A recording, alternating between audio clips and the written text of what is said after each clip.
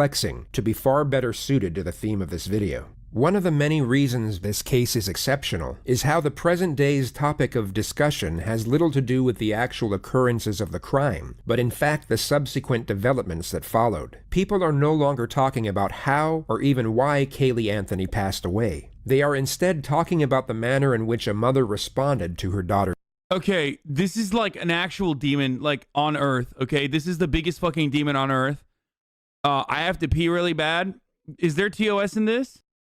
No, There's death. never TOS. Given all the acquired information we now have, even if we afford this person the most morally acceptable possibility of what occurred, her manner of conduct was still unimaginably cold-blooded. This is driven home by the fact she was evaluated by 2 clinical psychologists during her time in custody, and not a single abnormality was discovered with relation to her psychological state. In other words, there were no signs of mental illness whatsoever. And this makes the character study of Caylee Anthony just as fascinating as it is terrifying. A human being's state of mind is something most accurately assessed with the full capacity of hindsight. So before we evaluate our first segment of raw footage, here's a quick rundown of each of the essential moments that will give you a broader understanding of what we're actually dealing with. On the 15th of July, 2008, Orlando police received a call from Cindy Anthony, the grandmother of the victim.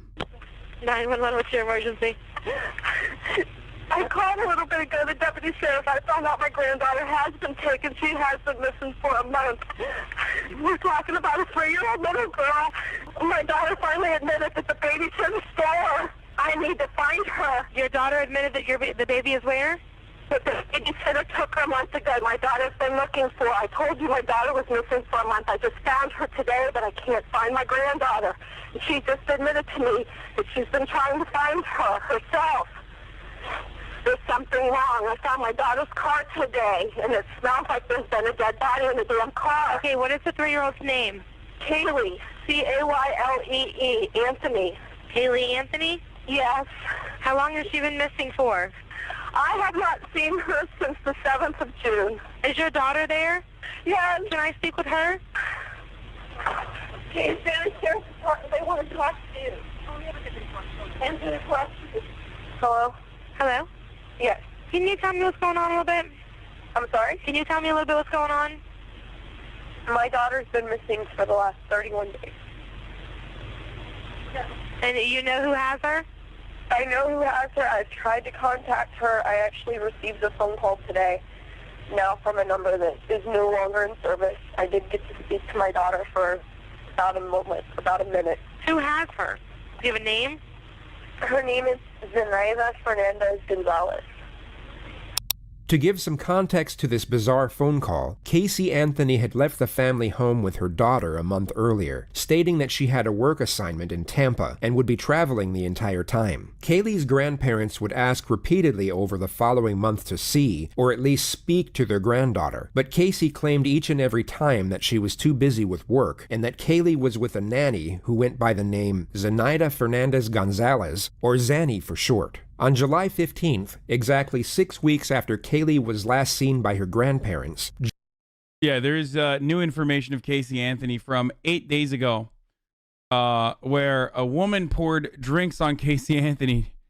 It's just spoilers, never mind. George Anthony received a phone call that the family car was at the impound lot. This immediately alerted suspicion, as it was the same car Caylee had supposedly been traveling with for work. Suspicion turned into panic once they picked up the vehicle, and George discovered a strong odor emanating from the trunk, one that he recognized from his years as a police officer, and found comparable to that of human decomposition. Through contacting one of Caylee's friends, her parents managed to track her down at her boyfriend's house in Orlando, where they were found smoking marijuana and watching TV. When inquired over the whereabouts of her daughter, Caylee stated that she had been kidnapped 31 days before by the supposed babysitter. It was at that moment Cindy Anthony called 911. 911, what's your emergency? Who has her? Do you have a name? Her name is Zenaida Fernandez Gonzalez. Who is that? Babysitter? She's been my nanny for about 1.5 years, almost 2 years. Why are you calling now? Why didn't you call 31 days ago? I've been looking for her and have gone through other resources to try to find her, which was stupid. Thank you, sorting algorithms for the 25 give the subs. The officers are there? Yes. Now let's indulge in the world of fantasy for just a moment and pretend all of what Casey had just stated was true. She had indeed been working, and her daughter was in fact kidnapped by the babysitter a month earlier. The immediate premise most would gather would be that Casey had no regard for her daughter whatsoever. In the 911 call, there was no urgency nor concern in her voice, and rather than her volunteering information, which most parents would do in a frantic manner, it had to be acquired by the dispatcher through repeated inquisition. All you have to do is compare Casey's dialogue to that of her mother's in the same phone call. One was indifferent, while the other was distraught. Police would have picked up on this immediately. Even without the bizarre phone call, the circumstances alone would make Casey the prime suspect in her daughter's disappearance. She was immediately interviewed as a witness, which unbeknownst to her, was the detective's first step in locking her into as many lies as possible. The day right now is July 16, 2008. The time right now is 04:11 hours. I'm Detective Mellish with the Orange County Sheriff's Office. I am with Casey Anthony, is that correct? Yes. Casey, you understand this is being recorded? Yes. You have any objection to that? No. All right. Casey, I got called here in reference to a missing child. You took Casey to a babysitter's house? Yes. And who was this babysitter? Her name is Zenaida Fernandez Gonzalez. Okay. How long had you known Zenaida? Almost 4 years. It'll be 4 years Christmas this year. And where did you meet her? Who did you meet her through? A mutual friend, his name is Jeffrey Michael Hopkins. I met him at Nickelodeon at Universal, and I met her through him. She was his son's nanny at the time. Does Jeffrey still work at Universal? No, he does not. How long has it been since he left? About 9-10 months, give or take. He moved up to North Carolina for a short time and moved down to Jacksonville within the last 3 months. How would you characterize your relationship with Miss Anthony? More or less acquaintances. Weren't very good friends? Not very good friends. Did you ever work at Universal Studios? I did. When did you work at Universal Studios? Approximately 2002. How long did you work there for? 1 year. Did you ever work there at the same time that Casey Anthony worked there? I don't think so. You don't recall ever seeing her there? Never. Did you ever introduce Casey Anthony to a woman by the name of Zenaida Gonzalez? I did not. Did you ever use Zenaida Gonzalez as a nanny? No, sir. Do you have any children? No, sir. Have you lived in the Orlando area consistently since 2002? Yes, sir. Have you ever lived in Jacksonville? No, sir. Have you ever lived in North Carolina? No, sir. Did you see Casey Anthony in the month of June of 2008? No, sir. When was the last time you spoke with him? About a week and a half ago. Do you know a telephone number for him? I can find a number for him. I don't know a number offhand. No, I do not. So you met Zenaida through Jeffrey Hopkins I did. and his son Zach Hopkins, I guess. Zenaida used to watch over Zach? Yes. And when did she start watching over your child? It's been within the last year and a half, 2 years that she started watching Kaylee. How would you normally drop off, or how would you normally do the exchange with your child and Zenaida? Would you drop the child off? Would she meet you somewhere? I would usually drop her off. For a few months, we would go over to Jeff's house. He lived over in Avalon Park. And you would go to Jeff's house, why? To drop off Kaylee. That's where Zenaida would go to watch both of the kids. Okay. It was in a nice centralized area. He had a decent sized house. It was good room for the two of them. Go back to your statement. You dropped off Kaylee June 9th, and walk me through. You dropped her off to go to work? Mm-hmm. Okay. Get off of work and go from there. I got off of work, left Universal, driving back to pick up Kaylee like a normal day, and I show up to the apartment, knock on the door, nobody answers. So I call Zenaida's cell phone and it's out of service. I didn't really want to come home. I wasn't sure what I'd say about not knowing where Kaylee was. Still hoping that I would get a call or, find out that Kaylee was coming back so that I could go get her. And I ended up going to my boyfriend Holy Anthony's fuck, it was house. today. Who lives in Sutton Place. Did you talk to Anthony about what happened with Kaylee? No, I did not. Have you talked to anyone about Kaylee, about your incident with Kaylee? Or the fact Outside that of she's missing? A couple people, a couple mutual friends. Who did you talk to about it? I talked to Jeffrey Hopkins. Mm-hmm. I talked to Juliette Lewis. She's one of my coworkers at Universal. She works. You still work at Universal? Yes. What do you do at Universal? I'm an event coordinator. Okay. What is Juliet? What position is she? Where she work? She's also an event coordinator. We work in the same department. Juliet Lewis doesn't exist. Casey had briefly worked at Universal, but hadn't been employed there for over 2 years prior to this interview. And she wasn't an event coordinator. She stood behind a kiosk and sold photos of people after they had been on the Incredible Hulk Bro, she literally lied about everything, dude. ride. You have a number for Juliet?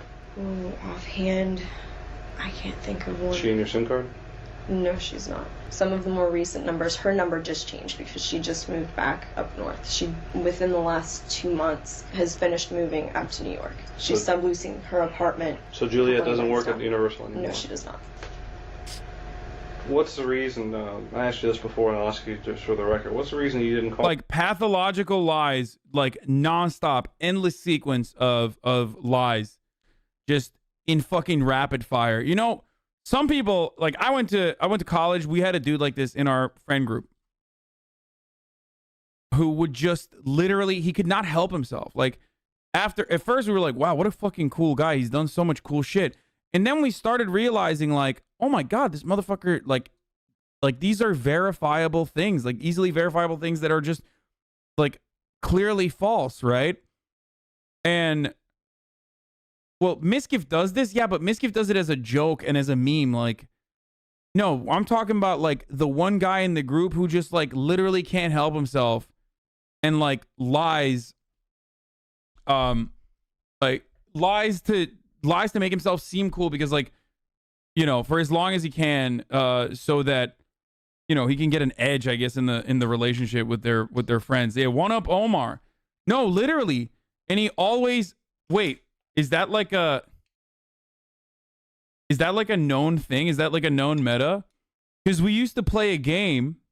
We used to play a game amongst ourselves in our friend group where we literally, he was a serial one-upper and a liar.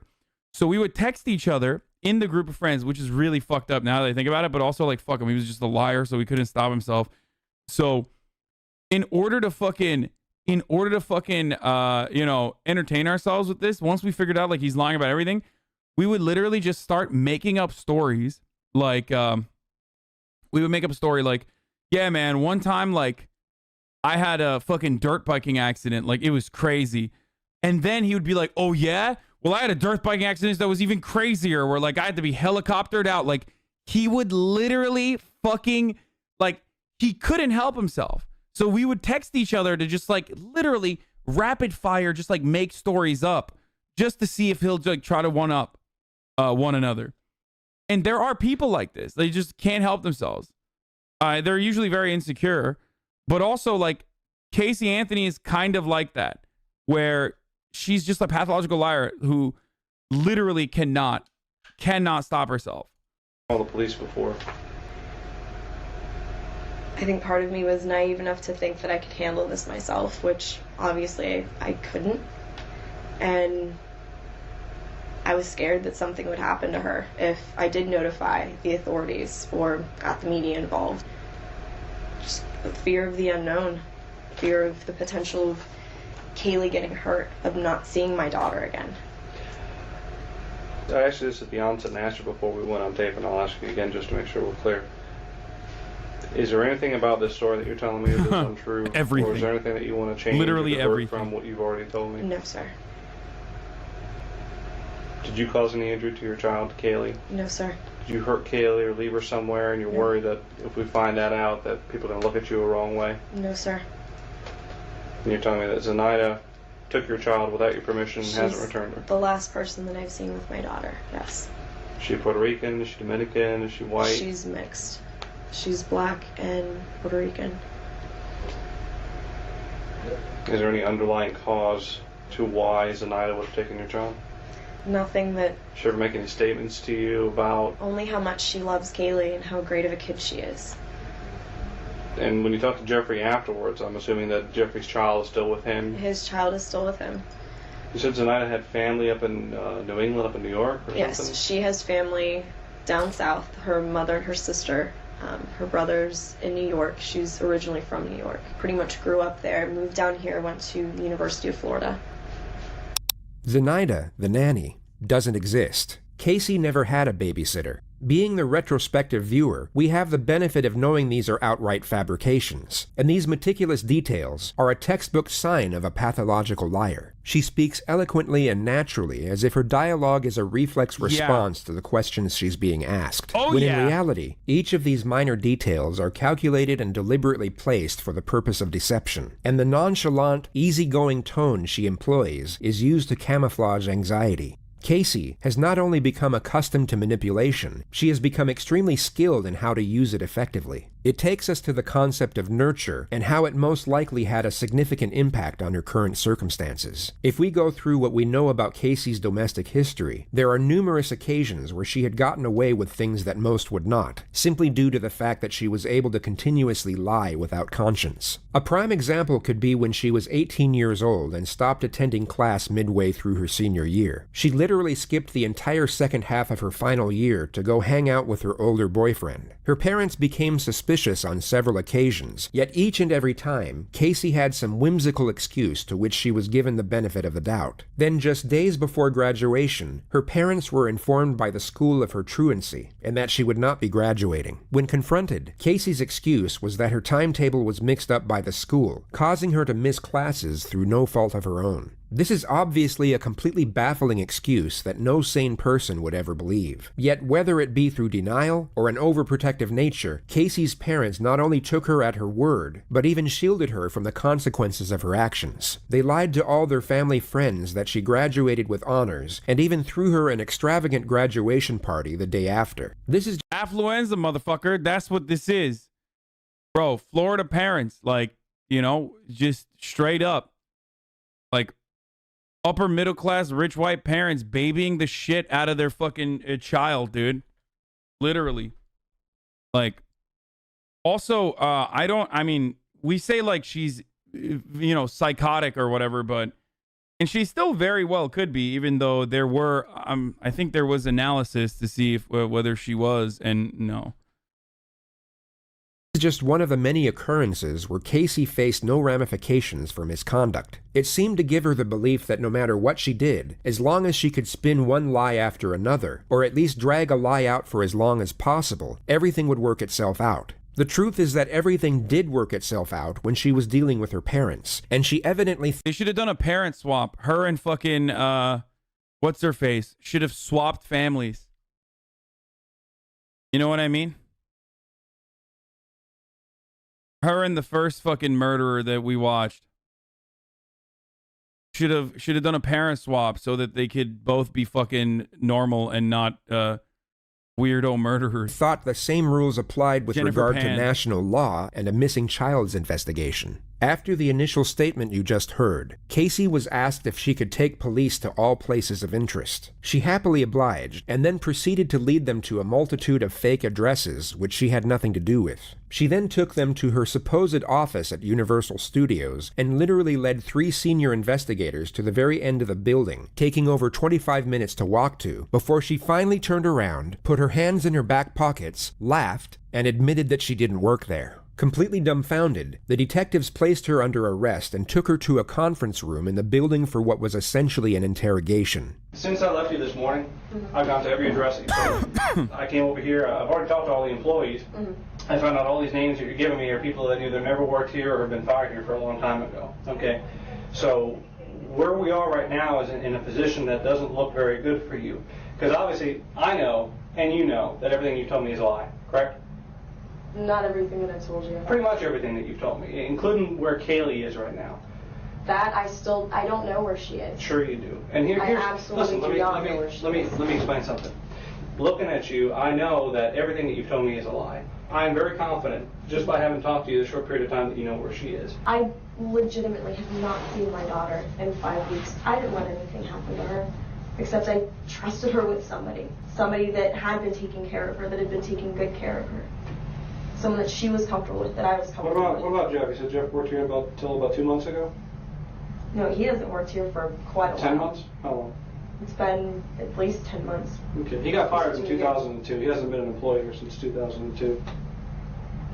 We put a lot more together than I think you realize we put together. My question to you is, we're in this... Like, what did she think, dude? Like, why does she think she could get away with this? I mean, actually, I'm not going to spoil it, but like... Because. Shut our up, purpose of Chad! coming here was to do what? I'm trying Stop. to think of Don't mention it. Just don't. You're not answering my question. Do you want us to help? Yes, You want to help us find your daughter? I do want you to Well, help. a good starting point would be to answer the questions, okay? If I say to you, we're here because, and then you just ignore that like I never asked it and go off in some other direction, is that answering the question? No. Okay. Well, let's go through this again. We're here because. Because I lied, because I brought you up here, and honestly I was reaching for No, stop another right avenue. there. I want you to tell me how lying to us is going to help us find your daughter. It's not going to. Well, then if the main thing you want to do is find your daughter, and you don't think lying to us is going to help us find her, why would you do that? Like, why are they babying her? That's another like... That's another wild part of this sequence of events here. It was just like... I mean, she's caught dead to fucking rights. She has behaved in the weirdest way that you could. If your child was like fucking gone for 30 days and then lied about like literally everything that is so incredibly easily verifiable. And the cops are still like, come on, like, what are you doing? Why are you lying to us like this? And I know I'm running out of options. It's been a month. What are you scared of? I'm scared of not seeing my daughter ever again. I'm a parent too. I would have been beside myself. I have been. I would have called the police immediately, and that's the part that I just don't understand. Well, I we've didn't know got so what many to do. resources out there that we could help on day one. You didn't know what to do. I didn't know what to do. At that point, I'm thinking, okay, they haven't been gone that long. Maybe I can find them. Maybe I can track them down. We're not stupid, okay? And what you're doing right now is you're treating us like we're stupid. Everything that's coming out of your mouth is a lie. Everything. Either you gave Kaylee to someone and you don't want anyone to find out because you think you're a bad mom, or something happened to Kaylee and Kaylee's buried somewhere or in a trash can somewhere, and you had something to do with it. Either way right now is not a very pretty picture to be painting. You're painting yourself as a very bad person. It needs to end. The truthful thing is that I have not seen my daughter. The last time that I saw her was on the 9th of June. Remember we had those two people that we were talking about, the person who had an accident and a person who's just a cold-blooded, callous monster? That's telling me that you are the second person, this cold-blooded, callous monster who doesn't care and doesn't want to help because she's afraid that something so heinous happened that everyone's going to look at her and say, she's a monster, she deserves to go away, she deserves to never see the light of day, this bad thing should happen to her. I don't want to believe that right now, but you're giving me no choice. Tell us what happened to Kaylee. Tell us what happened to Kaylee. Thank you, sorting algorithms, for another 25. What the fuck is sorting algorithms, dude? These homies keep fucking 25, just peppering 25 gifties over and over again. Just lacing the boy up. I don't know what's happening here. And that's the last time that I've seen her. I dropped her off. Where did you drop her off? I dropped her off at that apartment. No, you didn't. That's exactly where I dropped her off. Did you just think that one day she's just going to show up at your house? No, I sat around yesterday trying to figure out what to do. I'm glad that I ended up seeing my mom, that all of that stuff happened. It happened for a reason because You're glad you saw your mom. You could have saw your mom 5 weeks ago and said, Mom, I don't know I where. saw my mom's reaction right off the bat, and it would have been the same from the get-go. So wait a minute, you're more afraid of your mom's reaction than you are if you ever see your daughter again? No, I'm absolutely petrified. Absolutely petrified. I'm so petrified right now. Just thinking about it, it's blowing my mind. I know my mom will never forgive me. I'm never going to forgive myself. Is it that there's some other thing more important in your life right now that you just weren't really focused on what you were saying? Yes, I was smoking weed with my boyfriend. And you told us so, yeah, kind of just accidentally told us you had an office here and we needed to be here, or did you purposely mislead us? Which of those two is it? I purposely misled. Okay, so you purposely misled us. This was all in an attempt to help find your daughter, right? That makes sense to you, correct? In a backwards sort of way, yes. In a backwards sort I'm of way. coming back to places that are familiar to me, that I know are familiar to her. Familiar situations that What did you think? just maybe How old is she? would help. She's almost 3. She's almost 3. What, do you think in a she's going to take a cab here? I mean, I know how do she's you think not. she's going to get here? Because she's with someone else. She's with someone else who's hid her from you for 5 weeks. Yes. Why would a person who has hid your daughter from you for 5 weeks, okay, bring her to the building that you used to work at I don't know what else to do anymore. If I knew where she was, if something Well, let me would have ask you happened, this. I would have admitted that a long time ago. Do you believe thinking up more lies to tell us will help us? She's with someone that I absolutely do not trust, and that I'm absolutely scared that you don't trust yet was babysitting your daughter for a year. I don't trust her now because of what happened. Who did you call first? Who did you go to for help first to help try to find her? No one. Oh, no one. Okay. All right. Okay. Come on, dude. Well, I'm glad we got that straightened out. Casey was then taken to the county jail, where she in the evening hours was able to make a phone call, and just happened to see her mother on the local news moments before speaking to her. I feel like Florida cops fucked this one up too. They just boofed it. They just keep fucking missing, dude. They keep swinging and missing. Casey? Mom. Hey, sweetie. Oh, I just saw your nice little cameo on TV. Which one? What do you mean, which one? Which one? I did 4 different ones, and I don't know. I haven't seen them all. I've only seen 1 or 2 so far. You don't know what my involvement is and stuff? Casey. Mom. What? No. I don't know what your involvement is, sweetheart. You're not telling me where she's at. Because I don't f***ing know where she's at. Are you kidding me? Casey, don't waste your call to No. scream and holler at me. Waste my call sitting in the jail? Whose fault is you sitting in the jail? You're blaming me that you're sitting in the jail? Not Blame my yourself fault. for telling lies. You mean it's not your fault? What do you mean it's not your fault, sweetheart? If you'd have told them the truth and not lied about everything, they wouldn't... Do me a favor, just tell me what Tony's number is. I don't want to talk to you right now. I don't have his number. We'll get it from Lee because I know Lee's at the house. Get Tony's number for me. Hey, Hey, can you give me Tony's number? I can do that. I don't know what real good it's going to do you at this point. Well, I'd like to talk to him anyway. Okay. Because I called to talk to my mother, and it's f***ing waste. Oh, by the way, I don't want any of you coming up here when I have my first hearing for bond and everything else. Like, don't even waste your time coming up here. You're making it real tough for anybody to want to try to... I'm not going around and around with you. That's pretty pointless. Christina would love to talk to you because she thinks that you will... Bro, she's just like mad that her family was concerned that her daughter was missing at this point for like 30 days. Like, that's crazy. She's just mad at her family. Like, dude, yo, she's the worst person, dude.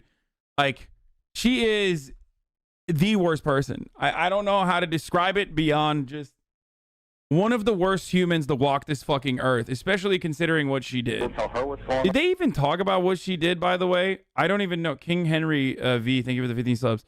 I don't know if they talked about what she did, but are they going to eventually talk about what she did? Because it's really fucking bad.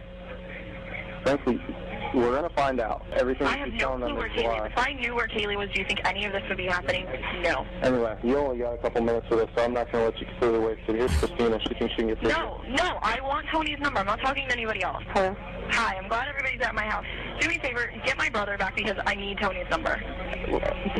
Does Tony have anything to do with Kaylee? No, nothing. Okay, so why do you want to talk to Tony? He's my boyfriend, and I want to actually try to sit and talk to him because I didn't get a chance to talk to him earlier because I got arrested on whim today.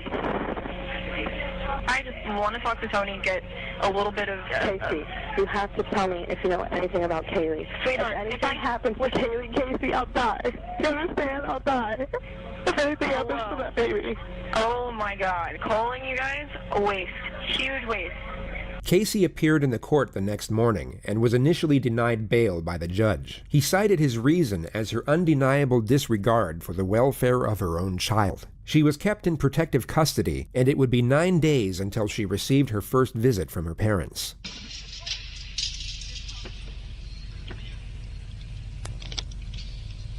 Hi. Sweetie, we've been watching you for so long. You haven't? I love you. I love you too. Hi. We've been seeing you sitting down. We forgive anything that you've said Oh. or done. Hold on. Can we turn the volume down? Yeah, you can probably hear it. My head's gonna explode. What's that T-shirt? I didn't get a chance to ask him, other things Kaylee's besides. picture's on the back. Is it? Can Dad Yes. show me? The shirt. Yeah, turn around so she can see. It's the Never Lose Hope Foundation. Do you see it? I can see part of it, yeah. Have you seen me? And then it has the information on how to contact. Okay. Casey, you don't realize that whole United States is looking for our Kaylee. Thank you, sorting algorithms, for 50 big ones. I don't know what the fuck's going on. Just like I don't know what the fuck is going on with this audio here, but sorry, boys. I know that, Mom. Her cover's going to be on People magazine in a few days. Okay. With a readership of over 46 million adults in America, having your missing child on the front cover of People magazine would seem as a godsend to most. Yet Casey's response is almost as if it's a lost cause. Everybody is looking for her. Good. Everybody is looking for her. Why do people keep saying, like, merge sort, counting sort, let's go? Like, I don't know what you guys are saying. I don't know what a sorting algorithm is. Please stop being weird, chat.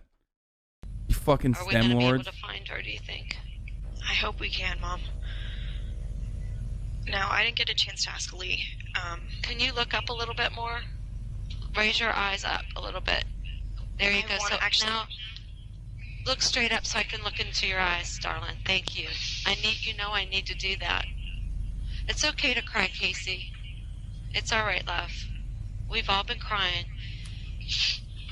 Setting aside morality and ethics for just a moment, Casey at this point would be emotionally exhausted. She had been sitting in an isolated jail cell for almost 2 weeks as the entire world was turning against her. Anyone in her position, guilty or otherwise, would be at near breaking point, and her composed exterior now finally slips. She, for a brief moment, allows herself to be vulnerable, and for perhaps the first time, expresses the pain of her situation. This is one of the few moments where Casey's true self is on display. Of itself, it's a touching moment between a mother and daughter. Yet if we add in the context of the surrounding elements, she is only Why don't you sort some bitches, dude?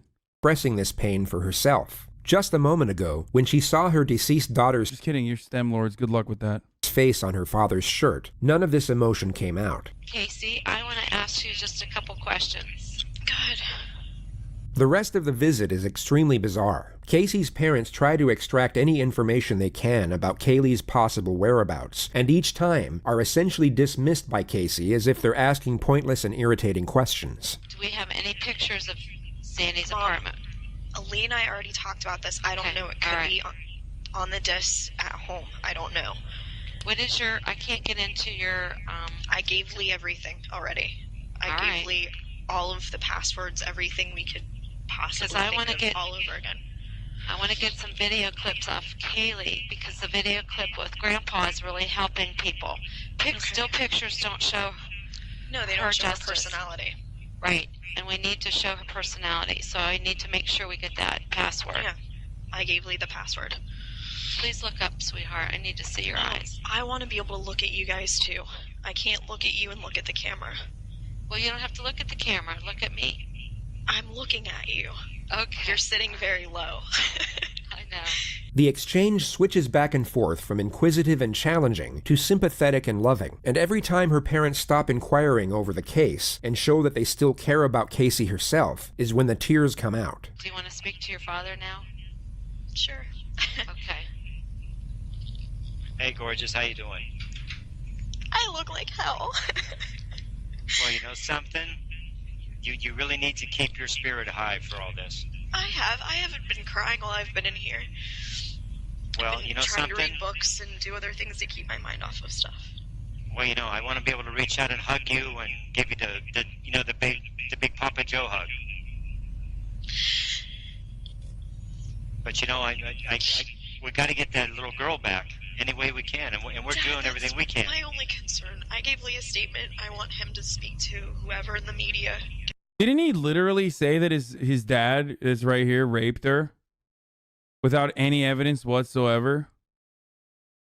By the way, for the record, like, her part of her defense was that, like, am I spoiling? Is that a part of the fucking... I don't know. Okay, sorry. Okay.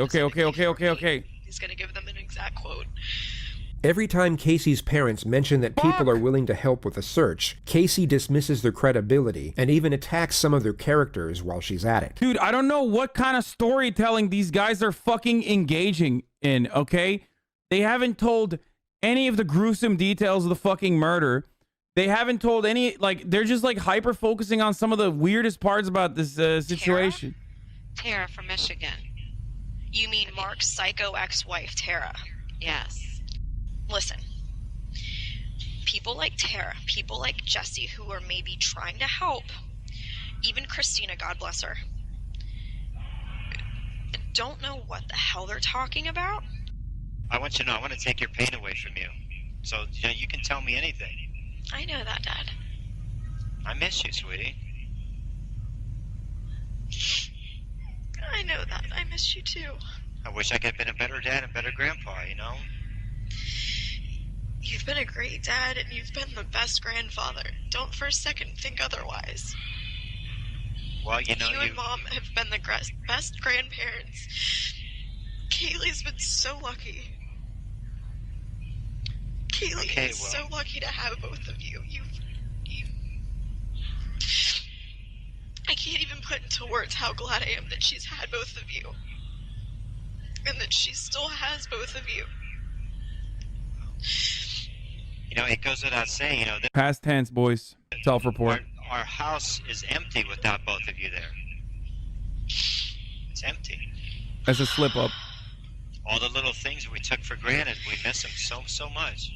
That's exactly how I feel. All your little things and all her little things, it hurts. You sussy little baka. Mom and I are just going through the motions, you know? I ate coleslaw today. Tell them I ate coleslaw. Well, you're probably eating a lot of things you never used to eat before because when you're hungry, you'll eat. I hated bologna. I've been eating bologna and cheese on occasion. Grits. I don't do grits at all. It's terrible. Well, you know what? You're going to eat what's in front of you. We get another glimpse at Casey's skill in fabricating information and her ability to intertwine specific details to afford her lies some credibility. These minor intricacies are what would make her extremely convincing if we didn't happen to know otherwise. They never searched by her full name. They searched by Zenaida Fernandez or Zenaida Gonzalez, never by her full name. And it's Z-E-N. Z-E-N-A-I-D-A. I don't think she has a middle name. There was never a middle name on anything that I remember seeing. And I know she went by both last names. She always has. Since she was younger, since her mom remarried. So Flores Gonzalez, and you don't know what her stepdad Fernandez Gonzalez. But you don't know what Fernandez Gonzalez. I think her dad's first name is Victor. Her stepdad. Or that could be her real dad. But I remember her saying Victor. Victor and Gloria were her parents. Victor and Gloria are her parents, but they're separated or divorced. They are as of now, yeah. That was her stepdad. Divorced. But I know she has a lot of money. That's where she got the car from. I only get one or two phone calls a day that, you know, that are not nice phone calls. She's kind of racist for saying Hispanic name, not gonna lie. Brother, when you're such a fucking demon that, like, racism is on the long list of offenses that you've committed, racism doesn't make the top 5, okay? And if you don't know, you're about to find out, okay? I accidentally spoiled one of those things a little bit. Just wait, dude. Calls, but I get many, many, many phone calls and many people reaching out that just believe in you. Just wait. Believe in us finding Kaylee. Okay? So keep your head up high. But if you think of anything that could help, don't be afraid. Oh, I won't hesitate to let you guys know. You have to keep thinking positive feelings, Casey. Oh, I know, I have been. I've been staying as positive as I can.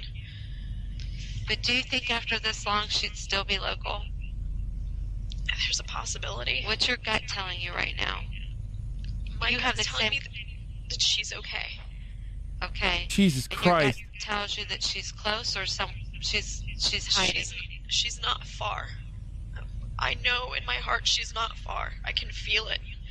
Okay. This was perhaps the first time Casey told the truth when speaking of her daughter's whereabouts, as she indeed wasn't that far away. Her attorney, Jose Baez, eventually managed to get her bail, and Casey was fitted with an electronic monitoring device and released on August 21st. She had spent just over 1 month in custody. 2 months later, police were granted permission to arrest Casey on the charge of first-degree murder. She was taken in for interrogation, but immediately requested her right to counsel. She was kept in the interview room while awaiting her attorney, and the released footage of that period is so bizarre to the point where it's almost comical. The detectives give off a passive, yet glaringly obvious vibe that lets Casey know exactly what they think, being that she is guilty of her daughter's probable death and a fundamentally terrible human being on every imaginable level. Casey's response to this is to essentially ignore it and act as if the discourse between them and the situation itself is an everyday occurrence, one that perhaps doesn't concern the disappearance of her daughter, for which she is being charged for. You'll notice that she effortlessly maintains the same confident and talkative disposition that she had in her previous interviews with police. It's almost surreal to watch given the circumstance, and the visual.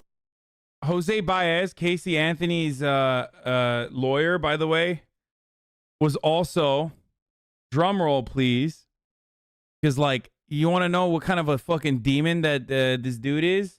Motherfucking Harvey Weinstein's lawyer, actually. That's not a spoiler. That's not in the, I don't think it's in the fucking clip. Oh yeah. Oh yeah. These guys, I feel like that dude at that point is like getting off on being like an evil person. There's no shot. Like, isn't that their job? Yeah, but like, don't you feel like you get one of these and then like you move on to like defend fucking innocent people? You know what I'm saying? Like, why is it that some lawyers, like, there are some attorneys out there, okay, that just exclusively are going after like the big ticket, like very clearly evil motherfuckers, just so they can get notoriety, so they can work with people like Weinstein and charge a fucking pretty penny at that as well. Like, and then they write books and get book deals and fucking crush it that way. And that's just how it works. Like, they do this on purpose, though. Element adds an entire new level to the absurdity.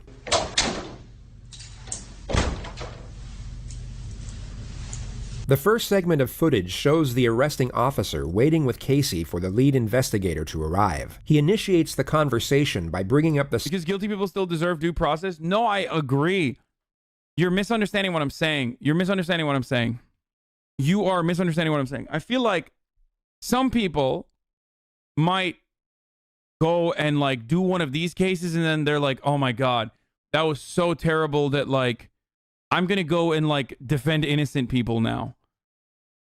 You know what I mean? Because they're like, I'm doing this because I truly believe in justice. And I truly believe in like how the law should operate. Like, these people deserve due process and they deserve to be, they deserve to put, to have someone like myself put in the best effort no matter what. Okay. Whereas I feel like there are some lawyers, like Dershowitz is another one of those guys, where they just like go after the worst fucking cases on purpose, specifically so that they can have like deep-pocketed villains come and hire them, like Harvey Weinstein. Subject of Casey's parents. He asserts that he's worried about them, but the actual message he's putting across is that he essentially knows Casey is guilty and that she isn't fooling anyone. It's an indirect yet obvious accusation. I was afraid that some of what I said to them probably offended them because I told them that if I find out something that you don't want to hear, I'm going to tell you anyway. Well, honestly, they'll respect that. That's just, the type of people that they are in the same way. I know they are. It was never my intention to piss anybody in your family off. I'm not in it to get a conviction. I get nothing out of it. I get zero. Exactly. You have a job you're trying to do. I've found a few, and I've not found a few, and it sucks both ways. Yeah, I agree. So, it is what it is. Where I get sideways with people, She continuously provides these sharp interjections to appear as though she's following what the detectives are saying. People will often do this to express concurrence and understanding. It essentially lets the other person know that you understand them, either intellectually or emotionally, that a point they made makes sense to you, or that you get why they feel a certain way about something. The only problem here is that Casey's verbal reciprocation at times makes no sense whatsoever. What's fascinating is that this would go unnoticed in an everyday setting. When recorded on film, however, and able to be studied and scrutinized, it becomes far more distinctive. Where I get sideways with people tends to be when attorneys get involved. I've heard most people say that. They don't like attorneys very much. I have many family members that are... By the way, there was a discord between a PI and the attorney representing Casey Anthony, and there was reports that suggested that she fucked her attorney. Attorneys, I have no problems with attorneys. What I have problems with are, at some point, we have to set aside the rules, and we have to find kids. And you know what? So be it. That's why I told you in the car. You know, if you tell me anything now, I'll get up and say, yep, I heard it, and she'd already invoked it. We can't use any of it. That's just the way it is. That's all that matters to me. Yeah. The detective here has essentially just asked Casey for the information he knows she has about her missing child. Rather than retaliate and refute the blatant accusation, Casey continues with her sharp responses of accordance, as if to say she agrees, and knows exactly where the detective is coming from. Yet although she apparently agrees, she offers no information or follow-up dialogue thereafter. It's so incredibly awkward, yet equally intriguing to watch. And, you know, when we did another case that I was involved in, you know, they lost a confession. And I sat there and I looked right at the guys that we worked with. I said, that's not what's important. Who cares? I have to say something here. This is one of those instances where there are more people crying about Coomers than actual Coomers.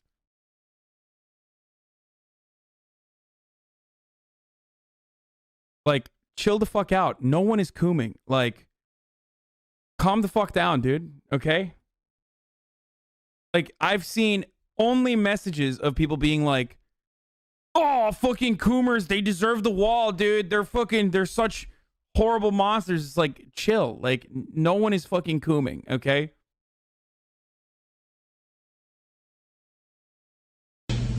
We found her. We found her, and he's going to get what is coming to him. That's not my job, you know. And it works out in the end. And it works out in the end on all sides, to be honest with you. It may not be comfortable for everybody. Yeah. And I've done things that if I get caught for, I'm not going to be comfortable, I can tell you that. It's just the way life is, you know. But it's not the end of the road either. And that's what we have to keep in mind. It's not the end of the road. You know. Casey then casually brings up the topic of the grand jury and the media surrounding her murder trial. She raises the questions as if she's talking about her favorite daytime TV show. Yeah, I know. But if the subpoena itself is just a regular federal grand things jury subpoena, that's public record. Yeah. It doesn't say what it's for. It doesn't say what case it's in. It doesn't. It just says you're subpoenaed to appear before the grand jury. Well, with them announcing that, you know, there was going to be a grand jury, and obviously my name was thrown out, they knew who the grand jury was for. Who threw your name out? All of the media said that it was from an inside source, meaning in here. So that's where they all say is. I can tell you what I think of the media and what I think of people who leak stuff to the media. I think it's garbage. Yeah, but I agree. That's the next way of putting it. That doesn't make it any less necessary. Without them. She's so accustomed to giving these ungenuine responses at every given opportunity that she doesn't even know where to place them correctly. This response should have been given 2 seconds earlier when the detective finished his declamation, not when he started a new sentence. It's so incredibly aggravating to watch. I'll be quite honest, without the media, we don't find a quarter of the kids that we... Oh, I agree. It helps. The exposure has helped bring in so many tips for my daughter. But at the same time, what it creates is it creates a monster that otherwise isn't necessary. Exactly. The tips are what the tips are. If it was a local media only, it would be much easier to work. Yeah. When you make it the national media, then you come up You with... get the Nancy Graces. Well, you get the tips also that come from Hawaii that say, I saw Kaylee. Oh, really? Okay, let me call Hawaii and let me send them out. Let me do that. Ones that are a little bit closer. Those are what I consider local, because the local stations are going to cover that. That's contiguous to the state of Florida. It's not. When people are only getting their information from the Nancy Graces or from Globe magazine or People or stuff like that. Are you kidding me? You're not going to break bad, right? All right. We're going to call him on my cell phone. Okay. I know this is. Oh, yeah, that's not good. Pull it back there. Just slide your hands out. No, I honestly can't. So they're a little tight. Dude, why are they having so much fun with her, dude? It literally doesn't feel like they're interrogating her at all. This shit pisses me off, dude. I know why. You want me to say it? Because she's an attractive white woman. Okay? That's it. There. I fucking said it. The words came out of my goddamn mouth, dude. It's just straight up what it is. That's exactly what this is. Where's your 4-year degree in criminology? Yeah, it's done. Her lawyer was also Aaron Hernandez's lawyer, one of the most disgusting people out there. Yeah. Thanks for entertaining us. Just slide your hands out. Way to go, Corporal Edwards. Actually, if I could, I would have done that for you. Do you know Baez's phone number off the top of your head? No, I do not. How can we get the cell number or his number? I know his office number. What is that? 407. I've identified myself. You know why you're in custody. Yes. And you signed this. You want your attorney present. Yes. Hey, it's Casey. I'm with Corporal Edwards. I remember the last name. Sorry. I'm at the Sheriff's Department. If you'd like to come down and meet with us, thank you. Yes. And to answer your other question, from that picture, I cut my hair. It was really short even last year. I just started growing it back out this year, so just about that. Okay. It's been a long day. Yeah, it's been. How was my dad this morning? He had a hard time. Yeah. Honestly. I only saw from the media and got a chance to hear him talking to my mom. I spoke to him last night and this morning for just a quick second before he left, so. Yeah, I talked to him this morning for a little bit. He was with Mark, and he was really struggling. I mean, I can imagine he was having a hard time. He was being called in to essentially provide testimony to indict you, to at least. And he was really struggling with that. Yeah. And I felt bad for him, to be honest with you. I truly did. Well, I even told him last night. I know he was subpoenaed and under the law. Guys, you keep coming up with excuses. I don't know if because you're simping or not paying attention. Like, some of the people in the chat are like, "Oh, it's because they don't want her to call a lawyer." Like, they were hanging out with her after she called a lawyer. Okay, like, it just stop. Like, to answer.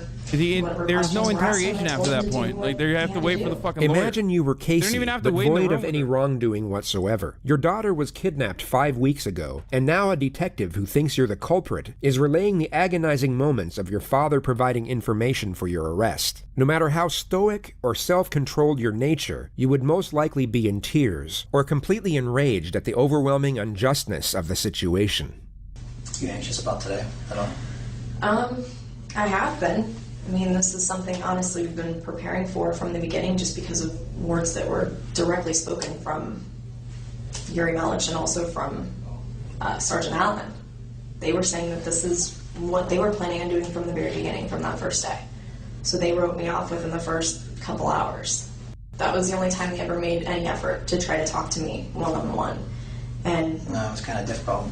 That was kind of difficult considering. Well, obviously in light of everything that's going on and the fact that you've been arrested for other things, makes it a little more difficult to sit down and even talk to you. Mm-hmm. It's not that we haven't wanted to. Yeah. But I do have counsel, and that's something that, my attorney's always been a phone call away. Has your attorney ever told you that we would like to speak to you? And we had agreed, him and I together, that we would all sit down together, him and I, and you guys, and, we'd entertain whatever questions you have. And there is no possible way that a defense attorney would actually sit down and, as Casey states, entertain any question the police have for them. Yet if we weren't paying close attention, we would take her at her word due to the eloquence of her dialogue and not realize everything she's saying is complete nonsense. I actually thought that we made it pretty clear that, we wanted to talk to you. I mean, obviously, we can't come to you and ask you. Yeah, but, understandably. I thought that you were aware that if you wanted to talk to anybody, that all you got to do was simply ask. Yeah, well, I know it goes both ways on that, and I guess it would have needed to come from me. I should have been the one to have, I guess, come forward with it. But, we did open up that door to law enforcement before, when Sergeant Allen was making a big deal saying, well, we want to talk to her. When can we talk to her? And he's saying, well, the door's open. I don't believe he ever told us the door was open. What's fascinating is how instinctive and confident her assertions are. In any other circumstance, or even without the knowledge we have now, you would have no reason not to believe everything she's saying. I've heard the words come out of his mouth, even myself, directed to other people that maybe didn't either relay the message or took it a different way. So I don't know. I think Chad, this is not an interrogation. This is their defense attorney. Lack of communication has put people in. Isn't it? Actually, wait. How the fuck did they film this? Isn't this attorney-client privilege? Oh, it's the lead investigator. Oh, okay. Okay. My bad. I was like, what the fuck? There's no shot that they would show this. He does look like him, though. I'm sorry. I went up to pee. I went out to pee when this started, okay? I was fucking peeing, and I didn't realize what was going on. Opposite corners when everybody has the same goal, is to find Kaylee. We all still feel, I as a mom, I know in my gut, there's the feeling as a parent, you know certain things about your child, you can feel that connection. And I still have that feeling, that presence. I know that she's alive. Whether you have a bucket load of evidence downstairs that contradicts that and says otherwise, or all you have is speculation, or nothing at all. I mean, we have more than speculation. As every tip and that's every lead followed up directly. on. Yeah. That we have more than speculation. We have a lot, or else we wouldn't be to this point. A lot. This was essentially a direct confrontation. The detective has just told Casey they have sufficient evidence to prove her guilt. Casey doesn't refute or even respond to the accusation. She instead falls back to her ridiculous dialogue once again, hoping the confidence in her voice will mask the absurdity of what she's actually saying. Well, I said the same thing to them, that, they said that we're at the end of a hallway, and I'm thinking we're at the end of a hallway and there's 2 doors. Which door are we going to go through? Or I guess this is, we're at this point, and we are at this point where the final step is which door is walked through. We are well beyond where we were before. I mean, those issues are gone, okay? And when we refer to we're at the end of the hallway, I think you are well aware of what hallway we're talking about. Do you understand that? She's a compulsive liar. Doesn't make her a murderer. Some of you just want to get fucking banned today, I think. Here, take a day off. Think about it. I guess. You can specify that at this point. For what your perspective is on that. You have a second? Absolutely. Can we come right back? Yeah, that's fine. You plan on running off? I'm not going anywhere. I gotta stretch out a little bit. I'm not as young as I used to be. It's unfortunate that right when the pressure was starting to build, the second detective interrupts the exchange and they both leave the room soon after. Casey waits alone for roughly 40 minutes before her attorney shows up. He's gonna ask you a question. You don't say anything else other than the answer. Okay? Casey, based on our conversation today, and I read you that form, basically just the same thing I said to Mr. Baez over the phone. If there's been numerous requests for opportunities to speak with us and come to a resolution here. And that's why we brought you here instead of the jail. Correct? Yes. Okay. Now, based on your request for us to call him and bring him here, he's here. So what we're going to try to do is give you a few minutes somewhere that's not recorded. No secrets, I told you. This room's recorded. I have to be able to approach my chain and explain why. The detective now guilefully takes Casey up on her previous offer, where she insisted they were willing to sit down with police and answer questions. But first, I needed you to tell him, in your own words, if you will, that you'd like to take the opportunity to deal with us like you've made that request in the past. So, is that something you want to tell him? I told him the same thing we talked about before, that we would entertain any questions that they have. We would listen and discuss it, and if we have something to respond, we'll respond.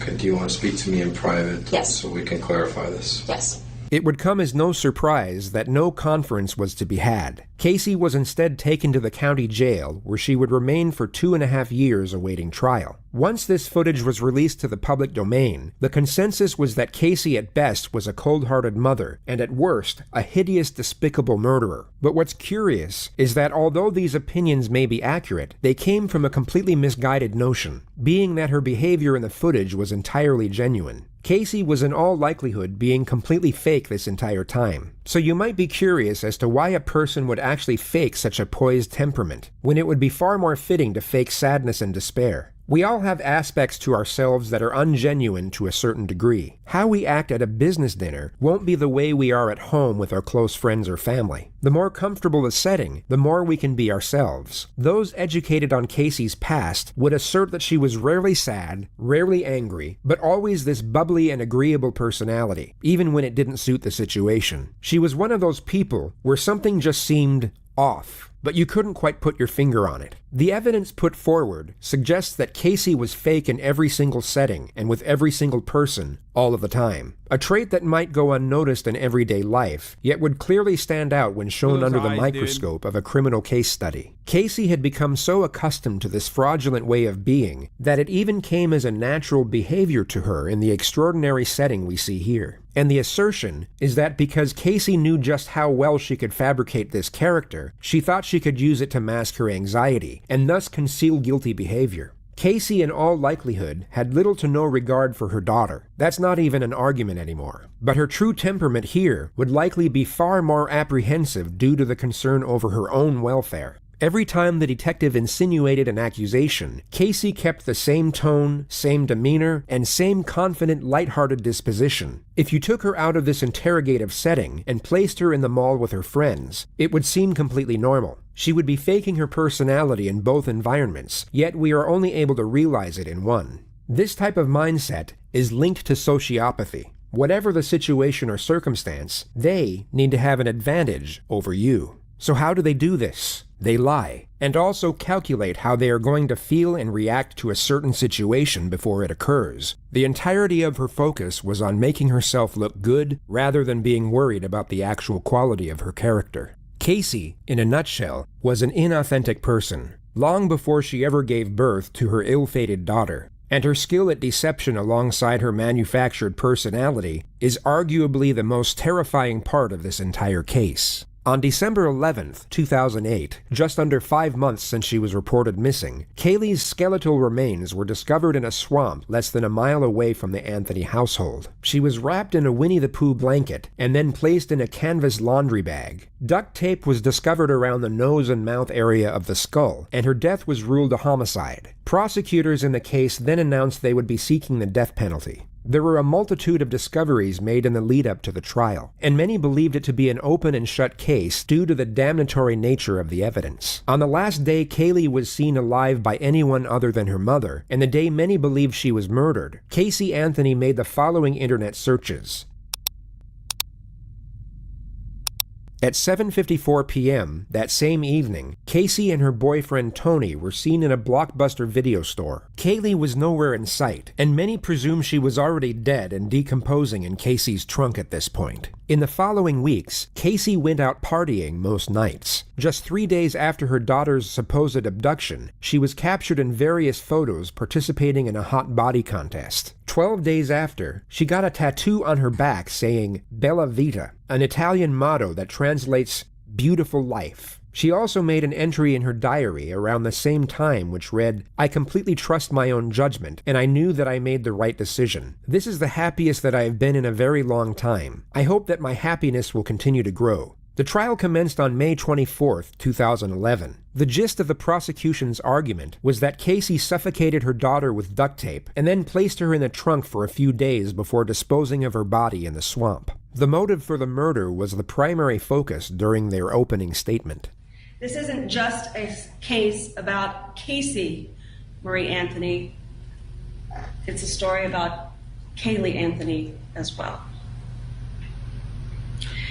Kaylee Anthony was born on August 9th of 2005. It was a Tuesday. And Kaylee lived nearly every day of her life on a quiet residential street in Orlando called Hope Spring Drive. Casey Anthony, Kaylee's mother, appeared to all outward observers to be what her parents thought she was. A loving mother working hard to provide support for her daughter. But as the evidence in this case and the investigation into the background of Casey Anthony will show, that was an illusion. On Monday, June 16th, Cindy Anthony goes to work, as I've described, sometime between 7 and 8 a.m., and is out of the house until the late evening. George Anthony specifically recalls that at 12:50 p.m. on June 16th of 2008, his daughter Casey left the residence on Hope Spring Drive with Kaylee Marie Anthony. Kaylee was wearing a pink shirt, jean shorts, sunglasses, and a backpack. And Jojo, George Anthony, kissed his granddaughter goodbye and never saw her again.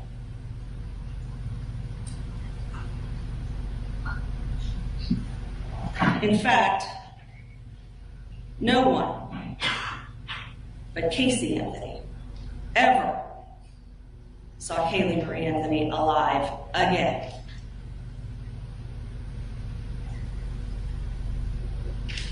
The evidence in this case will establish that there is no other reason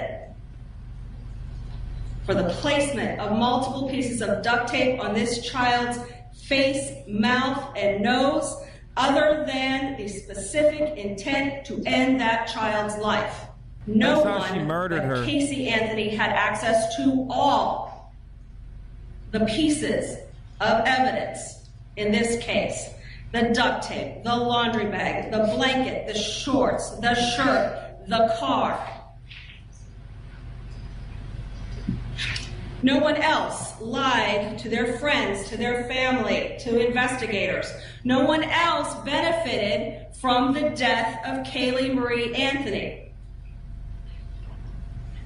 Kaylee's death allowed Casey Anthony to live the good life, at least for those 31 days. Although there was a lack of direct physical evidence tying the defendant to her daughter's death, the evidence the state actually had still seemed overwhelming, and they That's not even true. There is physical evidence that tied her. understandably thought relying on the facts alone would easily... There was a piece of baby hair that could have only fucking turned... There was a piece of baby hair that only could have turned black after the body started decomposing, and they fucking found it in the trunk of the car. Secure a conviction. The defense, on the other hand, were up against it. So not only did they use charm and appeal to sway the jury's attention away from the evidence, they dropped an absolute bombshell in their opening statements to create as much doubt as humanly possible. On behalf of the defense, I want to thank you for the sacrifice that you've made in your jury service and coming here and helping us see justice. We know it's no easy task, and we intend, I'm sure both sides, on getting you home as quickly as possible once you have all of the information that you need. Everyone wants to know what happened. How in the world can a mother wait 30 days before ever reporting her child missing? It's insane. It's bizarre. Something's just not right about that. Well, the answer is actually relatively simple. It's like what she did is so crazy that like the defense literally is like, come on, it'd be crazy if she did this. She never was missing.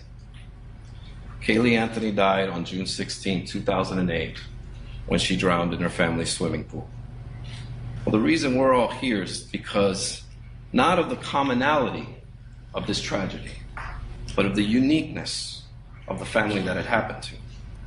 You will hear about ugly things, secret things, things that people don't speak about, things that Casey never spoke about.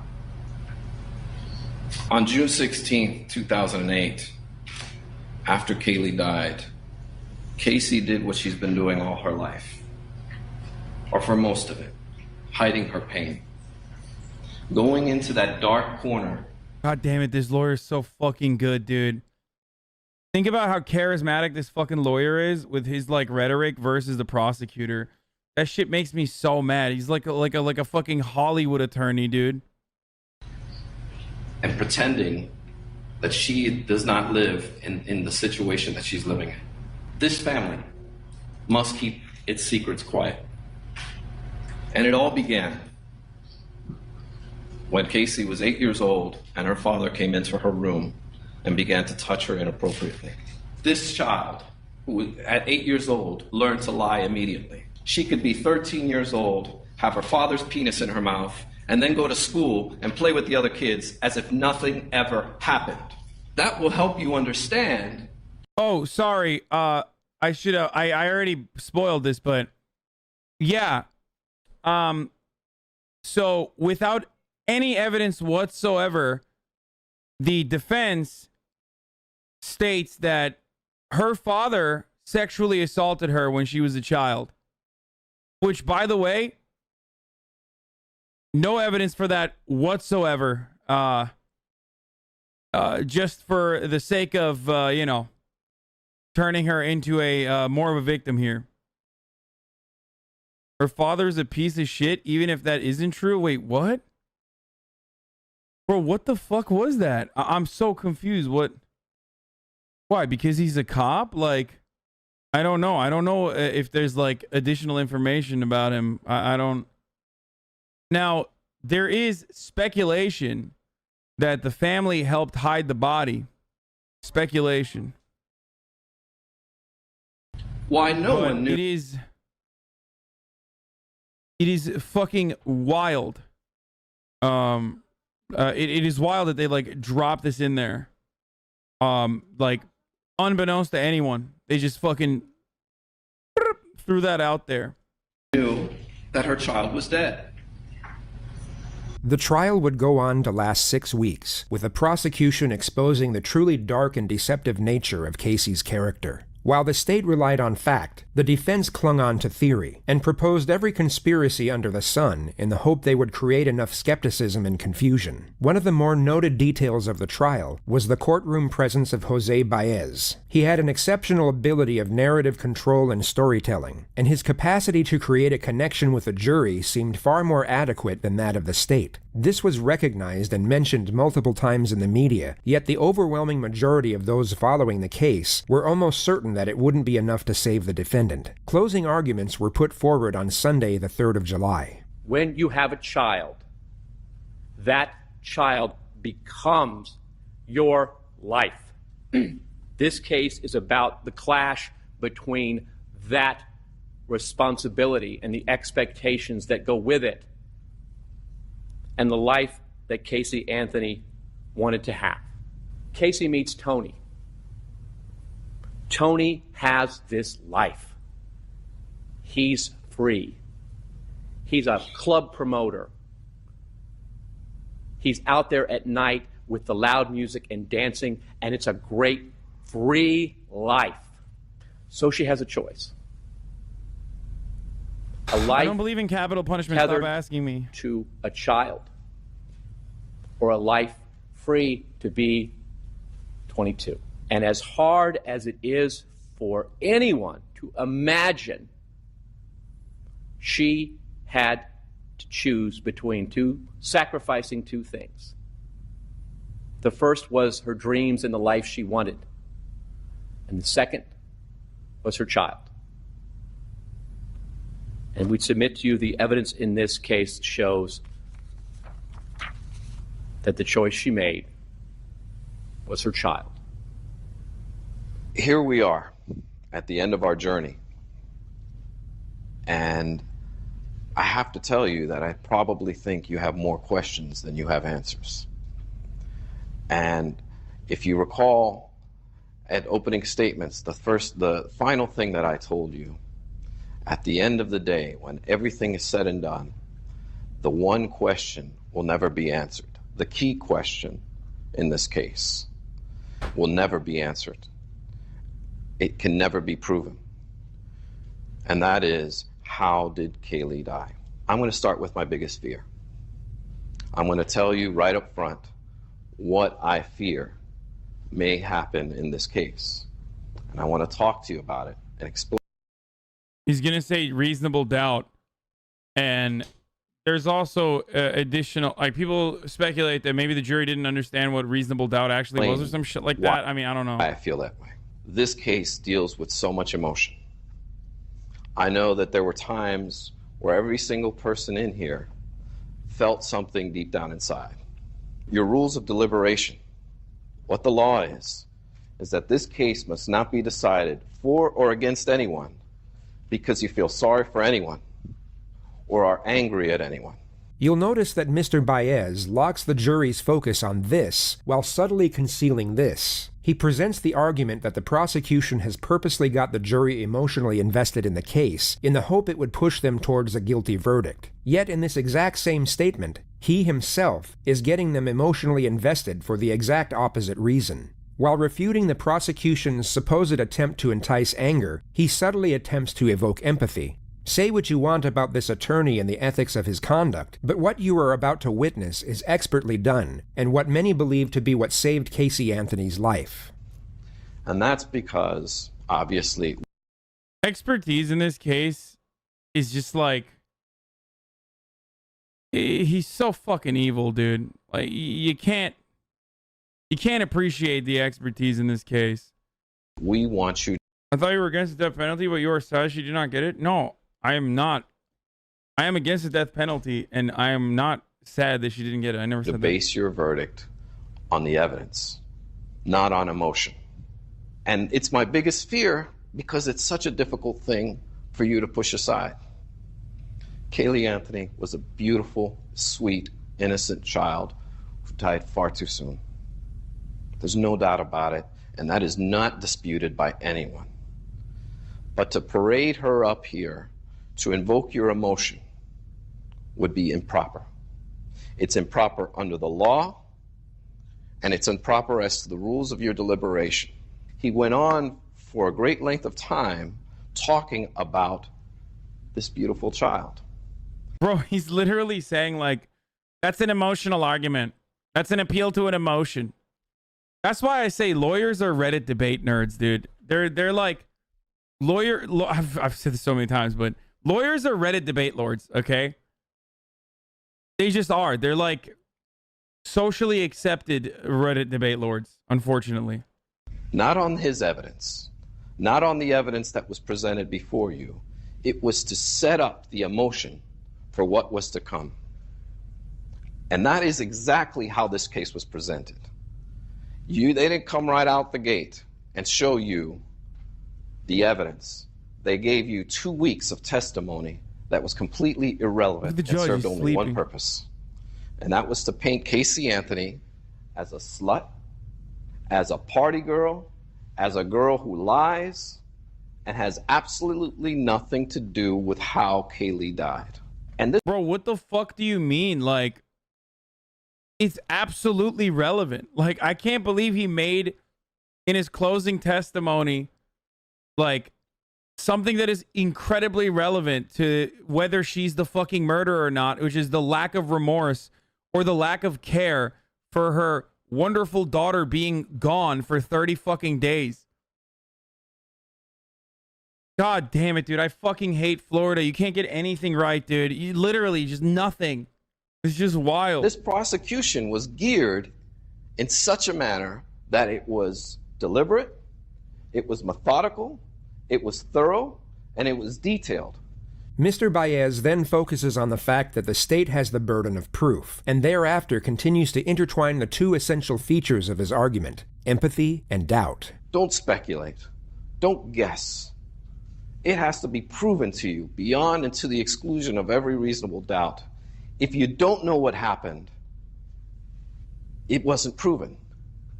We don't want you to tell us what you think happened. We want you to tell us what was proven happened. And that's the difference here. Because you know what? We can go on and speculate all day long as to the different theories that were posed before you, as to the different possibilities. But the truth of the matter is it must be what was proven. There are no mysteries to solve here. There should be no mystery before you right now. If you have questions, then it was not proven. And that's as simple as it goes. Now, back to what I was saying with their initial setup, the way the case was presented, the first couple of weeks. You see, the strategy behind that is if you hate her, if you think she's a lying, no good slut, then you'll start to look at this evidence in a different light. You'll start to, oh, wait a minute. Maybe I'm seeing something that's not there. And start to actually discriminate against her rather than give her the standard that is afforded to each and every citizen in our country. Can we not shit on the defense, man? It's literally their fucking job. No, fuck you. And fuck this guy. Okay? How about that? Suck my dick, dude. This dude literally worked with Aaron Hernandez and Harvey Weinstein. He literally goes after, like, clear-cut, high-profile demons on purpose so he can fucking make a goddamn bang. Make a goddamn buck working with other demons that have deep pockets. He's a fucking piece of shit. And also, like, dude, no, fuck you, dude. Like, also, he fucked Casey Anthony, like, while in the process. And that is that the state, allegedly, the government come in here and prove their case beyond and to the exclusion of every reasonable doubt. But you can get away with that if we can get a jury to hate her. Wait, wasn't it him or was it the private investigator who fucked him? I thought it was the... I thought the private investigator said that tremendously over this journey. He fucked her. And we're going to ask you to render a verdict of not guilty on these charges because they simply were not proven. And they're simply not true. For the 9th Judicial Circuit in and for Orange County, Florida. Here it is, boys. State of Florida versus Casey Marie Anthony. As to case number 2008 CF 15606-0. Here it is. As to the charge of first-degree murder, verdict as to count 1. We, the jury, find the defendant not guilty. So say we all. Dated at Orlando, Orange County, Florida, on this 5th day of July, 2011. Signed, foreperson. As to the charge of aggravated child abuse, verdict as to count 2. We, the jury, find the defendant not guilty. So say we all. Dated at Orlando, Orange County, Florida, this 5th day of July, 2011. Signed, foreperson. As to the charge of aggravated manslaughter of a child, verdict as to count 3. We, the jury, find the defendant not guilty. So say we all. Dated at Orlando, Orange County, Florida, this 5th day of July, 2011, signed, foreperson. And juror number 12, were these your true and correct verdicts? Yes. Thank you. Okay. Will counsel and the defendant approach the podium? Well, I hope that this is a lesson to those of you having indulged in media assassination for 3 years, bias and prejudice and incompetent talking heads saying what would be and how to be. I'm disgusted by some of the lawyers that have done this. And I can tell you that my colleagues from coast to coast and border to border have condemned this whole process of lawyers getting on television and talking about cases that they don't know a damn thing about and don't have the experience to back up their words or the law to do it. Now you've learned a lesson. And we appreciate the jury. Those of you that have been objective and professional, we like it. Others, so she never did it? Yeah, of course she did it, motherfucker. What are you, crazy? Are you out of your fucking mind, dude? Are you insane? She 1000% without a fucking shadow of a doubt did it. What do you mean, dude? Look at literally all the evidence. Did you not fucking see the entire video that we just watched? I'm so confused, dude. Their counter, they found the fucking baby with duct tape in her mouth, dude. Their fucking main opener in the defense was, oh no, the baby accidentally drowned. Okay, why the fuck was there duct tape, dude? They didn't even fucking like, bro, she searched on the internet how to fucking suffocate her child and get away with it, dude. Gonna be talking to you again. Thank you very much. Casey did not murder Kaylee. It's that simple. And today, our system of justice has not dishonored her memory by... People magazine reported that Dominic Casey, a private investigator who previously worked for Casey Anthony, claimed in an affidavit that A, Anthony was having a sexual relationship with her defense attorney, Jose Baez, and B, Baez said that Anthony admitted to him that she killed Kaylee. A false conviction. Where is she now? Witness protection? Fuck no. She was in the news like 8 days ago because someone in Florida fucking threw a drink in her face. She also, in the beginning of this year, wanted to open a private investigation company with in Florida. Apparently the fucking, what do you call it? The fucking company was created to absolve innocent women that have been falsely accused. She's literally my neighbor. Oh God, I'm sorry to hear that, man. The business Case Research and Consulting Services was registered on December 14th and became active at the beginning of 2021. The address listed on the LLC registration document is the home address of Florida private investigator Patrick McKenna, who was the lead private investigator for Anthony's defense team in the 2011 trial. They lived together, dude. They lived together. According to a previous report from Associated Press in 2017, Casey Anthony lives with the fucking private investigator. This is why I say, like, bro, this is why I say wall off Florida. Just wall it off, dude. Yeah, she's a lawyer. Yeah, she's disturbed, but she may be a very disturbed young woman, but she ain't no murderer, McKenna said. She loved that baby. I think the jury saw that this kid didn't commit first degree murder. Cop propaganda right here? What do you mean cop propaganda? I mean, we showed this already. Yeah, her search history on the day of was shock girl costumes, suffocation, foolproof suffocation. Car smells like a dead body, misleading cops, lies about everything, didn't report a missing report child, doesn't show any emotion, Google searches. It's like dead to rights, motherfucker. Dead to fucking rights. Shock girl costume, like she wanted to work as a shock girl at a bar. Cops never found out until after trial because of shoddy police work. Not damning evidence, it's all narrative evidence. Dude, what do you mean it's all fucking narrative evidence? What do you want? Like what more do you need in that situation, dude? Like a video of her literally suffocating her child? Even then you're gonna be like, I don't know. It's not enough evidence, dude. She literally lied about, bro, this is the Donald Trump defense. When you lie about things so much that, like, when you're gish galloping and lying about things so much that, like, it's hard to fucking comprehend. Like, it's hard to, like, figure out what to defend. She literally made up people that does not exist. You guys remember that, right? Like, when she was called in the questioning, she made up people that do not exist, including this fucking supposed babysitter. Like, what are you talking about? Stop. Like, literally do not care. I can't begin to tell you I don't care. Go to the moon, dude. Go to the moon. Leave me alone. Case of Jennifer Pan unique among others in the true crime genre is the overabundance of raw footage freely available in the public domain. There is over 11 hours of material that not only recounts her entire life in meticulous... Should I wait? Should I wait for people to come in? I sometimes feel like I'm being...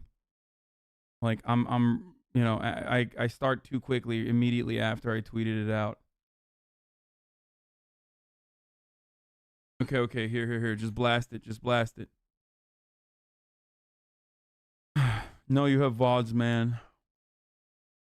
Okay, let's just get started. Now, fuck it. I can't wait. Dude, I've waited for too long.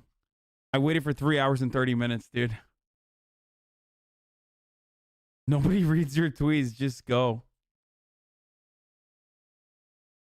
Detail, but gives us considerable insight into her psychopathological state.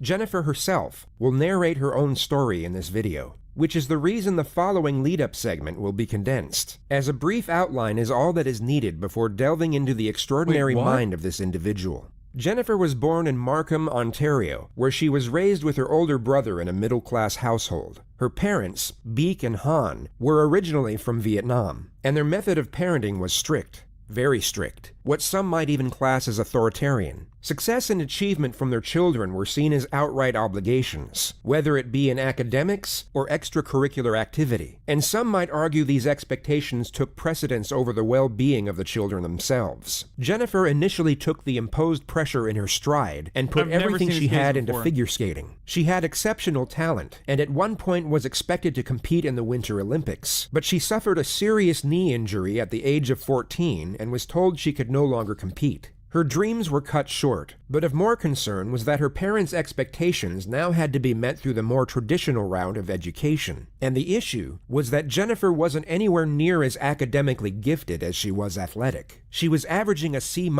when her parents wanted straight A's. So rather than communicate with them, she decided to meet their expectations under false pretenses and began faking her test results. This led to her faking her end-of-year report cards, which eventually led to her faking a high school diploma, and then a university acceptance letter to study pharmacology. In the abstract world of her parents, Jennifer was on her way to a noble and well-paid career in medical health care, when in reality, she was a high school dropout living with her drug dealer boyfriend, whom she had been dating in secret for almost 8 years. She was eventually found out in 2010 when her parents discovered she had been living a double life, and was then given an ultimatum. At 24 years old, she had to choose between one of two options. Option one was that she had to live at home under a strict regime, cease all contact with her boyfriend, and only leave the house to go back to school and pursue an education. Option two was that she could do whatever she wanted, but she would then be disowned from her family. She could never return home, and all financial support would cease immediately. Jennifer evidently decided neither option would suffice, so she created option number 3. She had her boyfriend arrange a mock home invasion, where 3 of his acquaintances would enter the Pan household and stage a robbery gone wrong. The two instructions were to first ransack the home and then murder the parents. The planned date was Monday the 8th of November, with the scheduled time being roughly 11 p.m. Jennifer would unlock the front door, and 3 figures were caught on a neighbor's surveillance camera entering the home at 11:05. They were then seen running out just under 18 minutes later. It was at that exact time 911 received a call from the same household.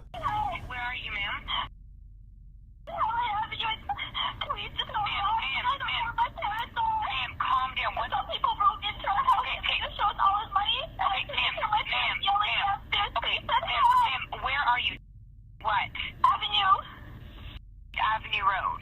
Yes. Can you spell the street name for me, please? Dad? Ma'am. Hello. Hello.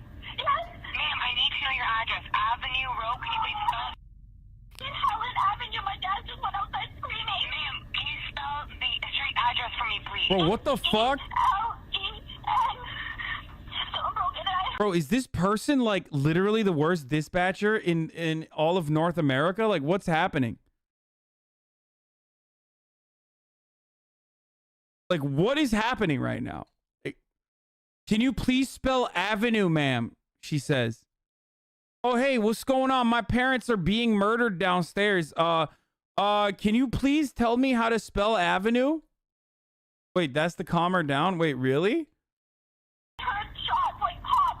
Oh, to keep her on the line. Beek Pan was shot twice, once in the neck and once in the head. She was killed immediately. The father, Han, was also shot twice. Never mind. That's the best dispatcher in NA. That's actually 5 head.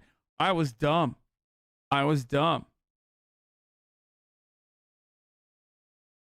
In the shoulder and once in the face. He astonishingly survived and was put into an induced coma once he arrived at the hospital. Jennifer was taken to the same hospital as a precaution, but was soon cleared of injury. She sat by her father's bedside for roughly 3 hours before she was taken to the Markham police station to give a statement as a witness. I want to go through a form with you. It may seem kind of, why you're doing this, but this is it's like you're swearing to tell the truth about what you're going to talk to me about, and it's also going to explain to you the penalties for not telling the truth. I don't expect you not to help me, but bro, the thing I don't understand is like, okay, I'm gonna say something here that like people might find to be distasteful, but like, dude, why are murderers so extra? Like, you end up taking so much more initiative to deal with the problem rather than just like directly tackle it. I don't understand it. It's like Chris Watts, like he fucking murdered his entire family and had to like hide bodies and shit rather than just be like, I'm out. I'm done. Fuck these kids. Fuck you, wife who's pregnant. Like, I'm done. I'm gonna fucking be a piece of shit and I'm gonna leave you. Like, just leave, forehead. Like, why are you like, I'm too lazy is what I'm trying to say. Do you see what I'm saying? Like, I'm too fucking lazy to like plan out all this intricate shit where it's like a direct way to resolve the conflict is just by being like, dude, I lied to you guys. Like, instead of telling her parents, which, I mean, I don't know what the situation is like with like parents like that.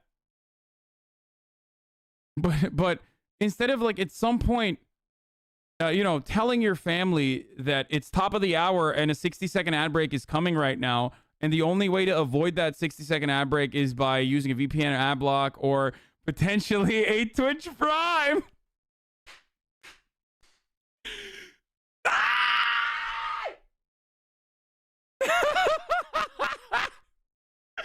That was literally the worst one. That was the worst. None of you guys saw that. That was the worst one, dude. That was goated. Yeah, if you want to avoid the ads, you can subscribe with a Twitch Prime, boys. You already know what the deal is. That shit's free, too. $3.99, baby. Okay, piece of shit. Oh, my God. Okay.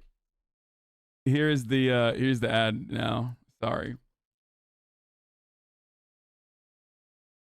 So, as I was saying, okay, all jokes aside,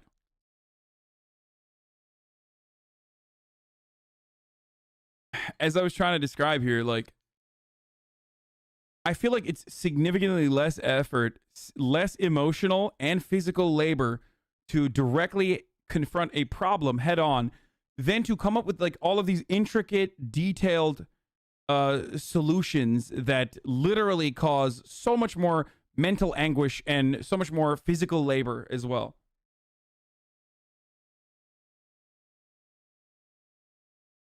Feel me?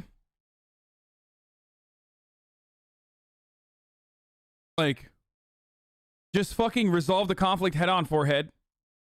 For a homicide investigation, anyone who's very close to the investigation, we do this with. Okay? So this isn't suspecting that you're not going to tell the truth. This is more of a feature that you understand the importance of telling the complete truth. Jennifer is not a suspect at this moment. She is only giving a voluntary statement under oath. She has not read her right to silence, but instead informed of her rights as a witness. She is basically told that fabricating evidence with the intent to mislead is an offense. After reading the notification off paper, the detective gives Jennifer a more human explanation of the instruction. What I've just explained to you is you're here voluntarily to help us. That you don't have to talk to us if you don't want to, but the importance of talking to us, and if you're talking to us, the importance of telling the truth. And if you don't tell the truth, there's criminal consequences for not telling the truth. That's all that stuff had to deal with. Okay? The investigator then leaves to get the Commissioner of Oaths, which is for the purpose of swearing in the witness, but he first brings in a box of Kleenex. I don't think so at all. Some of these people don't even have mental This is illness. universally recognized as getting startled, yet the official term in neurophysiology is the startle reflex via auditory stimulus. Hyperarousal from a traumatic event can often exaggerate this response in a manner similar to how Jennifer reacted to the sound of the door. Yo, I swear to God, I'm sorry for all the criminal psych majors in the chat, but like 95% of like criminal psychology shit that we hear just sounds made up. And I don't mean like everything made up in the sense that like everything is technically made up, but like literally it sounds like it's made up on the spot. I don't know what it is. Like, okay, she got spooked, bro. That's what that is. Hello, my name is Andrew Laspiro. I'm a commissioner of oaths with York Regional Police. I'm here so you can give a truthful statement, either by solemn affirmation or swearing on the Bible. Which do you prefer? Swearing on the Bible. Okay, just put your hand on the Bible. Just saw your tweet and you're already like 15 minutes in. Maybe wait a little. Otherwise, what's the point? I don't know. I mean, you will have nowhere to go with that kind of fucking attitude. Take a week off, dumbass. We're 6 minutes in. That's the fucking point. You're in here now, so shut the fuck up, bitch. Nice bait, by the way. Take a week off, stupid. I literally waited, too. Do you, Jennifer Pan, swear that the evidence you shall give on this investigation shall be the truth, the whole truth, and nothing but the truth, so help you God? I do. Once Jennifer is sworn in, the lead investigator returns to collect the statement. Now I want you to sort of take yourself back to earlier on today, yesterday, meaning the 8th of November, and tell me about your day. Okay, start at any point in time, wherever you feel comfortable, and then we're gonna move forward. Okay. Yesterday, probably around 9 o'clock in the morning, 9:30. My mother, she woke me up and she told me that she was going to visit my grandfather. Throughout the day, Jennifer explains that she practiced piano, studied piano history, talked on the phone with her friends, and had dinner with her parents. Her mother left for line dancing at 8 p.m. and returned home at about 9:30, at which time Jennifer was alone in her room watching TV, ready to go to sleep. And then suddenly I just heard my mom calling for my dad to come down. And that's when I lowered the volume on my TV, and I could hear the voices weren't any voices I was very familiar with. And so I was scared and I couldn't move. I just sat in my room for a while. And then I thought I heard them all leave the top floor, and I peered out of my bedroom door. And a guy was there, and he came at me and had string in his hands and tied my arms back and said, "I have a gun behind your back. Do what I say. If you do what I say, then no one will get hurt. Where is the money? Show me where your money is." My mom kept trying to get up, and they kept telling her, "Sit down." And so I didn't want her to get hurt, so I told her, "Mom, sit down." They were trying to find her wallet, but her English isn't good, so she kept saying purse. They kept pushing her down onto the chair. Okay. Take your time. It feels like, dude, she's fucking so good, dude. This is terrifying. This is like actually fucking terrifying. She is so good at this, dude. Like, obviously she rehearsed this. Like, she actually bad? What do you mean actually bad? Bro, she's literally like, it's clear that she rehearsed this and is actually good at this. Take your time. All this is very important, so take your time. Jennifer's nonverbal communication up to this point has made sense, and the reflection of her mother's last moments seems to push her over the edge. It could be assumed the detective still considers Jennifer a victim at this moment, but in the next moment, he will start becoming suspicious. They kept all the lights off on the main floor. The only time there was light was when they opened the fridge door to see if they could find where my mom's purse was. Take yourself back to a moment in your life when you have been... Why the fuck would you know that, dude? That's so specific. Oh, no. Overwhelmingly upset about something. And at the same time, we're trying to explain to someone why you were upset. You wouldn't quietly and reservedly convey the events. You would likely blurt them out in a forceful and disordered manner. Your sole focus would be on processing your thoughts and conveying them into speech. The emotional turbulence of severe hysteria and grief makes it very difficult to convey thought into actual dialogue, and the simple wording of a sentence becomes very challenging. Jennifer seems to be more concentrated on how she's being perceived, yet finds her words easily and executes her sentences perfectly. One of the gentlemen asked my father if he had money in his wallet and where his wallet was. So they took me, because I was next to the stairwell, they took me up the stairs to show them where my father's wallet was, but I didn't know. They had turned the room upside down. I didn't know where his pants were at that time. The intruders retrieve $1,100 from the master bedroom and then tie Jennifer to the upstairs banister. Next thing I know, I think I heard my parents going down the stairs, and my mom was asking them for me to come with them. They wouldn't let me come with them. And after they said, the last things I heard them say was, "You lied to us. You lied to us." And then I heard 2 pops. My mom screamed. I yelled out for her. And a couple more pops.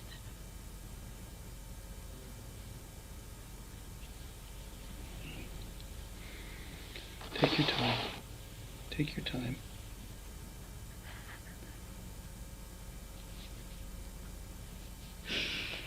And I think I heard my mom say or moan or something, and then they did one more before they left, and then one of the guys said, "We have to go now. It's been too long."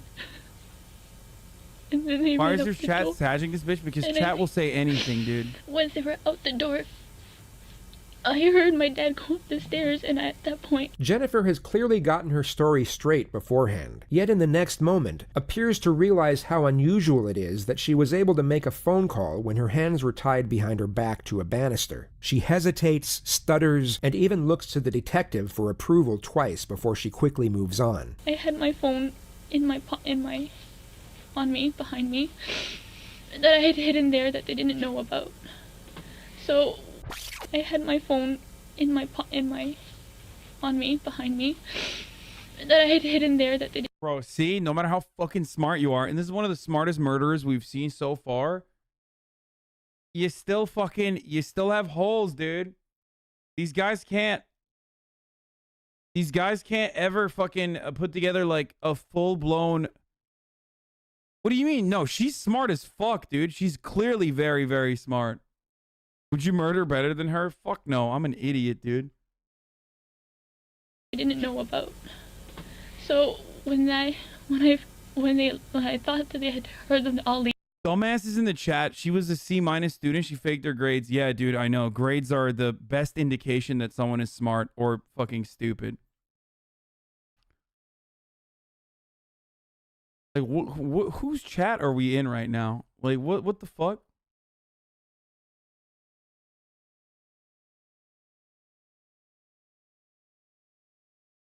I feel like a POS is killing bugs. What? And my dad ran up the stairs. I whipped up the phone and I called 911. Bro, she was able to dupe 2 adult human beings that gave birth to her for years. Lead them to believe that she literally got fucking all A's in high school and then got accepted into college. If you don't think that as a teenager being able to be crafty enough to be able to put that together is not a demonstration of intellect, like some kind of intelligence, I don't know what to tell you. Like, you're crazy. Like, you're wild. Like, that's like charisma. She's just beefed up all of her fucking persuasion skills. But I still hadn't heard anything from my mom, and all I could hear was my dad running on the street. She's 24, but your point stands? No, motherfucker, she wasn't 24 when she was lying about her fucking high school grades, though. It's not hard to fake things? Yeah, okay, dude. Well, you can't even fake not being a fucking idiot in my chat. moaning and making sounds. The detective then breaks the event down into components and has Jennifer go through each moment in more detail. The first of which is the appearance of the intruders. Jennifer now describes the one who appeared to be in charge. The only thing I can remember was he had dreadlocks. He had dreadlocks. So can you describe his race to me? He was black. Was his head covered? Was his face covered? Do you remember anything about that? Just that his dreadlocks were kind of flopping all over the place. I couldn't really see his face, and they kept the lights dark as much as possible. Did he have a gun? Yes. Did you see the gun? I only saw the top part of the gun. What did it look like? It was black. Yeah. Do you know where the other guys involved in this are? I know one stayed with my parents. Wait, Chad's getting mad that she said the dudes were black. I mean, they were black. She got our boyfriend to hire black dudes to do this. And so was the gun. Downstairs. Okay. The other one, I'm not, at that point in time, I was more focused on him, he was seeing me and he was coming after me. So you're saying there's 3 for sure? Yes. That's all, you saw a total of 3 at one time, you saw 3 people together? Yes, when I went downstairs, I saw 3 shadows. She details the appearances of the other 2 assailants, whom she asserts were also black males. The detective then brings her back to the one in charge. Now the first guy who spoke to you, did he have any accent? None that I could make out. Was it clear English? English. Unbroken? Unbroken. No accent? From the terms he used, I didn't get to pick up an accent, no. He used short phrases. He sounded Canadian? I would say, yes, he was born here. He was born here. She asserts that the second intruder didn't speak, while the third had a Caribbean accent. She then goes on to say she was taken downstairs for a brief moment and saw her parents under guard in the living room. Her father was asked where his wallet was, and he told them it was in the master bedroom. Jennifer was then taken back upstairs alone with 2 of the assailants to help them find it. They don't find the wallet, but instead retrieve a pile of cash from inside the nightstand. Jennifer was then tied to the upstairs banister and left alone as the intruders went back down. And the next thing I can hear are them telling my parents to move to the basement. Okay. And I'm asking them, why, where are you going? And my mom's yelling to me, I want my daughter. Why can't my daughter come too? I want my daughter. Jennifer then hears one of the intruders yell, "You lied to us." Who do you hear yelling, "You lied to us," or to that extent? Number 3. Number 3. I'm assuming it's to my father, because he was the one asking for the wallet. Now you hear this commotion downstairs. You said you heard 2 pops. And you heard who scream? My mom. Your mom. And what was she screaming? Do you remember? I couldn't make it out. It was kind of like a cry yell, so it was just... Okay. They had made the first round, or pop, and they had said, okay, that's enough. Let's go. Who said that? Whose voice is that? Number 1. Okay. And then I heard one more after that. And they're like, that's enough. Let's go. Okay. Yo, why does she go from fucking crying and being in tears to accurately retelling every fucking moment that occurred with it in great detail with no emotion whatsoever? I mean, I know why, because she fucking did it, but that would be suspicious. That'd be a sussy baka move. And again, that's number 1. Yes. So what do you hear next? After you hear the scrambling, they're gone. Because you're hearing no more. I gather that's how you assume they're gone, is because you don't hear it. Then you hear your dad. I reach for my phone at that point. And you call 911. Okay. When your father exits, you hear the door open. Because you hear your dog, and then I can hear the outside noises. Okay. Like the wind coming in, and I just hear my dad, I think he's...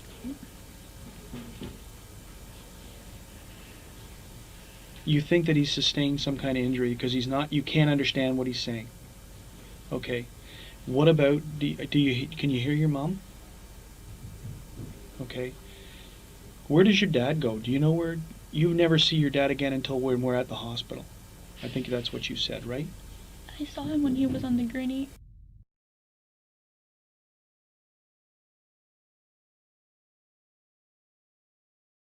Is there any I'm not going to even click on that link. I'm just going to ban you for a day. reason to suspect, or anything that's happened in the recent weeks leading up, that would have you guys be a target of some type of incident like this? We live a straightforward, kind of almost routine life. Whenever Jennifer smiles, it takes her a couple seconds to realize she's not exhibiting the correct behavior, and she then snaps back into her solemn stare. The two looks are so diametrically opposed to each other that it becomes glaringly obvious she's forcing one of the emotions. What, in your opinion, would cause people to target your house to think that there was a large quantity of money? I'm not sure. Now, you say your mom drives a... Oh. This is a part of the plan where doesn't really make sense. Home invasions of this magnitude with like 3 fucking assailants, that's not exactly commonplace. That shit's not happening all the goddamn time. That does happen if you have a stash house, for example, and people know that you have a stash house, so you have a lot of cash in your house. That's usually that's usually why this kind of 3-person like home invasions would ever occur. Okay? Because are you a cop now? No, motherfucker. I have a brain. Why the fuck? Why? I joke about this all the time whenever people say like, oh my god, I need an AR-15 to save my family, to defend my family from what? A death squad? What do you have in your family that would warrant, what do you have in your house that would warrant like multiple assailants coming in and trying to fucking steal from you? Okay? Hindsight Andy, no, this is something I talk about all the fucking time. This is something that I have talked about numerous times when I discuss like the necessity for an AR-15, which is a better gun to take down multiple assailants.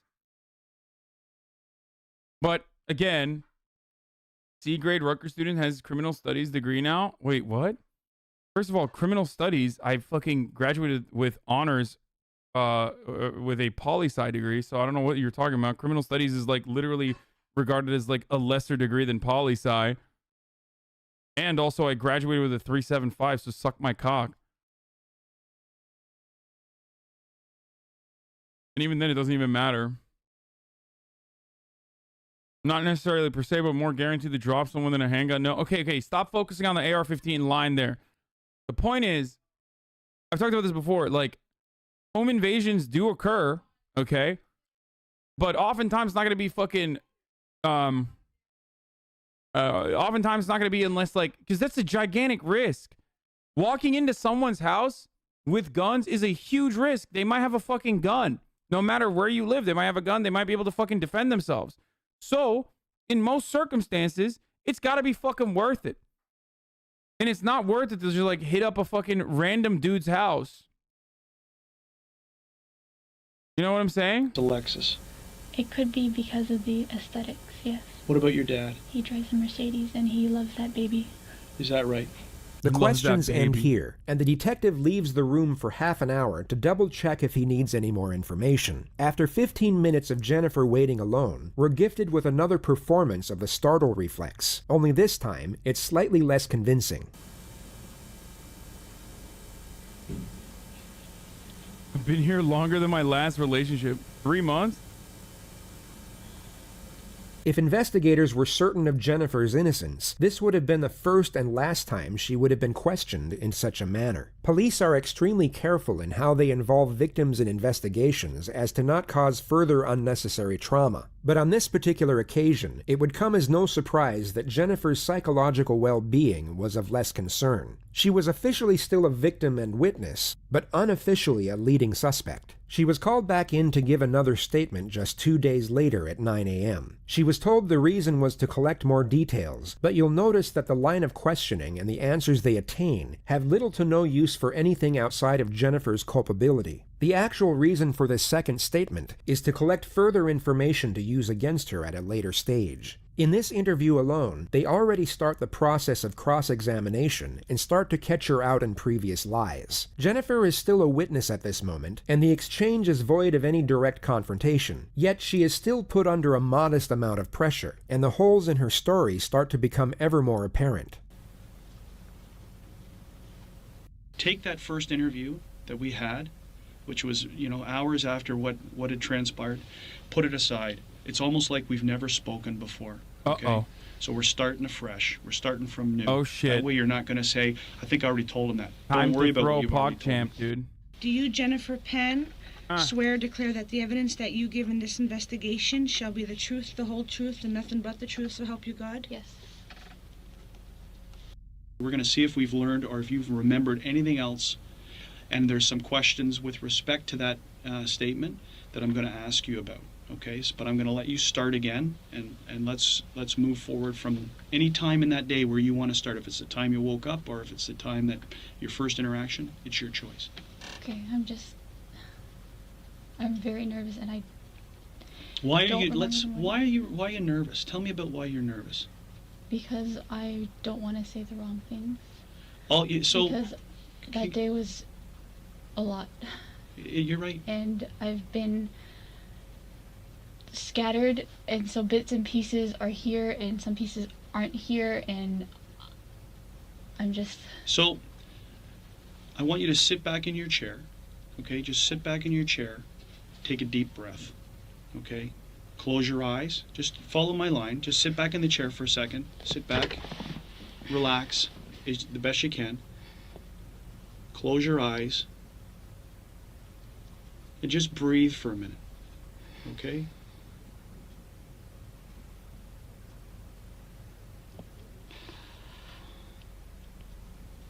The most curious detail you've probably come to notice is this. It's known as a self-pacifying gesture. A person who does this is most often uncomfortable and sometimes fearful of what lies ahead. It's a coping mechanism to dissipate stress and afford self-assurance.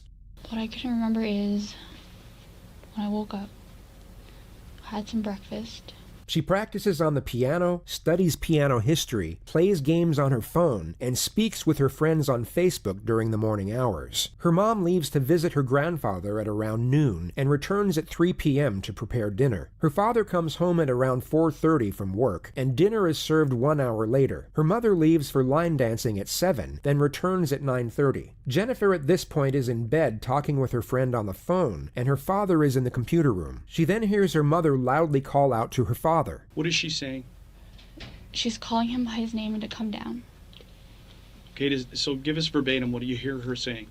In Vietnamese. She's like, Hanoi. I do this with my hands all the time. She's clearly aware that she has to appear mournful over the subject matter, and sensibly draws out this... Sure fucking seems like neurodivergent witnesses are absolutely fucked if they're questioned. Probably. Yeah.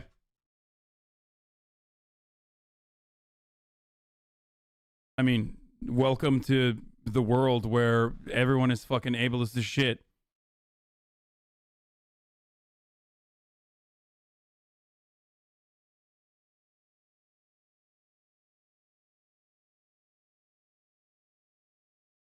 I mean, dude, think about it this way.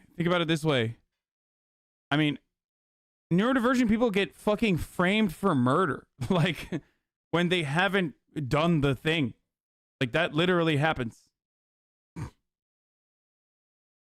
Emotion at the correct moments. Yeah, Yet watch what's How to Make a Murderer. fascinating is how she's unable to maintain this emotion when inquired over the same elements. In this very moment, she appears completely grief-stricken, but when the investigator inquires further, this supposed grief rapidly dissipates. It's extremely difficult to convincingly act out an emotion while evaluating a question. It requires two completely different parts of the brain, which is why most people can only do one of these things at a time. This is exactly what you see in the next moment, Making a and murderer, continuously how to make a murderer, throughout this whatever. interview. And what does that translate to?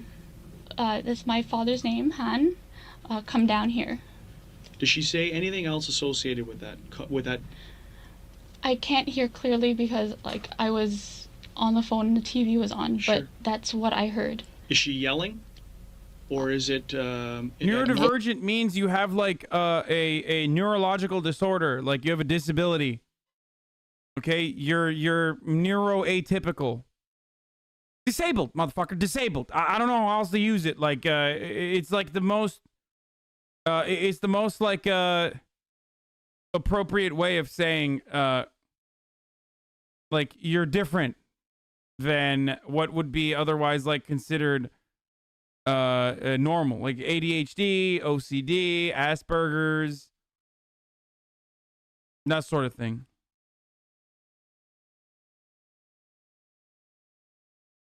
Neuroatypical doesn't equal disabled. What the fuck?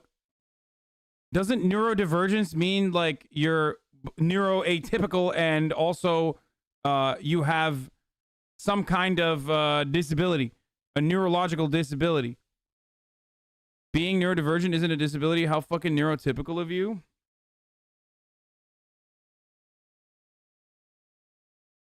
You can be neurodivergent if you're from a different culture. Wait, what? Bro, we are describing a concept to people who do not have any sort of contextual understanding. You are yelling at me for using a different term to describe something to someone who just simply does not understand it. Okay? A person who asks, what is neurodivergent? I'm trying to fucking describe it to them in the way that they will understand if they've never heard what this is. Neurodivergent refers to an individual who has less typical cognitive variations such as autism, ADHD, dyslexia, dyspraxia. Neurotypical refers to individuals with typical development. Neuroatypical is what I said. And intelligent cognitive functioning.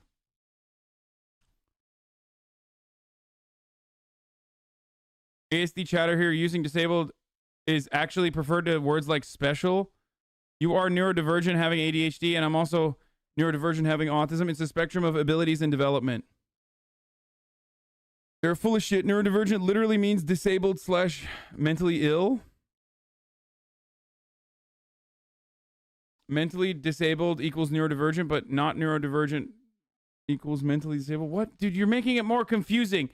You're literally making it more confusing. For people who don't understand neurodivergent, it just means that you have some kind of like mental disability, okay? But it's a varying degree. It's like a fucking big window, okay? I'm fucking neurodivergent. Okay? Because I have ADHD. That's just like...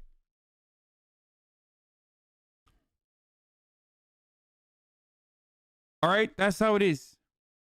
God damn, bro. Shut up, everybody, about, like, idiotic fucking semantic shit, okay? Oh, my God. Now motherfuckers are gonna be like, Hasan, you're literally being ableist because I can't help myself from fucking parsing through every fucking semantic difference here, and you are being ableist by not letting me fucking make a larger argument about a semantic difference that is otherwise not important. Shut the fuck up. Yes, I'm ableist. Yes, I am also neurodivergent. Yes, we exist. Shut the fuck up. It's a loud, she's not yelling, but it's a loud tone. Okay. She then hangs up the phone with her friend once she hears the commotion. As I'm hanging up the phone with him, I hear footsteps going up the stairs. Okay. But they're heavier footsteps than what is to be expected from my parents. Okay. Jennifer hears unfamiliar voices, so she opens her door to investigate. She has spoken for 2 minutes up to this point without being interrupted, and once again manages to build up her emotion to correlate with a supposedly terrifying event. Yet as soon as the detective interjects with a question, we once again see this emotion dissipate. I peered out, and there was a person in what would have been my brother's room. And where's your brother's room located? Just a little bit down the, I could see from my doorway to his doorway, just okay. a little bit down the hall. Okay. The first intruder then robs Jennifer at gunpoint before taking her to the ground floor, where she then sees her parents sitting next to each other. From where I was standing, my father was sitting on the right, and my mother was sitting on the left. Sitting where? On a couch, on our couch. Sitting on the couch. Are they looking out towards you? No, their backs are towards me. Okay. And you're now on the ground level? Are you on the floor? Or on the sitting on the stairs? I'm sitting on the floor. All right, where are your hands? They had tied my hands, so let's as go, I said. Let's go back up to the stairs. Remember we said... Yo, notice how the dude is no longer questioning with, like, kitty gloves? I feel like he's sussing her out a little bit. He's like, you're being a sussy little baka right now, and Just saying. Her emotional display in seeing her parents in distress gradually faded after each interjection, but you'll now see it completely cease altogether once she realizes that she made her first mistake. Everything she had said up to this point correlated with her initial statement, but she had just forgot to mention that she was first tied up before being taken downstairs, and only brought it up when reminded by the detective. Take the other statement and whatever we've said before. No, I said it earlier. She didn't say she was tied up earlier. She completely forgot to mention it and seems to be trying to convince the detective otherwise. It's a moment of slight panic, which becomes far more pronounced when you compare it to her supposed grief-stricken recollection 5 seconds earlier. The detective doesn't challenge this, as it can be used against her at a much later stage, and the main objective at this point is to collect as much conflicting information as possible. Okay, then let's get back to that area. I think you might have touched on it. We went back into the description. So where do you get your hands tied, and where does the string come from? I'm not sure where the string comes from, but he had the string. Okay. And after I gave him my money, that's when he tied my hands. She is then taken downstairs where she sees her mother being interrogated by the second assailant over the whereabouts of the cash. According to her first statement, the second assailant never said a word the entire time. He had pushed her back onto the couch, and Who pushed her? Number 2. Okay. He was pushing her back onto the couch. And she kept saying, "Where's my purse? Where's my purse?" And the guy kept telling her to sit down, and I didn't want my mom to get hurt. I don't know if this is fucked up or not. I don't know if this is fucked up How or many not, but I times does literally she feel get like up being a and get- detective is kind of like playing Among Us, but with like real stakes.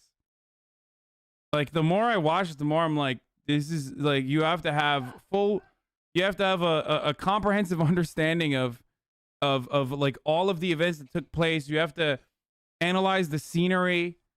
You have to literally fucking catch people in contradicting stories, shit like that. I mean, Among Us is a lot like being a detective. Sorry. Push back down.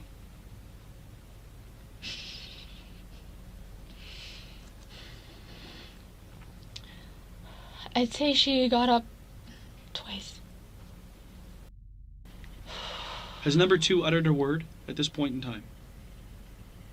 I can't remember hearing him. Okay. So we're just correcting what you said earlier, because you said earlier that it was number 2 who was asking where the purse is, what the purse is, and now you've said it's number 1 guy who would initially... I'm sorry, it's just... No. It's all a purpose. The purpose here is clarifying what you're saying. So number 1 is... don't wanna... Number 1 is the one who's doing the talking about the purse. Number 3 is focused on your dad's wallet. Okay. Jennifer continues to make contradictions and is forced to correct herself multiple times after she notices the puzzled gaze from the detective. He inquires over the appearance of assailant number 2, who is wearing a hoodie according to the first statement. Do you get a good look at number 2 now of what he's wearing? All I could tell was he had a vest, and his face was like a long oval face. He had a vest? No, hoodie. Okay. Dark hoodie. Okay. Did you see them recover anything inside your mom and dad's room? I did not see anything, no. Are you sure? Because when we spoke the last time, there was some mention of some other money that went missing.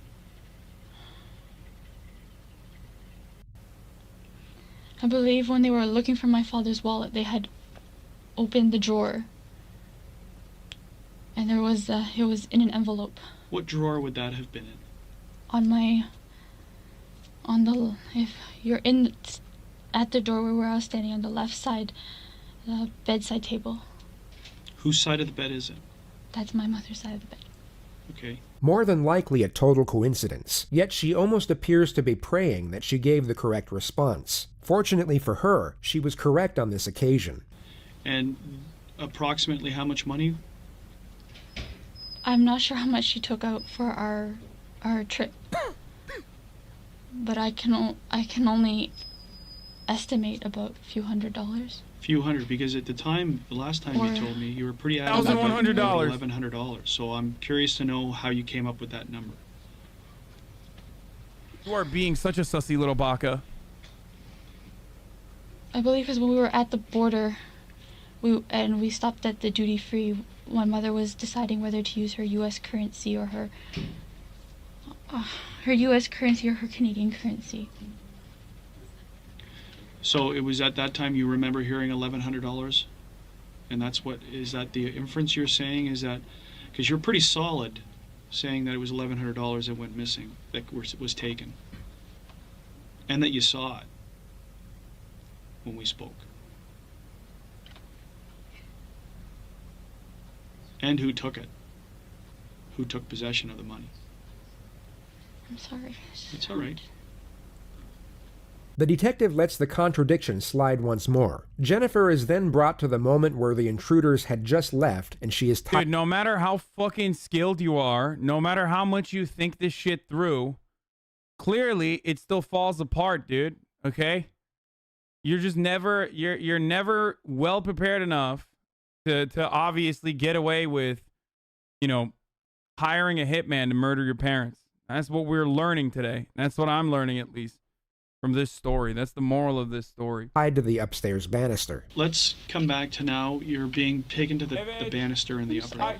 Don't apologize, okay? I'm going to try and ask you questions to try and clarify points. Yeah, okay. Okay, if you don't remember, you don't remember. Okay, so there's no apologizing. The only reason you would apologize to me is if you've lied to me. No.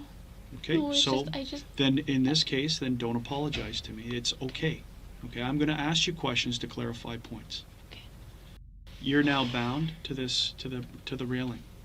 Can you show me, can you stand up and turn around and tell me, just show on the camera, how your hands are bound? And how you are against the railing. You don't have to sit down. I just need to see how you were. Just tell you. The only reason that I'm trying to, I need to do this is that I'm also going to ask you is that so take this back to, take it out of a traumatizing event, which it is, and put yourself into a more clinical position, because I want to see how you could physically get your phone out of your waistband. We're obviously going to need to know that. It's very important. So traumatize away, now put yourself into I once convinced my parents that there were no parent-teacher meetings for like half a year before they caught on. That's my claim to fame. Wow, dude. You're just like Jennifer, who murdered her parents. Pretty sick, dude. Good job. the state of, I need to mechanically show how I can get access to my phone. Okay, because that's obviously very relevant. We know you made the phone call, but questions are going to obviously raise is that if my hands are bound and I'm against a railing, how do I talk to a 911 operator? True. I mean, that's the dumbest too. That's like the easiest way to get caught. What a fucking... Just stand up, focus in on how you did it.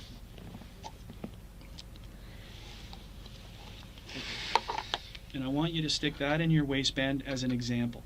Okay, so just take your sweater off, because this will be a very smooth, very quick thing. It's a one-time demonstration. I'm not going to ask you to repeat it. The two critical parts of this demonstration are where Jennifer states she was tied, and the movement of her arms as she takes her phone out of her pocket. The investigator is hoping the mechanics of the two components would be illogical and contradict each other. They tied my upper arm. Yes. Around the banister. Yes. But my hands were bound together. So your hands are bound together, and this is the arm that's the strings wrapped around against the. She had a couple days to literally practice this physically, by the way. And if she hasn't, that's like terrible. Oh, thanks, Mom. Banister? Okay, so now how can you get to the phone? And how do you make the phone call? Whether it be a stroke of luck or that Jennifer had prepared for this moment, this actually made sense. Had her arms gone left or the point of restraint been below the elbow, none of this would have been possible. It's perhaps the single moment where Jennifer's statement was somewhat beneficial to her defense. We know Jennifer was tied up when police arrived, but the assumption was that she had her phone in her hands the entire time and wouldn't have had to retrieve it from her waistband. She can now argue that this portion of her testimony is genuine. 911? And do you talk down like that? Yes, I'm yelling at the phone like this. And how can you hear? I turned the volume on max. Yes? So that's exactly the way that you're talking to her against the railing. Okay, that's good enough. Sit down. Jennifer is then brought back to the moment just before she heard the gunshots. At this point, I started hearing my parents get up. And they're moving. And my mom's yelling, "Where's my daughter? I want my daughter. Where's my daughter?" And I'm yelling, Mom, I'm here. Here, Jennifer, take a Kleenex and just take a minute. You'll notice that she doesn't wipe her eyes or blow her nose, just buries her face in the tissue, which the detective later testified remained completely dry. What the fuck? They look at that? These guys are demons, bro. You can't out shark these motherfuckers. Who checks the Kleenex, dude? Are there nose dookies in there? What was he going in to see? Like how they would taste or something? I don't understand. We checked the Kleenex. So we're now down in the basement. They're down in the, your parents are down in the basement. I heard pop. And then my mom. I heard her squeal.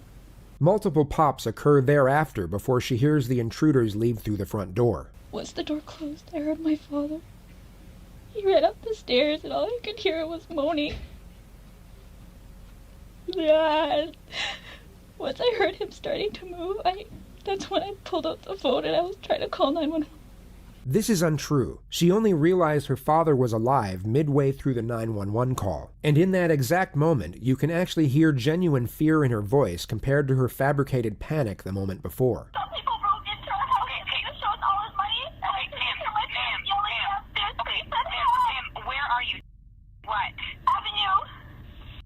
Avenue Road. Yeah. Do you spell the street name for me, please? Dad?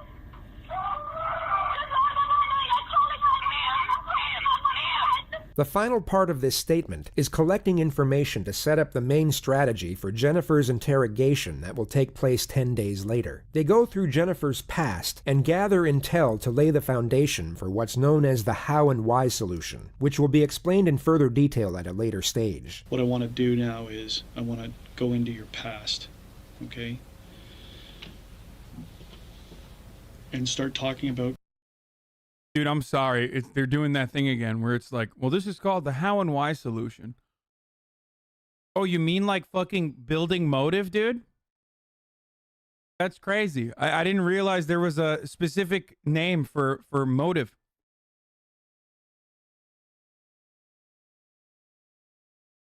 No, it's called the how and why solution. Things that have been going on with you.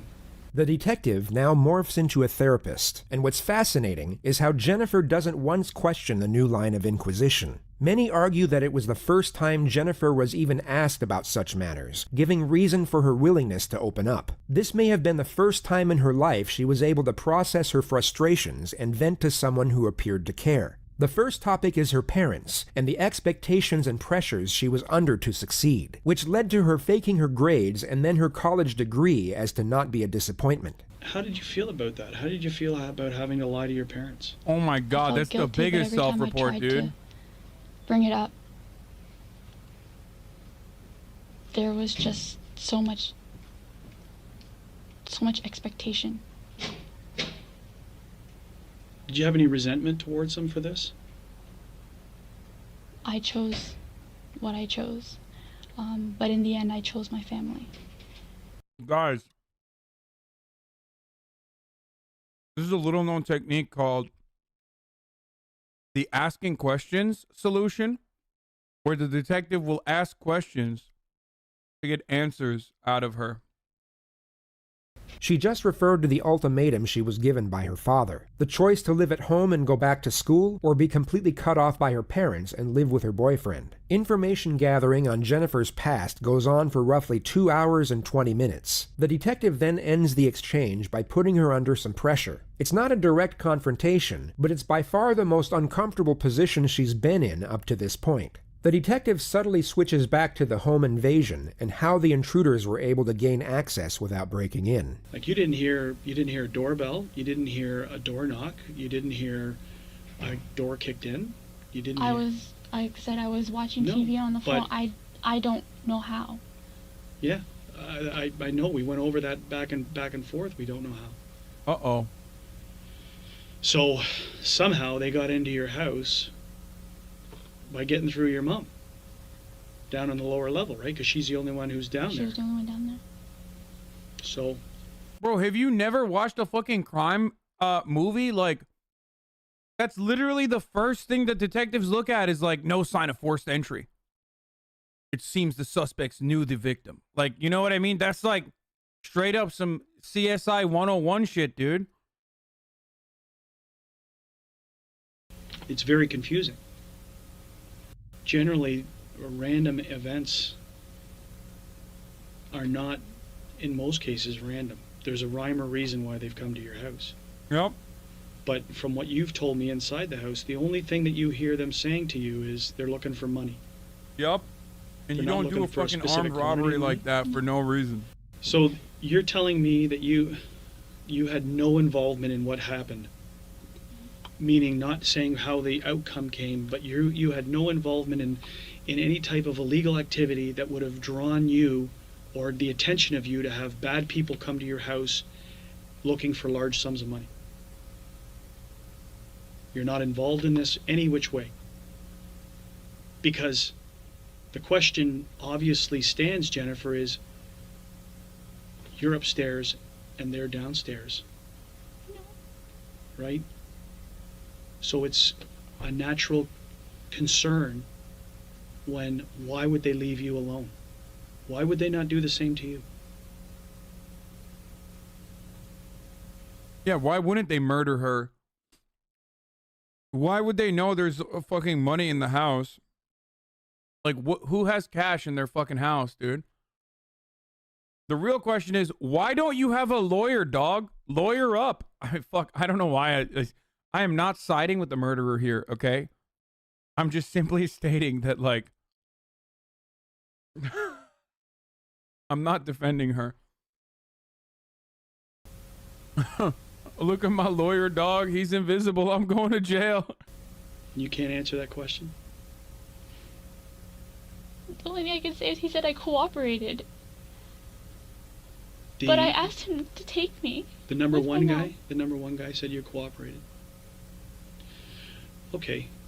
Who's to say this whole thing isn't a lie? That what you're telling me is a lie? Because if you are lying, it's the most cold-blooded thing that I have ever faced in my life.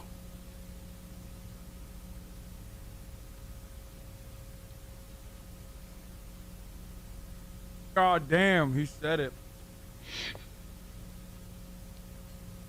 Like, you ever read this manga called Death Note? There is nothing that you've said to me today is a lie. Now, back to another very difficult question. But if I don't ask it, I'm going to be, it's an obvious one.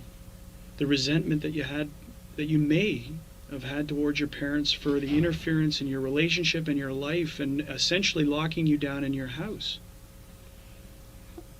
At the end of the day, I love my parents and I chose to be with them. And if I wanted to, I could have just left, but I didn't. I wanted to stay with them and take care of them. What? So this wasn't some evil plot that you thought up to... Bro. That's not even something you would say. You'd be like, what are you fucking talking about? Like, it doesn't matter that I resent my family for fucking being restrictive. Like, everyone's parents are fucking restrictive in some way. I still love them. That's what you would say if you're a fucking innocent person. Not like, I chose to stay with them. That is way too much of a fucking hyper-rational and hyper-logical fucking response to someone being like, did you murder your parents?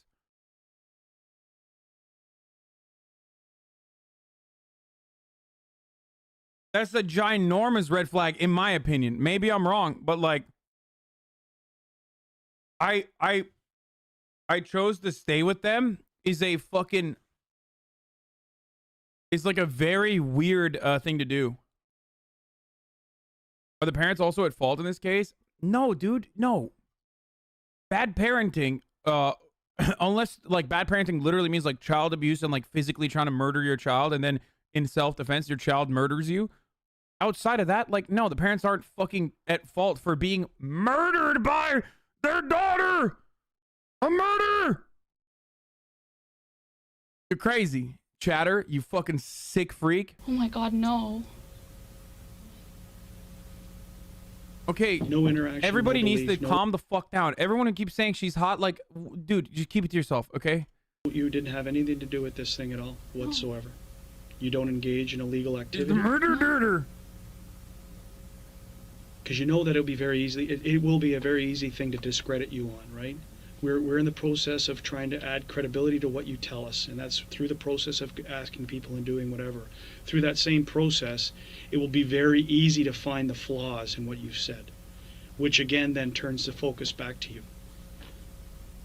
Okay? It's a natural progress. It's a natural thing that investigators do. We eliminate people, or we draw our attention to them. It's a natural thing. It's not brain surgery. Okay? The detective leaves the room for 20 minutes to allow Jennifer to stew in her own thoughts before they end the statement. He comes back to add one last bit of psychological pressure that he carefully disguises as reassurance. Jennifer will leave terrified, but still believe the police are on her side. Okay, we're done, essentially. How are you feeling? Sorry, you really scared me. Did I? What'd I scare you about? Sit down and take a load off. Tell me how you're feeling. And how I scared you.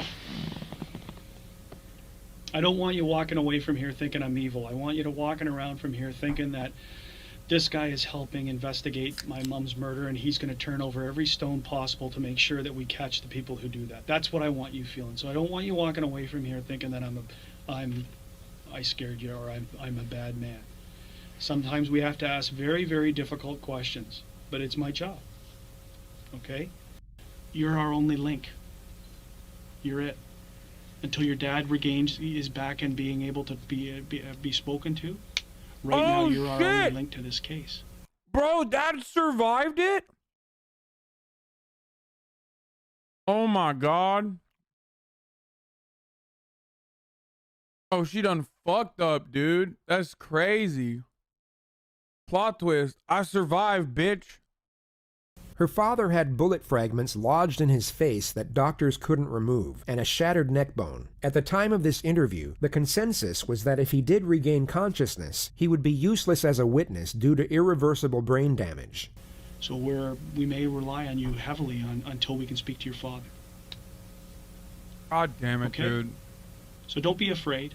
If you've told the truth, the last thing you should be afraid of is anything. If you've told the truth and you've been truthful through this whole process, then you're helping. God. You're doing your part. Okay? And don't be afraid of me.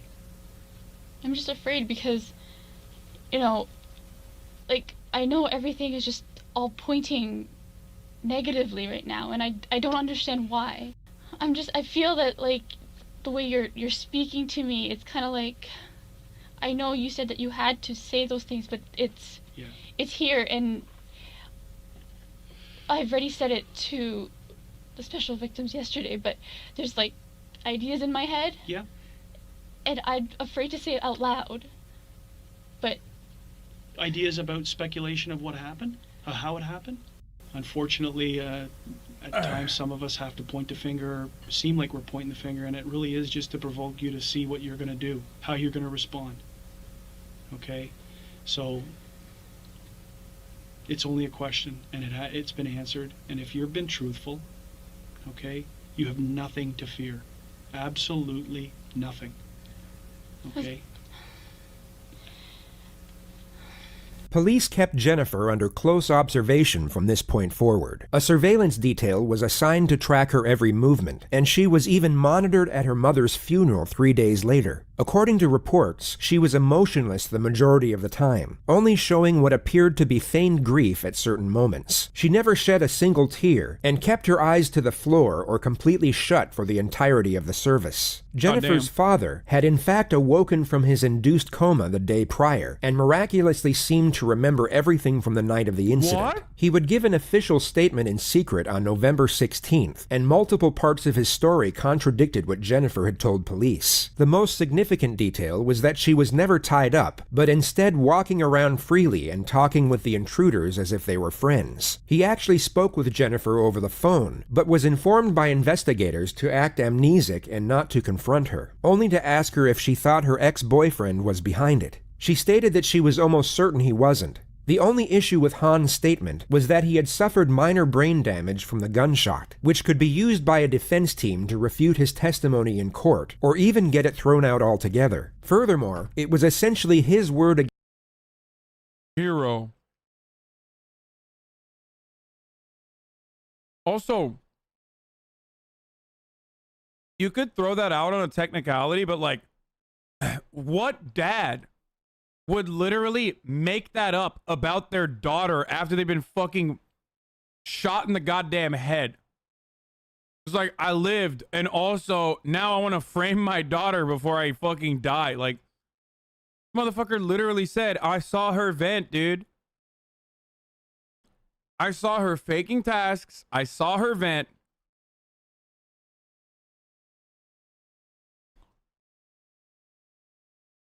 Against Jennifer's, and their turbulent relationship would also work greatly in the defense's favor. York Regional Police knew they needed a confession for the best possible chance at securing a conviction, so they assigned the chatters who are saying like, oh my god, you idiot, they're saying he has brain damage.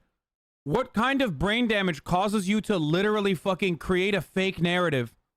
Dumbass chatter. Which we have the benefit of hindsight of knowing that it wasn't even a fake narrative, but like, let's say you don't know. Let's say you don't know, like, no, when you have brain damage, you are clouded. Your judgment is clouded, or maybe like you got brain damage with a bullet lodged in your brain, so you can't really, you don't have like perfect recall. What brain damage goes, oh my god, like my daughter was walking around freely? Like at most, the dad would probably just be like, I don't remember any of the events.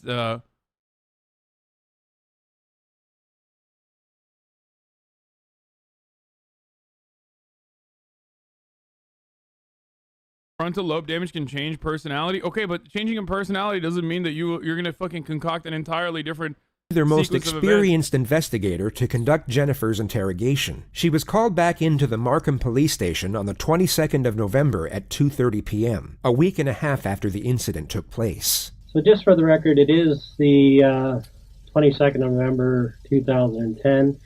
We're at the 5 District Station in the town of Markham. My computer right now says 2:39 in the afternoon. Okay. Just for the record, my name is Detective William Gates. You can just call me Bill here today. And what do you like to be called? Jen. Jen? Yep. What do you prefer, Jen or Jennifer? Doesn't know. Either or? Okay. So Jen, you're aware that the audio tape and everything's on. It's the same as last time. Okay. You've been here on 2 other occasions, I understand. On the 9th of November, and I believe again on the 11th of November. Is that correct? Okay. And do you know why we're here today? Just to discuss stuff. Yeah, regarding what? Yeah. Dude, I can't believe they literally brought down Bill Gates, the founding father of Microsoft, to do this investigation. It's actually crazy. Just saying. So what happened at my home? Okay. And as a result of that home invasion, your father, Han Pan, was actually shot, and your mother, Becca Pan, was actually killed. Is that correct? Yeah, you'll have to speak up a little bit just so I can hear you. Sorry, yes. Okay.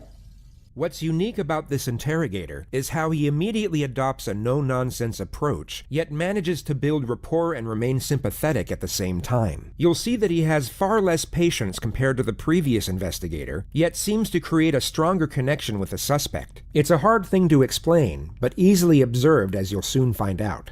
So that's what we're going to discuss here today. Jennifer this time around has read her rights to silence rather than her rights as a witness. If she knew anything about the law in Canada, she would be wise to the fact that she is now a suspect. Fortunately for the investigator, she remains completely naive to the situation throughout the opening phase of the interrogation, making her far more susceptible to the strategy he is about to employ. Okay, just hold on a second. Okay, we're having technical difficulties here. Okay, so that's why they interrupted me. What we're going to do is... This is called a technical difficulty technique, where you act like you have a technical difficulty. If you don't mind holding tight there, I'm just going to move my equipment to the other room, okay? And then I'll come over and we'll move over there, next door, okay? I'm just not comfortable being on my own. Okay, I'm going to be right here, though.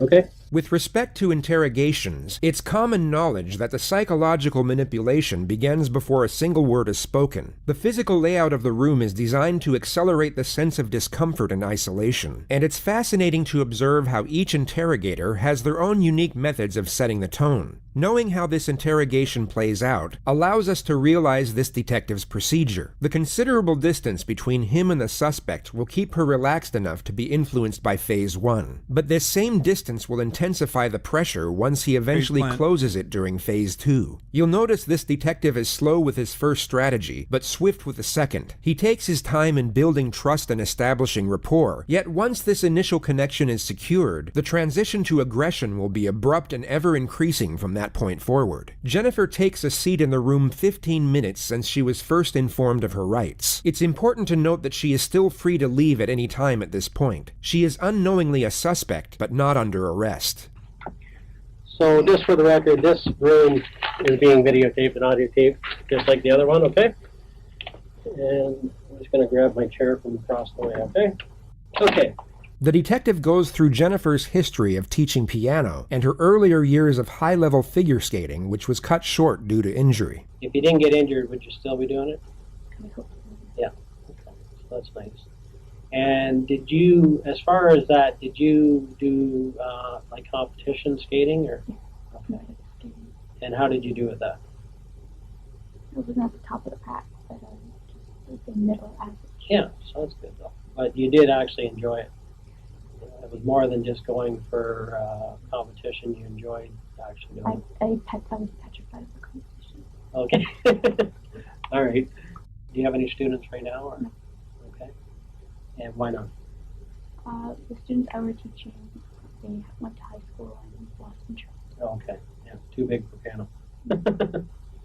Yeah, I took it in grade school too, but I think I went to grade 7 in it, I think. Like when I was in grade 7, I stopped taking it, but I still remember Swans on the Lake. I know how to play that, that's about it. The detective then goes through Jennifer's work history as a server before touching on her future plans in education. Jennifer mentions that she plans to go by her parents' wishes and pursue a career in healthcare, at which point the primary strategy is initiated: the how and why solution. The detective gradually begins to shift the blame away from the suspect and onto another set of circumstances that prompted the suspect to commit the crime. He starts developing a theme that will afford her a psychological justification in doing it, and this theme will be further established as the interrogation progresses. It starts off subtle so that she... They didn't say this with like the Chris dude. But they kind of did that with him too. But he didn't mention it as the how and why technique when he was talking about the Chris guy. Did he? Did he? Because that's how they got him as well, where they were like establishing a motive for like a separate, like an alternative solution. You know what I mean? But I don't think they called it the how and why solution. Remains oblivious to the agenda. Now, if you could pick any job yourself, I'm not talking about anybody else, but if you could pick for yourself, what would it be? I want to be a piano teacher when I come home. But in the daytime, I'd like to have a simple, maybe like a lab technician job, just work 8 hours a day, and then come home. God damn it! God damn it! Stop! Stop! Stop! I've been trying to find a good moment to do a segue. I had such a good one planned, dude. Stop! I've been waiting. I've been stalling since the beginning of 4 p.m. You guys have... You just... Come on! Fucking assholes, dude. How is this any way to consume content? You're just looking at your fucking clock the entire time, waiting for the top of the hour so you can call me out ahead of time. God damn it. A 60-second ad break is coming. You've been spamming for 5 minutes. I literally thought you would stop. I literally thought you would stop at some point, but no. Ad break, ad break, ad break, ad break, ad break. It's coming. Ad break incoming. You even had your tomatoes lined up. Top of the fucking hour, dude. It's time for a 60-second ad break. If you no longer want to see the ads, all you need to do is subscribe. Fuck. You broke my fucking frame, dude. Subscribe with a Twitch Prime for free, bitch. Here's the fucking ad break now. God damn it, dude.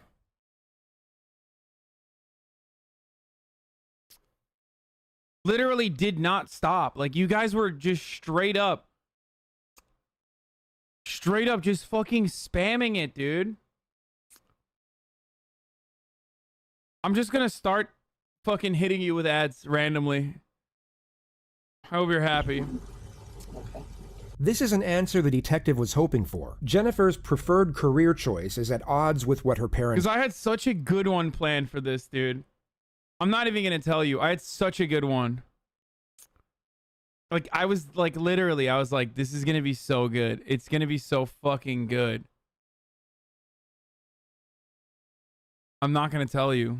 ...wanted. So he now builds on the concept of the overly controlling parent and the unfair limitations it causes the child. He then links this concept with the subject of Jennifer's boyfriend and how she was kept from seeing him. Now, eventually you were discussing Daniel. What happened with that relationship?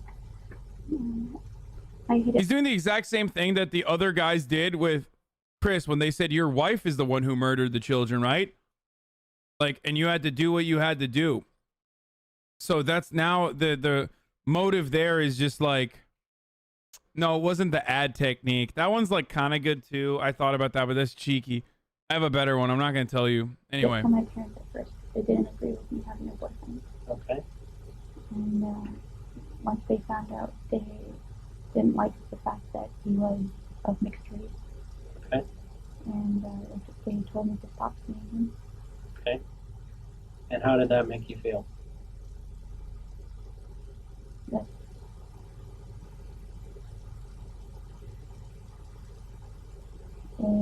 he was the person who just filled an empty void for me. So it felt that a part of me was missing. When you broke up, you felt the part was missing? Is that what you're saying? When they first told me to stop seeing him, stop talking to him, I felt like a part of me was missing, and I fell into a little bit of depression. Okay. How did they find out? One day when my mother came to pick me up, she saw me with him. He had dropped me off. Okay. Dropped you off. At Pacific Mall, and my mother was Done. Got him. GG, pack it up. And somehow they saw each other, I guess? Oh, my mother saw me hugging, kissing goodbye. Okay, that gave it away. What happened next then? How'd they find Oot? My mother at first was like, bring him home, let us meet him. When I brought him home, they automatically didn't like him for some reason. Okay. And that's when they told me to stop seeing him. Okay. So you were told to stop seeing him. So what happened then?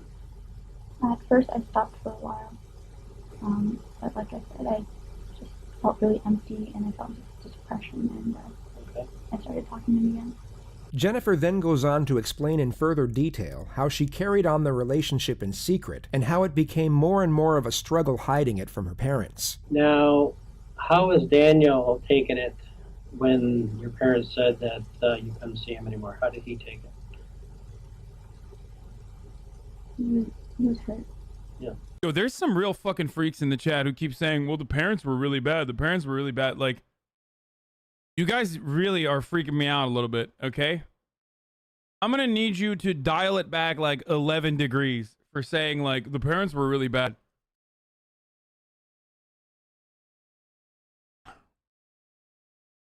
None of that is an excuse to fucking murder your parents, okay? Turning into a murder-dirter is not all right. I can't believe I'm doing an SNL joke. And how did you feel? Also hurt. Also hurt. Okay. She then goes on to explain that she was living with Daniel at his parents' house for 2 years, while her own parents thought she was studying at a university. And his parents were, I guess, more liberal than your parents. His parents, they loved me. Yeah, okay. And not anymore. They recognized that you loved each other. Jennifer recounts how she bought a fake diploma for $500 to show her parents, and the many other avenues she went down to keep the lie going. She eventually gets to the day she was found out. How did you end up back home, I guess? They called up my friend, who I said I was staying with, in the middle of the night, and she was groggy and forgot what day it was, and so she's like, "Isn't she home?" And I wasn't home. Okay. She messed up. I don't blame her, but No. Okay. Jennifer then goes on to explain the ultimatum she was given and the restrictive measures that were put in place so that she wouldn't be able to see her boyfriend. So how has that felt, being under those guidelines for the last 18 months? it was okay. It wasn't the best feeling in the world because, I just felt a little trapped. Okay. But it's what I chose to be with my family. Okay. And so you made a choice between what? Living out on my own with Daniel and staying home with my parents. Did you feel you really had a choice or not? There was no choice because family always comes first. Okay. And where do you get that from? Where do you get that belief? Okay. So family's number one? Yes. The detective then brings up Jennifer's earlier assertion of being depressed and then affiliates it with the restrictive measures she was living under. What was the worst the depression got? I cut myself. Okay. And when did that happen?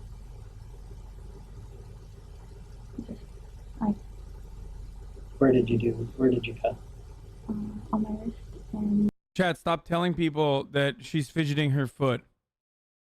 Now that's all people are going to focus on. Oops.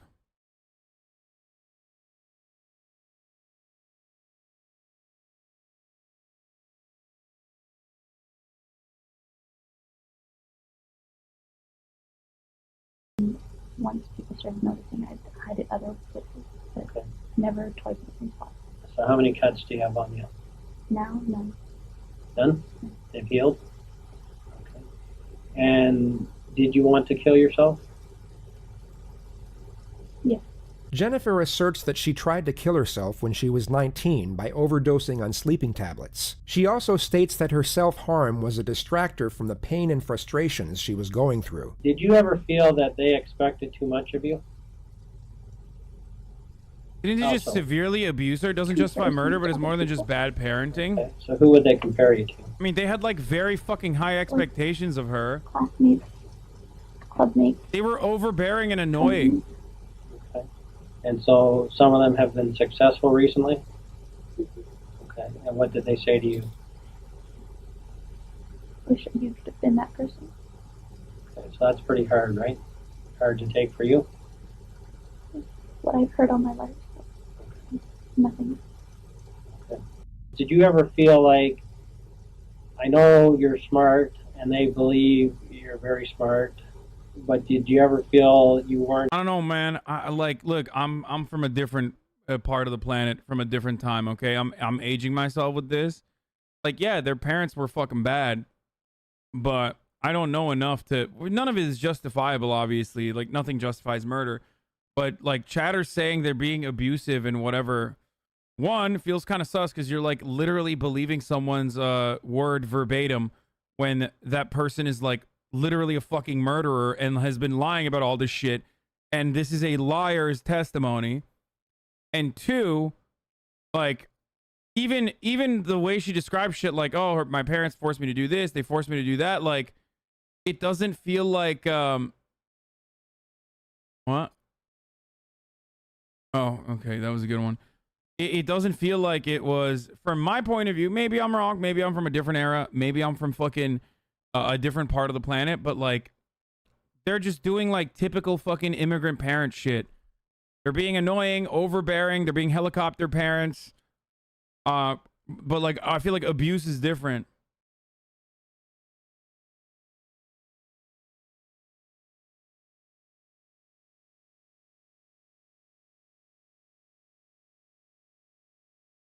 You know what I mean? It's still abuse though, dude. Okay, dude. Yes, I know. 14-year-old anarchist in the chat. It's still abuse. Mental abuse is still fucked though. I know, but like, what did they do that's like mental abuse? I don't know.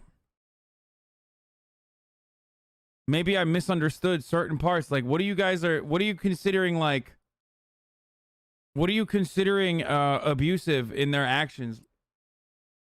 Forcing her to live with them under their rules when she's over 18? That's abuse? Okay, we definitely have different takes on what abuse is, dude. No, we literally have like, sorry. At first I didn't understand like what you guys were talking about, and now I understand that you're doing that thing where you like literally consider everything that is like,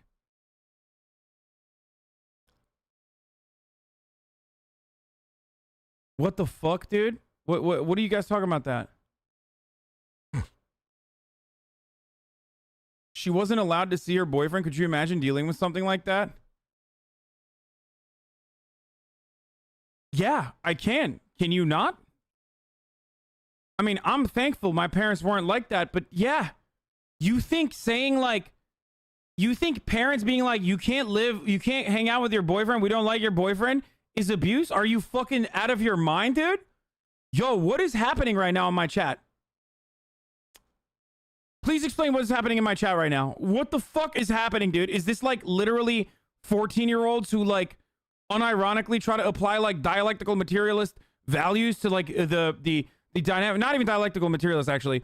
This sounds like fucking 14-year-old anarchists.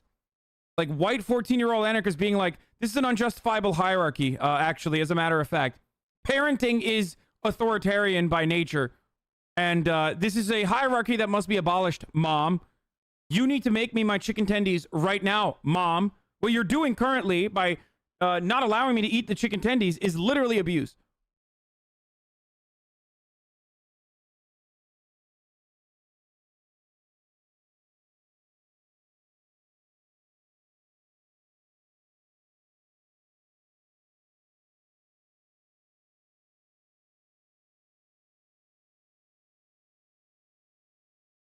Yo, y'all sound like, I mean, I'm sorry, not to like minimize your disowning your child because you don't like their career choices abuse. Yeah, I don't believe that. I don't believe that that's like serious.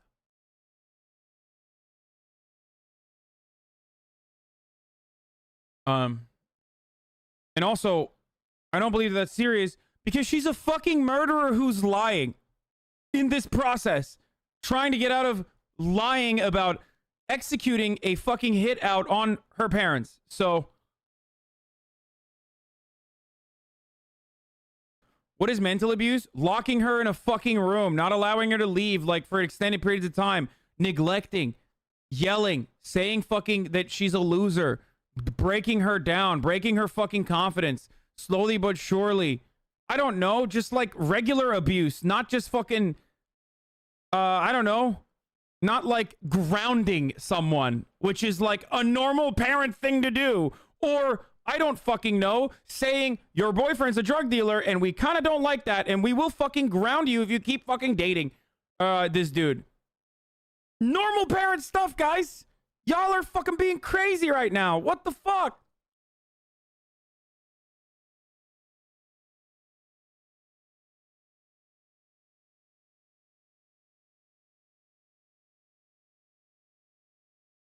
All serial killers watching a sign. Yeah, I got like 50,000 14-year-olds waiting. Disowning isn't abusive? No, if saying like, we're going to disown you if you do this, that can be abusive. I just don't believe that like they said that to her.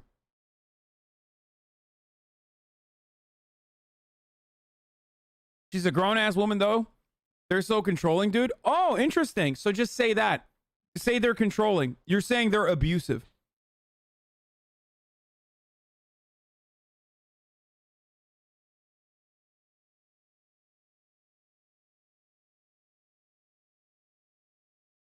Dude, yeah, this is like, is this like the Minecraft stand part of the community? Grounding a child is ageist. Imagine if you grounded a grown adult because they used the swear word or something. This is a pretty good take. Maybe stay in your own lane on this one. You're trying to explain what abuse is in regards to a woman of color. Oh, that's so good, dude. That's a good one. Look, this motherfucker goes, move on. Oh, no, that's from earlier. Never mind. I was going to say, trying to avoid the stun lock, participating in the stun lock personally. Grounding me for not doing my homework is literally abuse, dude.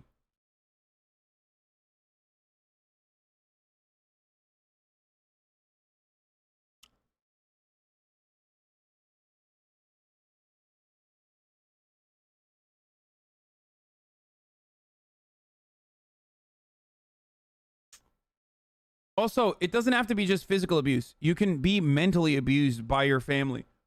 For sure.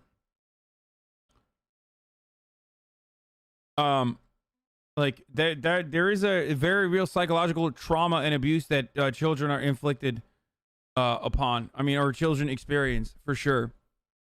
I just I don't know. Seeing like what she is describing doesn't fit that metric for me. And the areas where like it could fit that metric, like you know, saying we're gonna disown you, it just seems like fucking fake bullshit.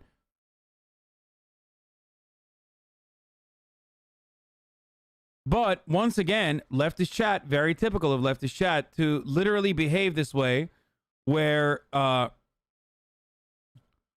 chat is behaving in a way where it's like there is no gray area. It's only like, it's either you've traumatized me by gaslighting me and fucking emotionally abused me, or you're perfectly fine. Like, there is no like, oh, they're just fucking bad parents who were also very concerned about the development of their daughter. Like, there is no middle ground there. It's literally like, everything is just so fucking annoying. Like, why is literally everything like cranked up to the fucking nines, Zoomers? Calm the fuck down. Okay? As smart as what they thought that you were. Yeah. Okay, I get that feeling. That it's pretty tough to live up to their expectations. Okay, like your dad ultimately would like to see you be like a doctor. Those were pretty high standards for anybody. Not everybody can be a doctor. Okay. You are white. You can't know what it's like having Asian parents. Look at South Korea. It's brutal. My parents literally pulled me out of a college that I chose to go to because I had 2 9s both semesters. Like, I'm fucking Turkish, idiot. You think my parents are fucking understanding when it comes to my grades? What are you talking about? My dad is a fucking PhD in economics from the London School of Economics. My mom is a fucking college professor right now. My dad is a college professor right now. My brother has a fucking graduate degree or a master's in engineering and is a fucking literal rocket scientist at Boeing. And my dad literally tells me every time he sees me that I need to get a fucking MBA, despite the fact that I make more money than he does or did at any point in his life. Don't fucking tell me about like my parents not being strict, you dumb fuck. Oh, I'm Korean. I know about strict parents. Oh, wow. Didn't realize only Koreans were fucking strict parents, dude. Didn't realize there was a monopoly of strict parenthood on the Korean side.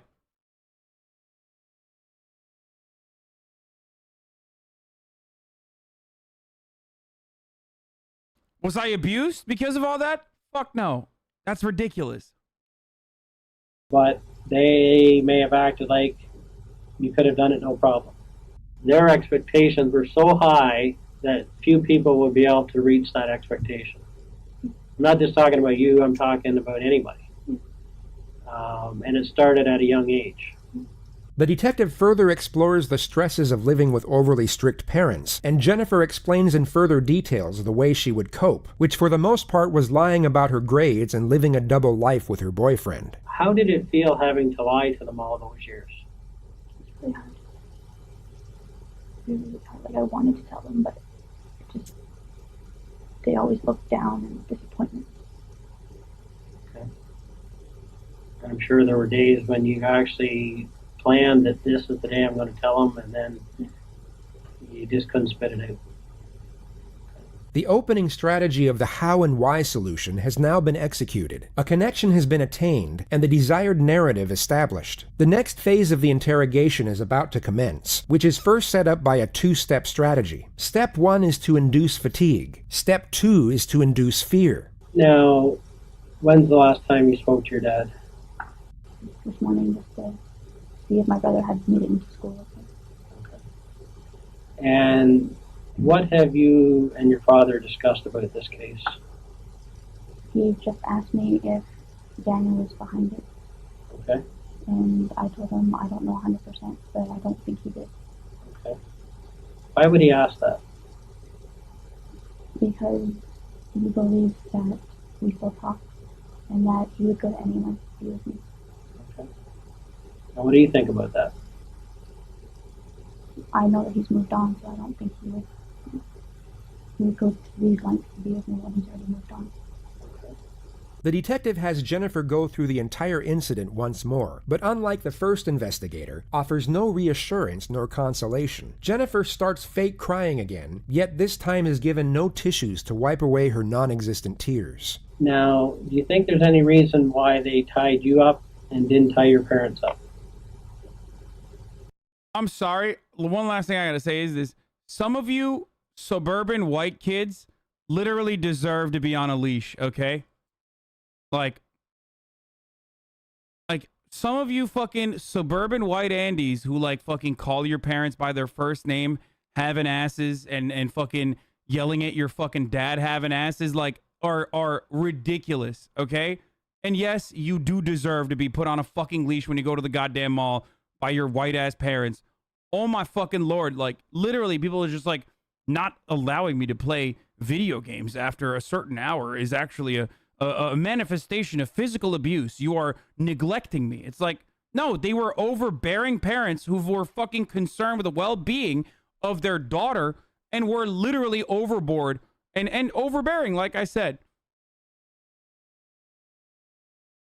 But goddamn, dude, like it's crazy. You call your mom by her first name? You think my mom's first name is Anne, which is mom in Turkish? I've literally never called my mom by her first name in my entire life. This is a hella conservative take, FYI. Yeah, dude. There you go. You fucking found me, okay? You found it. This is like, I guess this is where I'm conservative, and I literally think that it's the right way to go about it. Like, endless freedom to pursue whatever passion you want to and always build confidence. But, like, obviously you can't let fucking kids do whatever the fuck they want lest they turn into dumbasses, okay? God damn, like, I'm not advocating for fucking corporal punishment, but like, you're being ridiculous when you're like, hey, you need to fucking eat your goddamn vegetables before you fucking play Minecraft. And some of you literally are just like, ha-ha! That's it.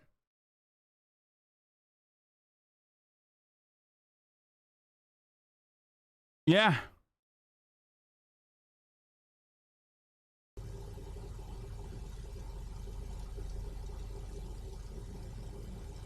I don't know. Does that seem odd to you?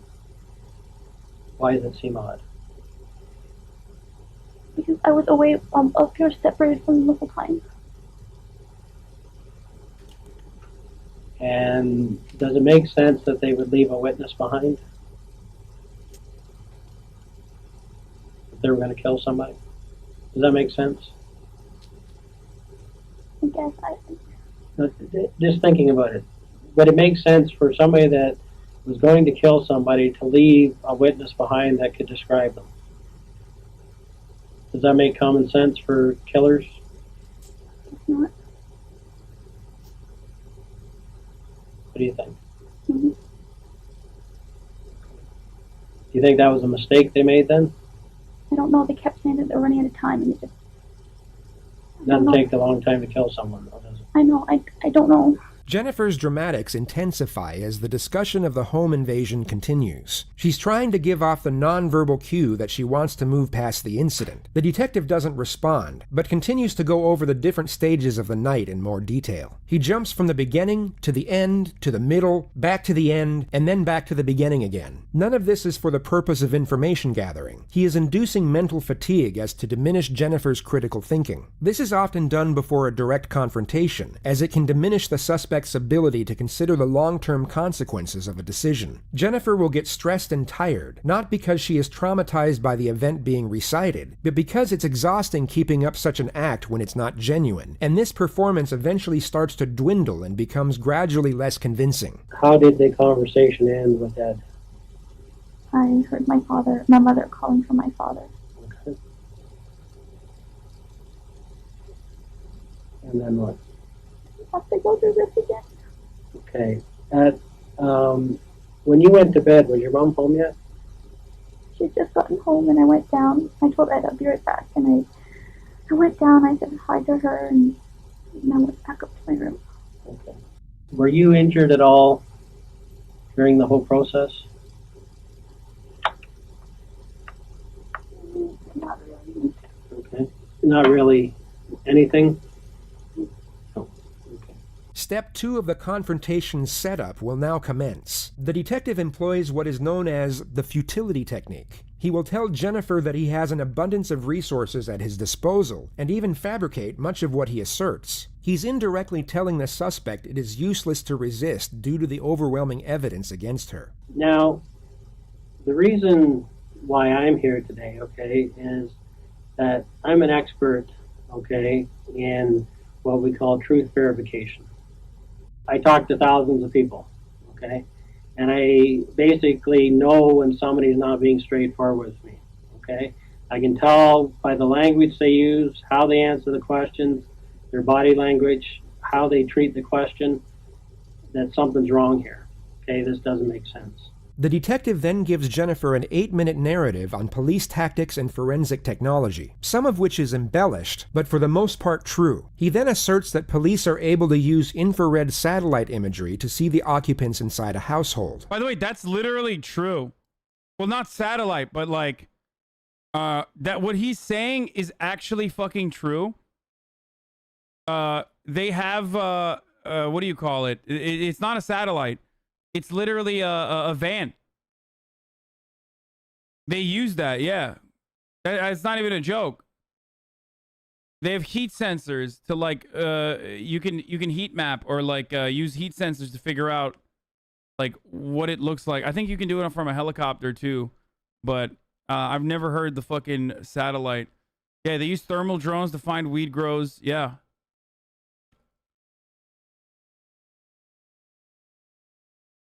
This is entirely false. And basically, if people... He goes, it's entirely false? No, they literally have that. What the fuck? Why did he say that, dude?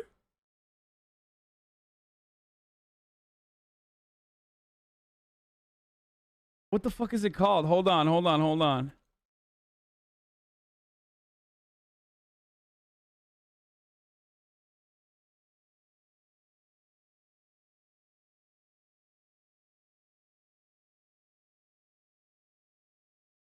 Maybe no, not because this is like in fucking however what year he wrote this in 2020.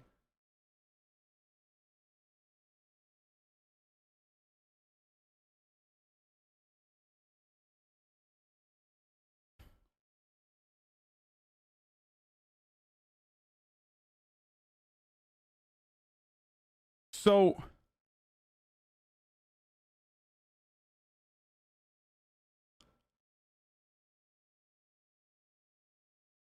it's not infrared thermal imaging.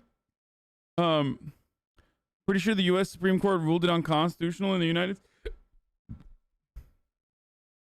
This guy's asserting that they can look at footage from the robbery. Oh, that's not fucking true. It's entirely false for this specific case, and it's not done through satellites. But yes, they do have, like, cops do have fucking what do you call it? Like Not to embarrass you, but I think you're thinking of GTA 5. Wait, that's crazy. Was I thinking of GTA 5, dude? That's wild that this is like one of many different kinds of equipment that cops have to literally figure out if there are people occupying buildings, dude. Like, damn, I guess I fucking got that from Grand Theft Auto 5, dude. What a wild thing that like I saw on Grand Theft Auto 5. Radar sees through wall raises privacy concerns. Use of technology that allows police to see inside homes of suspects has raised privacy concerns. Man, look at that Grand Theft Auto technology, dude. That's crazy that this is technological achievements only done in Grand Theft Auto. I already literally said that what that guy was talking about as far as a satellite is false. But they do have technology to see inside of a fucking house like this, or to figure out how many people are inside.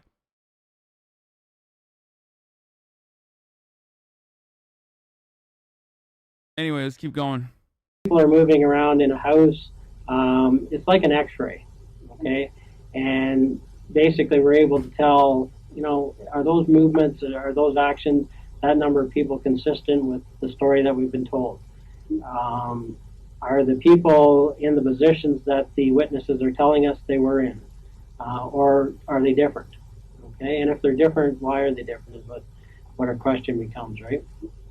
And so at the end of the day, okay, there's so many resources available to me that at the end of the day, I'm going to know if a person's telling me the truth or not. The detective is now about to initiate the confrontation, but first brings the entire setup full circle by reestablishing the notions of reasoning and rationale. The suspect is fatigued and scared, but still needs to feel the detective is on her side. Now, I can tell you that nothing surprises me in this job, okay? I am well aware that anybody on this earth is capable of making a mistake. Okay? I don't care who they are. I don't care if they're a priest. I don't care if they're a school teacher. I don't care what the situation is. Given a certain set of circumstances, everyone has the capability, Jennifer, of making a mistake, doing the wrong thing. Okay? The key, though, when I talk to people is when they made a mistake, okay, that's one thing, right? The key is to not keep making the same mistake. And to get that information out and get it off their chest. Okay? You understand what I'm saying? So at the end of the day, from this case, and I can tell you I've spent literally a week on this case, going over information after information, accessing all the sources, speaking to every other expert on the case. And at this point, Jennifer, I know that you've not been truthful with the police. Okay? You've not told us everything that you know, purposely. You've spent a considerable amount of time in the last 7 years telling half-truths. And I can understand why, okay? You've had a tough life. What's happened to you, to me, equates to abuse. And all the stresses that you've had and forced to lie, I can understand why you did it, okay? But you're in another situation here where you're under another tremendous amount of stress. And it doesn't feel good inside, does it? It breaks down the person that you are. Because at the end of the day, you're a good person. I know that. You've got a good heart. Yeah, totally, dude.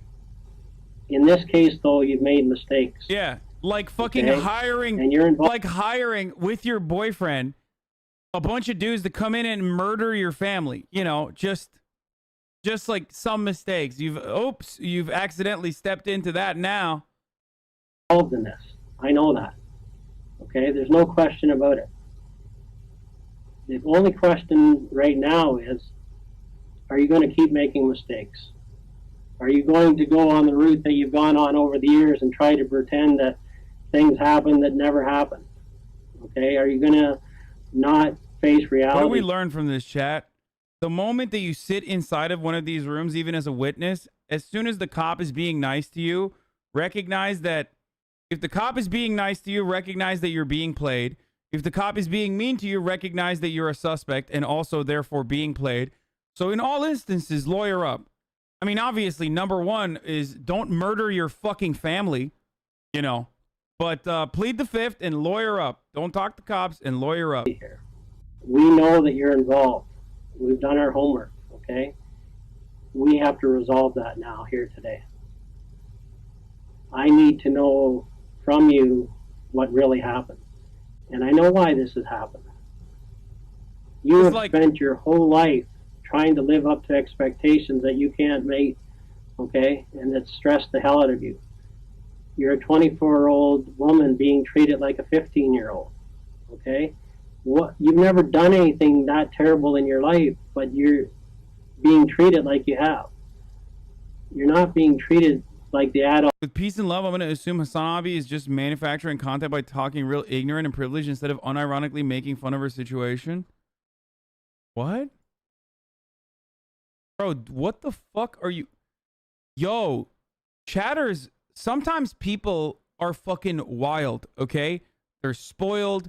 They're entitled. Not every single instance. Like, we are looking at edge cases, okay? We're looking at edge cases. We're looking at edge cases in the sense that, one, we're looking at cops being manipulative as fuck, but actually doing it for a completely closed, 100% open and shut case, okay? Two, we're looking at edge cases when, like, this is the indefensible people in the criminal justice system, okay? Like, there are indefensible people in the criminal justice system. Even, like, prison abolitionists have to agree that there are psychopathic murderers and serial killers and people who do stuff like this that are indefensible and also very difficult to treat. Okay? So not everything has to be a manifestation of traumatic experiences. Like, sometimes people just fucking snap. Sometimes people are spoiled. Sometimes people are narcissistic. Sometimes people have sociopathic behavior that they demonstrate. Like, literally fucking spending 8 years hiding some truths from their parents, which is fine. That's like, that demonstrates that, like, the parents are very strict, but she obviously took a very different fucking turn there. And then literally organizing a hit squad on their fucking parents. Like, maybe it makes it so, it makes it easier for you to, maybe it makes it easier for you to just, like, feel like, oh, it's definitely because, like, her parents were abusive and that's why, like, she went and facilitated this. But, like, you're being ridiculous, dude. Like, you're being ridiculous. You are literally talking about a person who is portraying themselves as a victim to a fucking cop right now in the midst of an ongoing investigation, literally a week after she fucking murdered her parents, dude. What the fuck is wrong with you guys, dude? What is wrong with all of you?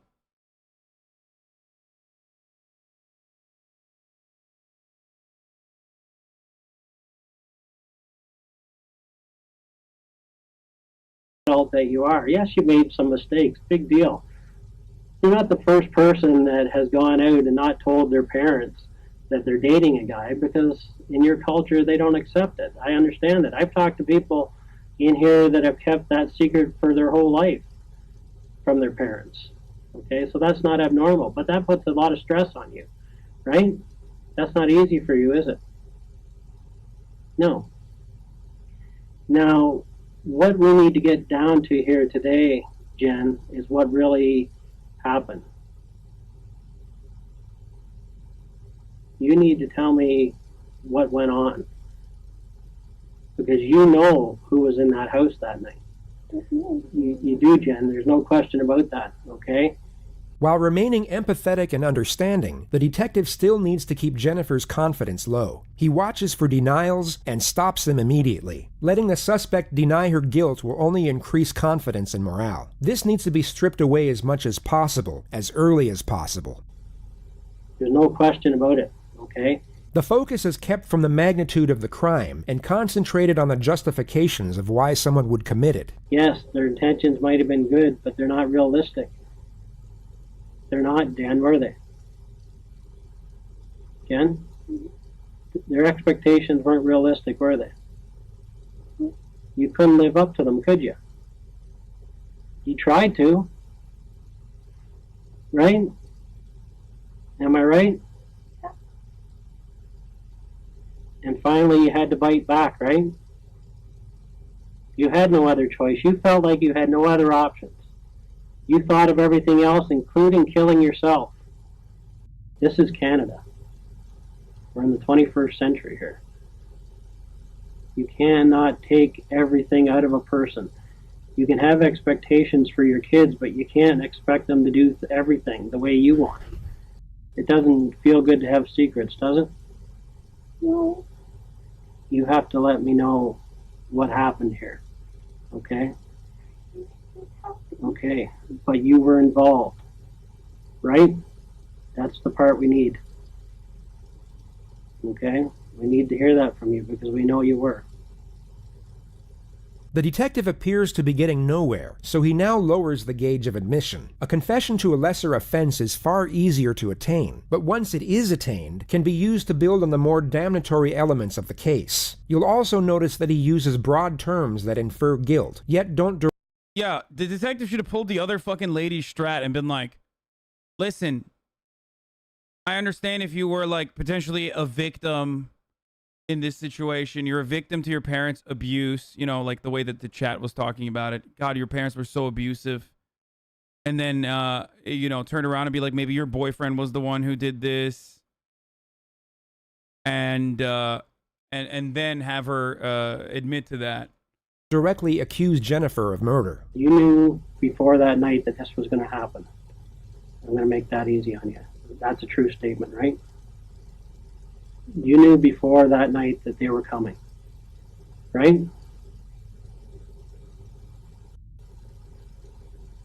Jen? It's not worth it anymore. It's hurting you.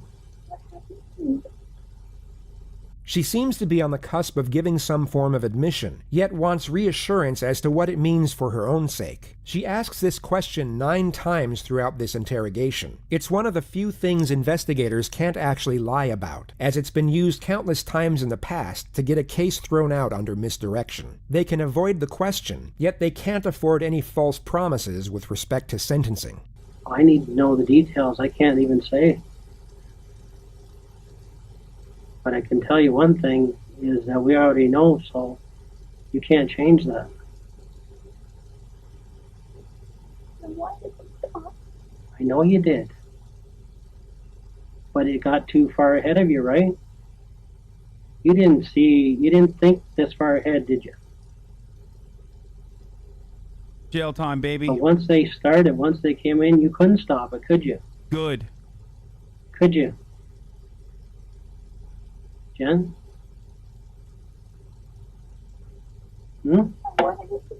I know. Why didn't they stop for you? Motherfucker's saying it's not funny. Y'all are crazy. But you were part of the planning, right? You were crazy. I need to recenter you have to all tell of me you. that part, and then we're going to work through it together. Do you know what I'm saying? You didn't want this. You wanted to stop it. You have to prove that to me now. Because at the end of the day, we have to stop this from happening to someone else. Right?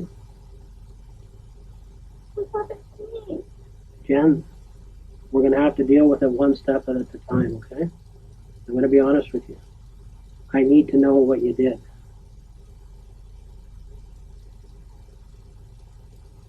And then you and I are going to work through this together. Because the most important part of this whole thing is that we do the right thing for your mom. Right? I am her voice right now. I'm working for your mom. That's my job. And I have to get to the bottom of this for your mom. Appealing to compassion isn't necessarily uncommon when the crime is first-degree murder, yet it can send a mixed message when a justification for the crime was a focus point early on. The detective takes his chance with it, which at first appears to work. Jennifer initially responds in a poignant manner, but you'll soon come to notice that her empathy, alongside her concern, is solely focused on herself. But we got to start. But what happened to me? Well, I don't know at this point, okay, because I don't know what you're going to tell me other than that you were involved, but I need to hear it. What this all was a last-ditch effort to live your own life, to be your own person, to make your own decisions. Look at all your friends. Look at all the people around you. Does anyone else have a curfew for 9 o'clock at 24 years of age? You had no choice here, Jen, I know that. And anybody else in your situation would have done the exact same thing. The only thing different is I would say that they'd have done it a lot earlier. They would have looked for a way out. When did you first start planning this?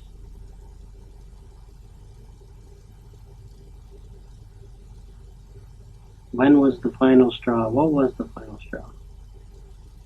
So that's what this is all about. Do you want to be a good person here? Jennifer knows exactly what questions to answer and what ones to ignore. Anytime a question is non-incriminating, she gives a response. Yet when they are incriminating, she remains silent. She is no doubt feeling the pressure, but still very aware of the situation and the potential ramifications of her words. Okay. And you know when a good person makes a mistake, they have to face that mistake, right? Right? What do you think should happen? I don't know. You're going to prove to people that you know what the right thing to do is. That's what is going to happen. That's what your mom wants right now. She's watching us here. She's wondering, is Jen going to make the right decision here? Is Jen, after all of this, going to come out on top doing the right thing? I'm here for you, Jen. I'm here for your mom.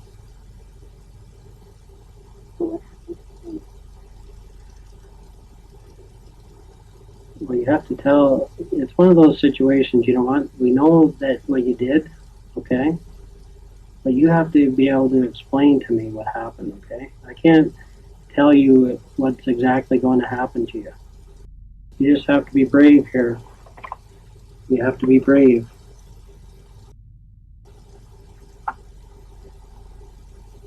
"3 hours, 20 minutes, and 26 seconds. The exact amount of time it took for Jennifer to display genuine emotion. The investigator would later testify this was the first moment the suspect was being authentic. He allows her to fixate on whatever thought brought this on, and remains completely silent for just under 2 minutes.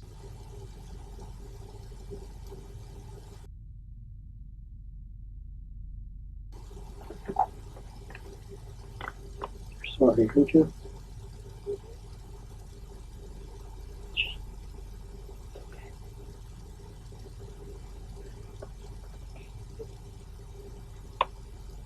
They were supposed to take you?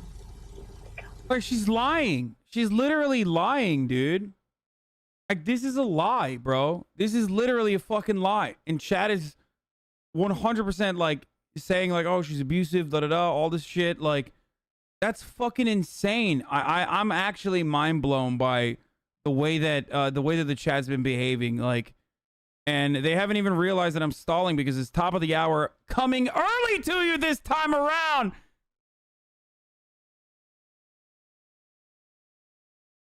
Running an ad break right now. You fucking sick freaks. There's people who've been literally calling it out 15 minutes in advance. Top of the hour every hour. It's time for a 60-second ad break.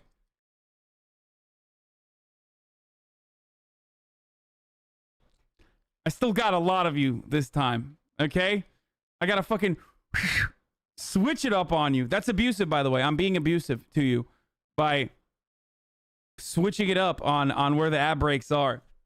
Now, of course, if you'd like to no longer see the ads, you can subscribe, use a VPN, ad block. You can subscribe for free with a motherfucking Twitch Prime.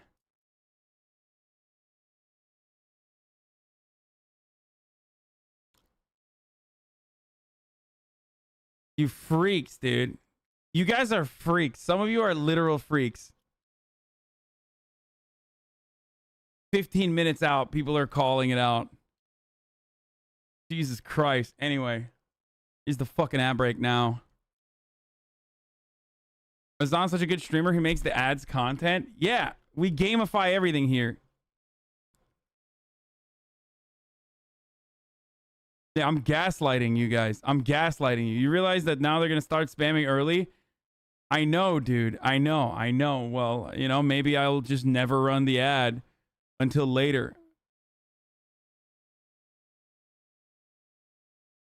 Why is there someone who keeps saying dream face reveal on Twitter?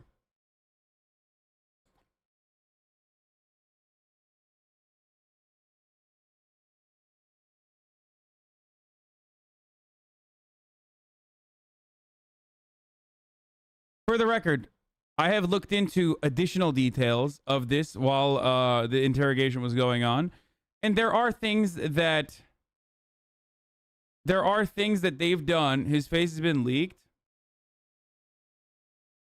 Oh, Jesus Christ. How the fuck did they successfully dox him? That's crazy.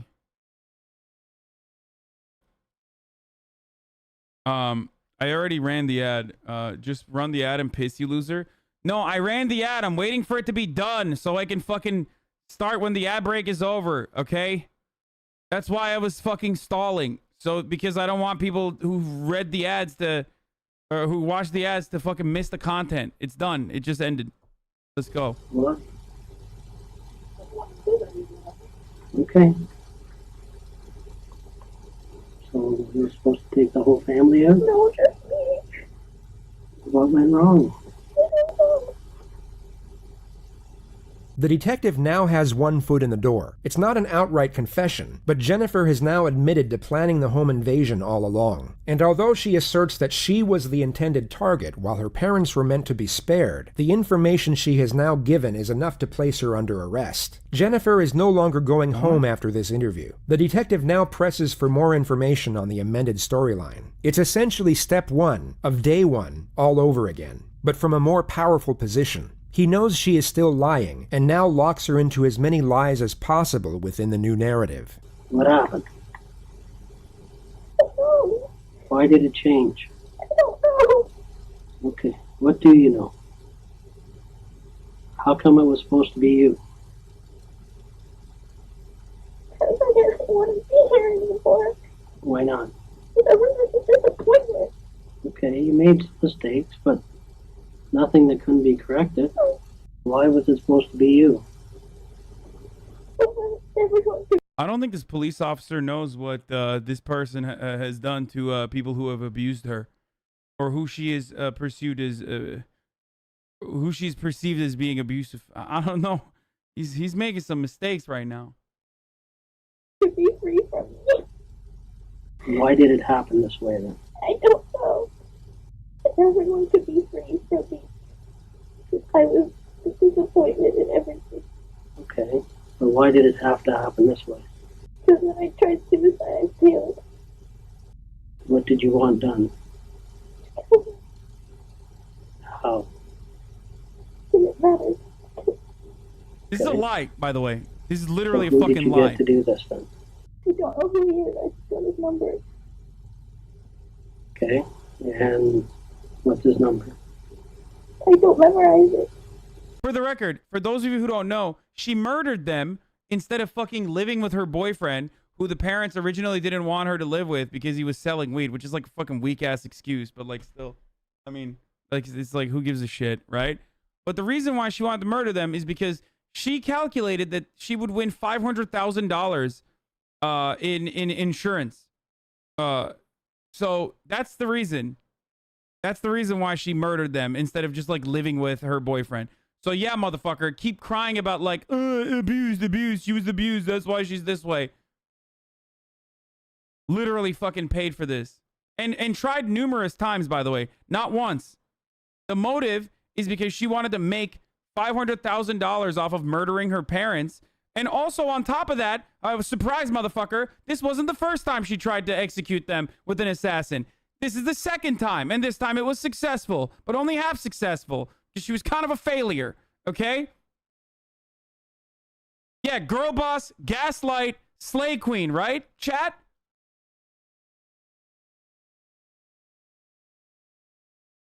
She's also lying currently.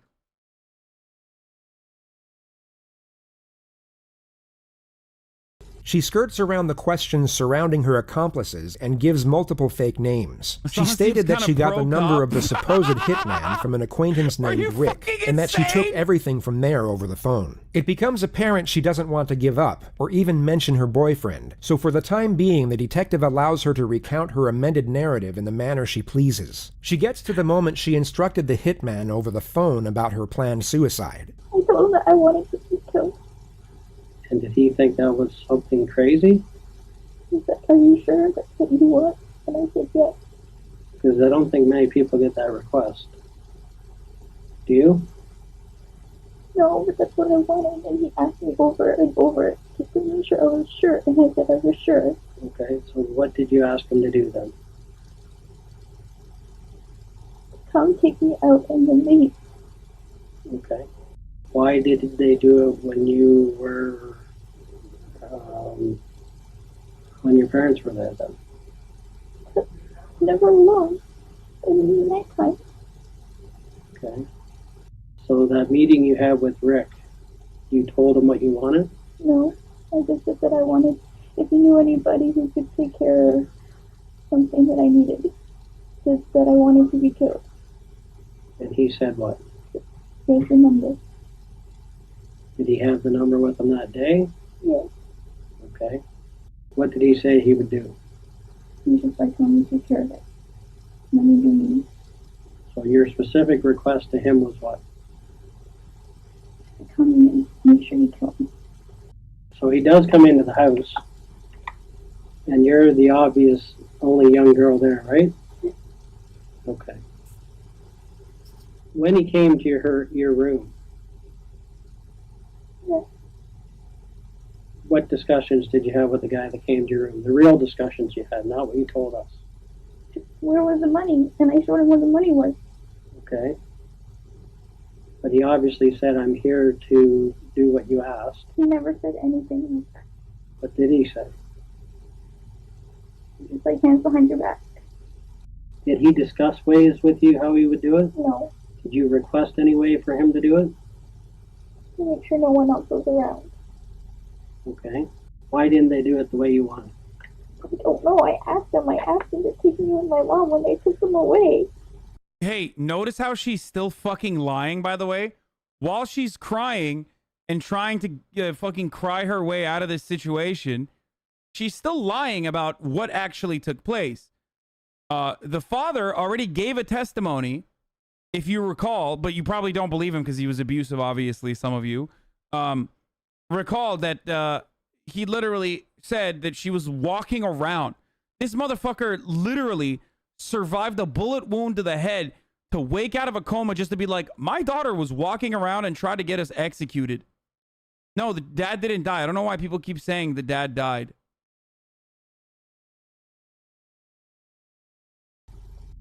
It doesn't seem to make sense. I know, it doesn't make sense to me. Because I was But it's seriously okay for the cop to coerce infer from her? It's just as manipulative as chest sending long message. Oh, fuck you. I don't think it's okay for cops to fucking coerce this much. Especially because, like, we're watching the only successful instances without recognizing the reality that, like, in a lot of instances, this kind of coercive, manipulative interrogation behavior, interrogation technique is straight up used to fucking, to get false testimonies all the time. All the fucking time, dude. False confessions all the time. Central Park 5, specifically when the victims aren't like rich middle class, you know, Asian girls or rich middle class white people, but instead poor ass fucking black kids. Okay, Central Park 5, again, reminding you guys that that literally happened in Central Park 5. So it happens to poor white people too. So this channel does have a good video on this, but I just want you to remember that, like, in more cases than not, this is used to get fucking false convictions. This is used to get false testimony. I just want to, again, remind you, because we're literally just looking at the successful instances of edge cases where people like you, where you go, they deserved it. They deserved it because they're like fucking caught dead to goddamn rights. Okay? close to me. Okay. Can you sit up for a minute, Jen? Okay, look at me. The detective wants an outright confession, and the second direct confrontation is about to commence. Only this time it will be a lot more aggressive, as he doesn't have to worry as much about the suspect locking up or requesting counsel. She is under arrest and going to jail after this interrogation no matter what. Look at me. Okay. What I do believe is that you went to somebody. And I do believe that night you paid them the $2,000. But what's not true is it was never for you. Okay, Jen, no. Okay, you went to this person and you asked them to do a job. And the job was for your parents.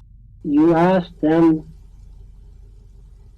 to do this job on your parents, Jen. Okay, let's be truthful. Okay, nobody's going to come there and get the wrong people. If you wanted to kill yourself, Jen, you're not going to pay somebody $2,000 to do it. I couldn't do it myself. Okay, but there's other ways, okay?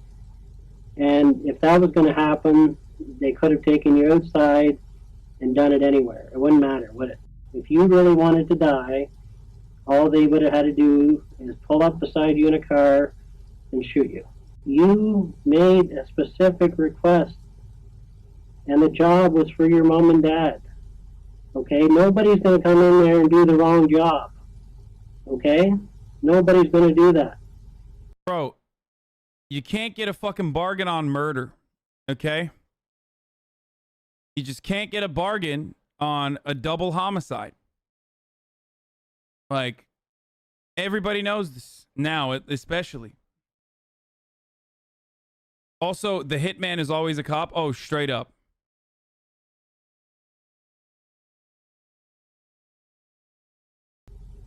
They came, you paid, and they did what they were supposed to do.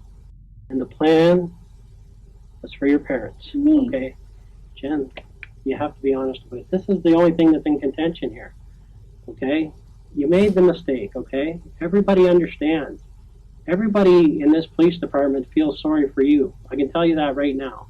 Okay? Because they've seen what you're going through. It's so obvious. Okay? That all this tension they put out, basically this is like a volcano, all right? And at one point, Jeez, it was this just is a Hitman cop video? Oh my god, we're watching that after. You erupted, okay? And you made a bad decision, okay? And once you hired this guy, there was no turning back. Now, in the original story, you said that you hid your cell phone, okay? If it was for you, you wouldn't have hid your cell phone. That would have never happened. So it's in conflict. It's not hidden. It's just I put it there naturally. Okay. It's what I naturally do. Okay, but you... Chat, he doesn't understand. Stop saying he understands. He literally is doing this to get a confession out of her. Oh my fucking god, dude. Stop, please. You said on tape that you hit it there. Chat is like literally, there's like dudes in the chat who are like, see, he gets it. Like, you're literally getting duped by this fucking cop, okay? Just like she is. And it's the same chat who was originally saying like that she was so stupid for falling for, or she was so stupid for fucking, self-reporting and shit. And that they didn't know about it. That's your language, not mine, Jen. All they wanted was so much success out of you, they were not even looking at you as a person. They were looking for a success story. This is extremely Instead manipulative. of just saying, whatever Jen wants is what's good for us. For the record. Whatever she's happy with. As long as she's happy in her life, I'm happy with it. If she wants to work at Eastside Mario's for the rest of her life, that's fine. If she wants to be a piano teacher, that's great. If she wants to continue figure skating, that's wonderful. Why would somebody shoot someone they didn't have to shoot? I don't know. I can't figure that out. And actually not shoot the person they're supposed to shoot? I don't know. That's what I'm trying to figure it out. Okay, why didn't you tell us this that night then? Because I was scared. Scared of what? Telling the truth? Yes. That I wanted to die. But Okay, listen, if you wanted to die, you would tell us everything because it wouldn't matter. Jen. If you really wanted to die, you would tell us everything because it doesn't really matter. Right? It does matter because the wrong person got hurt. And my dad is suffering. I appreciate that's what happened in the end, but that's what was supposed to happen. Okay? The good thing about this is your dad did live. And that went against the plan. If you could make this decision over, you would change it. Okay? You would change it. Right? Of course. If I knew who was going to get hurt, of course I wouldn't. Jen, you knew who was going to get hurt. That's the whole issue here. Okay, that's the whole issue here. You gave them the plan for your parents, right? That's all I need to hear. No. Jen, you did. No, and this is not going to go anywhere because I wanted them to kill me. Tell me what happened. I told you what happened. Okay, all of it. You did. Okay, all you have to do is tell me right now. Dude, he's so horny to get a confession that he's like, he's being super fucking annoying, dude. He's like, I know it's his job, but like, god damn, dude. Bill, yes, I made a mistake. Bill, yes, I made a mistake. This plan was for my parents. The detective gets no further admission from this point forward, so he leaves Jennifer alone for 3 minutes to play with her hair before he comes back and charges her with first-degree murder. Okay. I need you to listen close to me, okay, Jen? At this point in the investigation, okay, I'm going to be arresting you for murder, okay? Also attempted murder and conspiracy to commit murder. Do you understand that? Just have to tell me if you understand those charges. Just say yes or no. By the way, we've only watched like an hour and 27 minutes. She's been there for 4 hours and 23 minutes at this point. Remember. So what we're going to do right now is, do you have your own lawyer? No. No? Okay. Do you have a lawyer you would like to speak to that you know of? No. Okay. Would you like to speak to duty counsel? I just want to talk to someone who can help me understand. Okay, so who would that be? I don't know. So do you have a lawyer? You said that you were on my side. And Okay, I am on your side, Jen. Bro, she What would is you- fucking... Yo, she is such a fucking manipulative Andy, dude. She's not fucking... Dude. She is scary as fuck, dude. She's scary as fuck. What do you like to do? I don't have any idea what to do. Do you want me to call duty counsel for you? Okay. Okay. Or is there any other lawyer that you would like? I don't know what I need. Okay. So at this point, you wish to speak to duty counsel then? Sure. Okay. So what I'm going to have to get you to do is actually empty all your pockets on the table here. I'm going to make sure that they're making a call to duty counsel, and we'll line that up, and you can speak to the duty counsel in private, okay?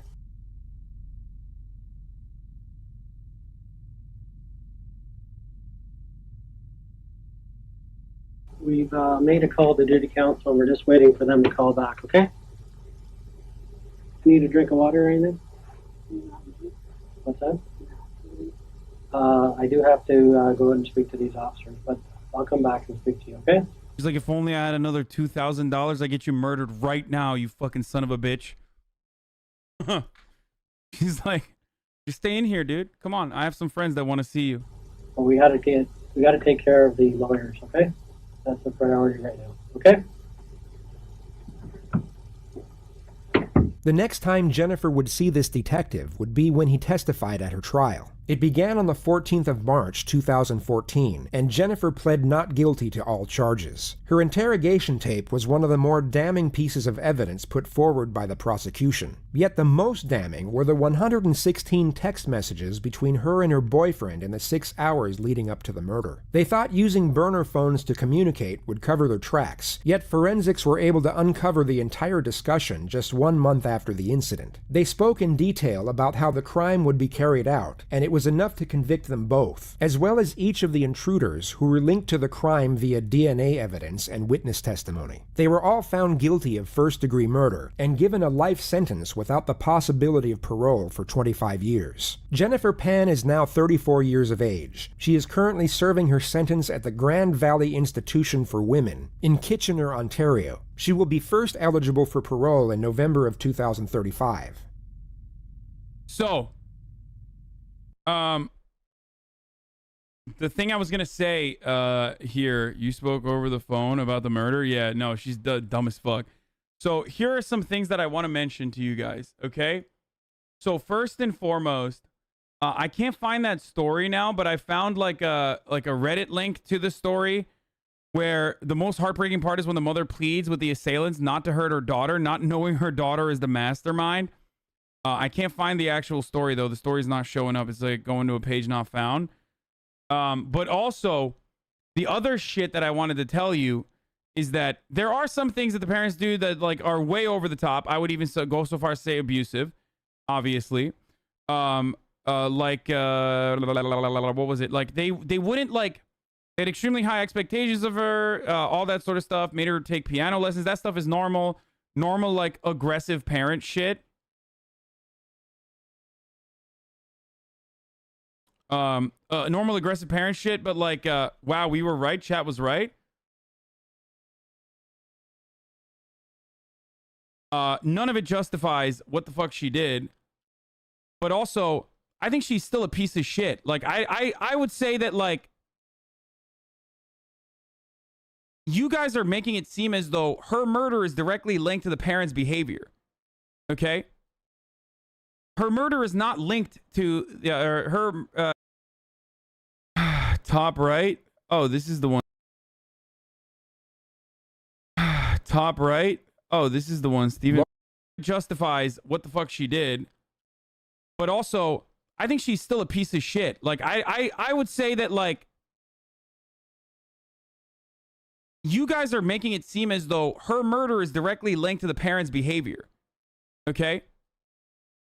Her murder is not linked to her trying to execute her parents are not linked even remotely to her parents' like behavior that you could even fucking remotely consider abusive. Okay? It's part of it. It literally is. You are wrong. That's what I'm fucking pissed off about. And guess what? You're gonna go back and act like you didn't just say that. It's part of it. It's part of it. It's part of it. She wanted a fucking insurance payout. You dumb motherfuckers. I caught you. You literally got into my fucking trap. I wanted you to get caught in 4 fucking K to say that her parents' abuse is the reason why.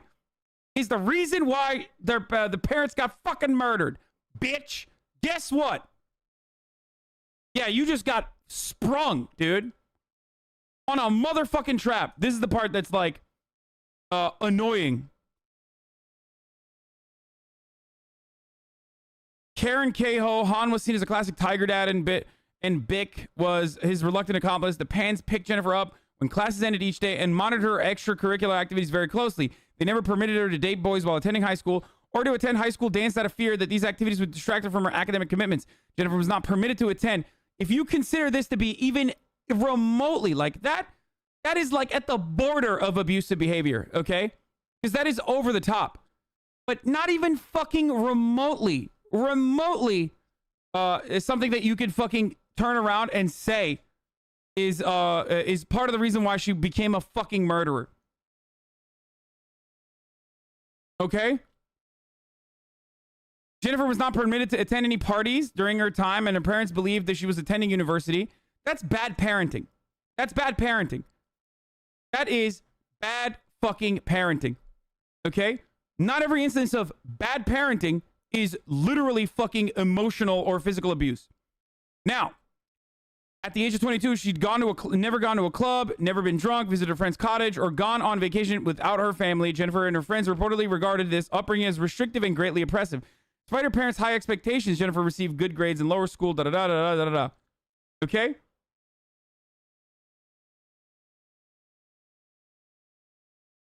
Now explain to me why her parents being over the top and overcorrective and overzealous led to her wanting to murder them for insurance money. Explain that to me, motherfucker. And trying twice to murder them. Not once, but twice to murder them. Bitch, that's my upbringing. My parents are still alive, though.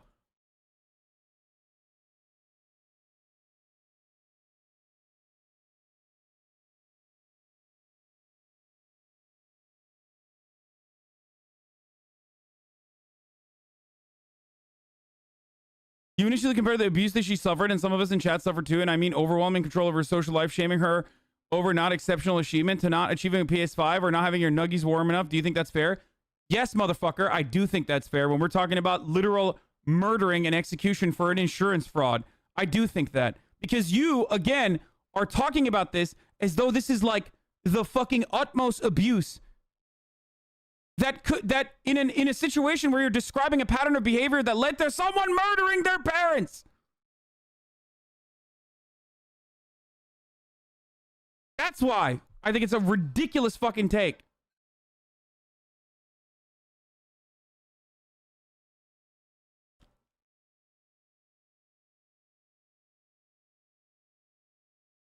Her parents loved her, chat. Her parents loved her. They did this because they loved her. She murdered them because she hated them, okay? Her parents didn't just do this because of selfish reasons.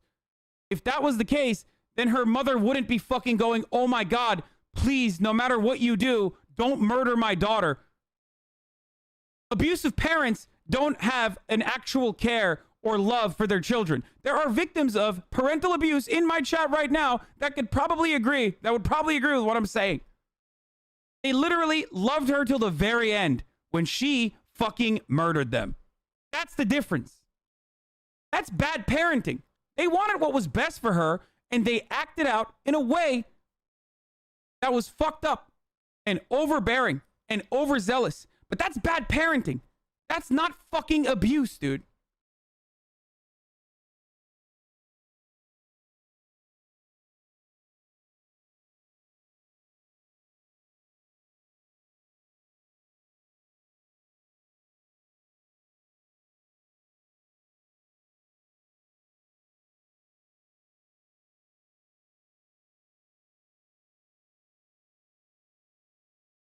They did not want her to date this dude Wong because they were like, oh, he's a drug dealer. You can't be around boys. You can't be around this guy.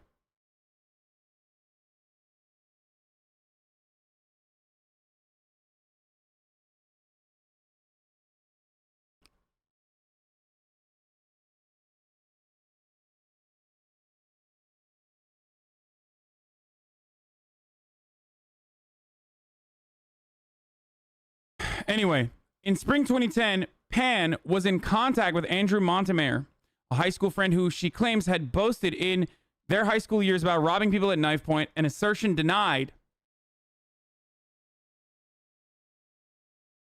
An assertion denied by Montemare. Montemare introduced her to Ricardo Duncan, a goth kid. Sorry. Whom Pan claims she gave $1,500 to kill her father in the parking lot at his workplace. Duncan alleged that she once gave him $200 for a night out, but that he returned it and that he rebuffed her when she asked him to kill her parents. Pan and Wong were back in contact at this time, and according to the police, came up with a plan to hire a professional hitman for $10,000 to kill her parents, calculating that she would then inherit $500,000. They planned to move in together. Wong connected Pan with a man, Lenford Roy Crawford, Jamaican-born, whom he called Homeboy, and gave her a SIM card and an iPhone so that she could contact Crawford without using her usual cell phone. Crawford contacted another man named Eric Sean Sniper Carty, who in turn contacted Montreal-born David Milvaganam. Crawford lived in Brampton. Milvaganam lived in Toronto, while Carty, who previously lived in Rexdale, Toronto at the time, did not have a fixed residence.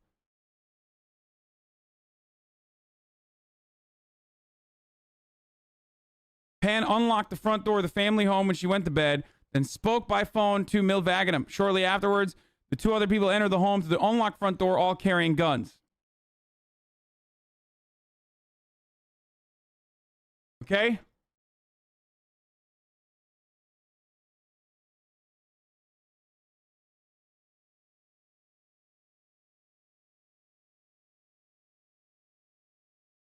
I feel like you guys are like discounting like actual fucking instances of abuse, especially among like Asian parents and Asian children as well. That's why they have such a fucking high suicide rate. When you turn around and you're like, whoa, oh, this was so fucking abusive. This was so abusive. What they were doing was so abusive.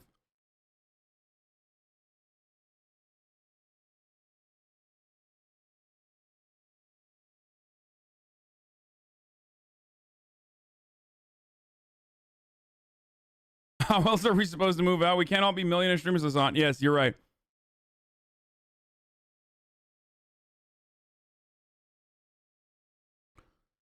Read the second part.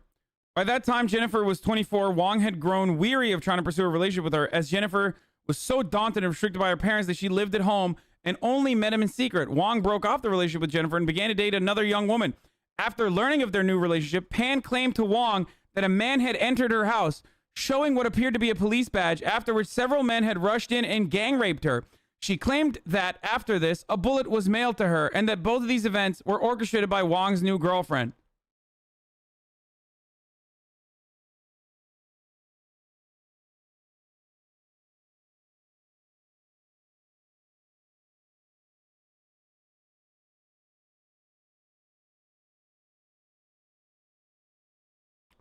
No, chat, keep telling me, dude. It's because they're fucking, yeah, I saw the fucking incredibly heartbreaking part from the father.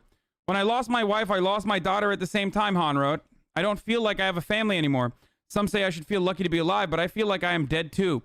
Han and his son Felix cut all communication with Jennifer after a conviction. Oh, by the way, there's a brother too, you know, who didn't fucking murder her parents, who are abusive, by the way.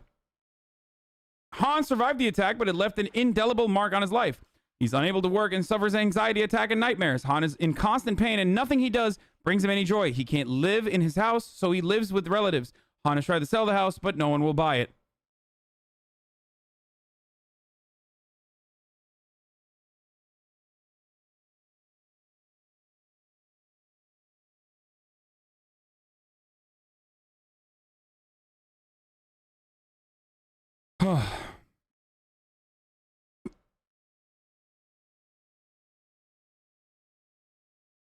She's literally demonstrated over and over again sociopathic behavior.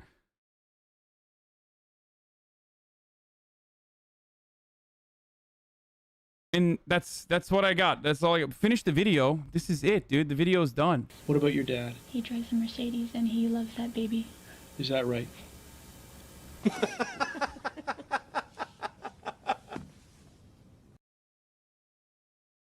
Top right. Oh, this is the one, Stephen Lauren McDaniel. had told her friends multiple times that she felt someone had been inside her apartment, and she also started getting an eerie vibe when she came back alone, especially late at night. It was as though she could sense something wasn't right, and she even thought about— Sammy, pre-watched them all? No, I probably clicked on them, you fucking weirdos. When you guys send me links, I click on them, and then I don't actually end up watching them, but then YouTube shows it as though I watched them. That's how it fucking works. I did not watch this. I have no idea what this case is. I don't even know if it's safe. Is it safe? This is the first video you clicked from chat? Okay.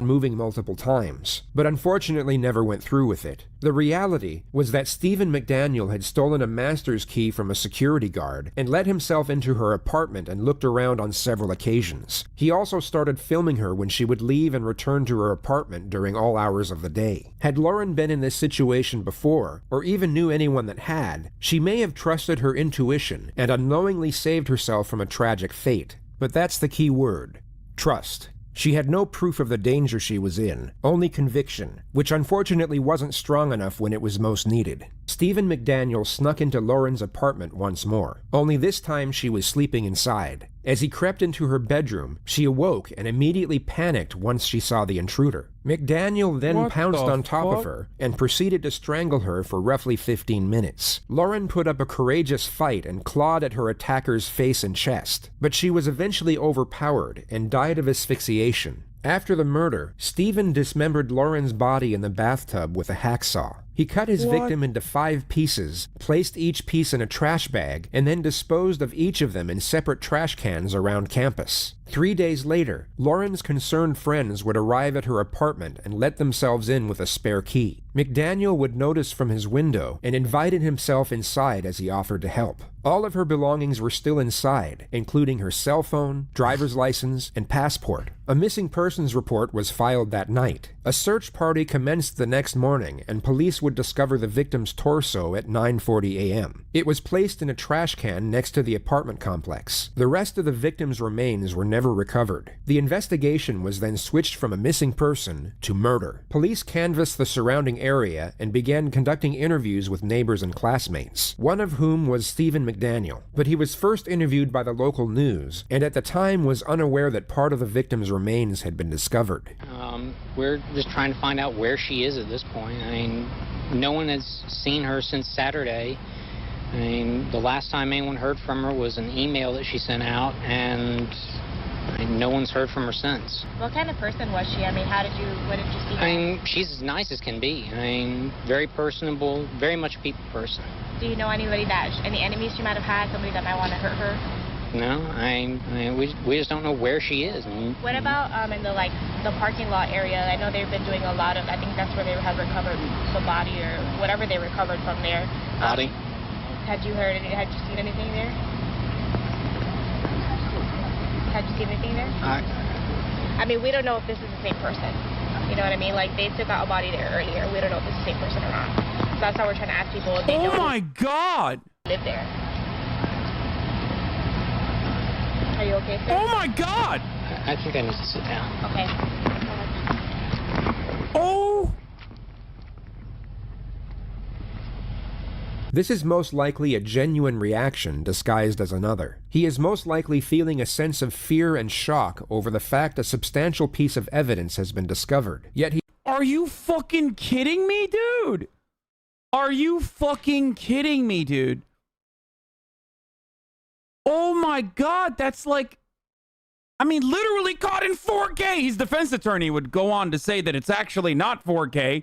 Technically, this is 720p. The cameras were not that good back then. Here you can see that it's actually black and white footage. So how can we really tell if he was distraught as a consequence of, finding out a piece of information that would eventually land him in jail, Your Honor?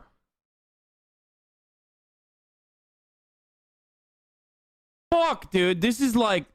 I haven't seen someone caught on camera this fucking hard since EDP 445, dude. Holy shit. I'm gonna run that back. I gotta run that back. I'm sorry. Do you know anybody any enemies she might have had, somebody that might want to hurt her? No, we just don't know where she is. What about in the parking lot area? I know they've been doing a lot of, I think that's where they have recovered the body or whatever they recovered from there. Body? Had you seen anything there? Had you seen anything there? I mean, we don't know if this is the same person. You know what I mean? Like, they took out a body there earlier. We don't know if it's the same person or not. So that's how we're trying to ask people if they know who lived there. Are you okay, sir? I think I need to sit down. Okay.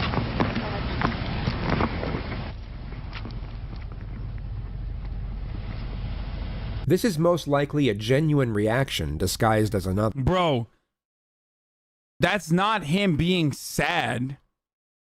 That's 100% him being worried that he just got fucking caught because this idiot, forgot, I guess, to, dump a piece of the fucking body.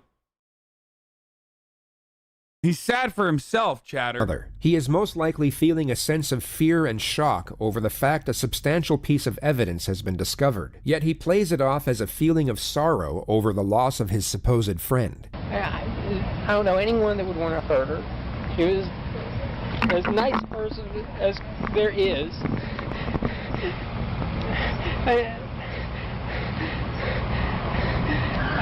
Was she moving soon? Did you know anything about her? Yeah, she was going to be moving out today. Why would anyone do this? Maybe I could have helped. I mean, they went in, we looked around the place, no sign of a struggle, no sign that anyone had broken in, just nothing. He was interviewed by police at 11:50 a.m. and offered to help in any way he could, yet came across as fidgety and apprehensive the entire time. There were two highlighted moments of the interview. The first was when Stephen asserted that he was a virgin, saving himself for marriage. The second was when the detective discovered scratch marks on his face and stomach, which he asserted were done by himself in his sleep. He at that point unknowingly became the prime suspect and was asked if police could search his apartment. Stephen reluctantly accepted and was then transported back to the complex with 4 other investigators. While searching his apartment, they discovered a collection of swords. Oh my fucking god, dude. Okay, dude. Well, I already fucking don't show me anything else, dude. All right. Of course. There it is. There you fucking go, dude. Of course. I mean, this is before Reddit, or not before Reddit, but like this is before like there was an incel murderer meta.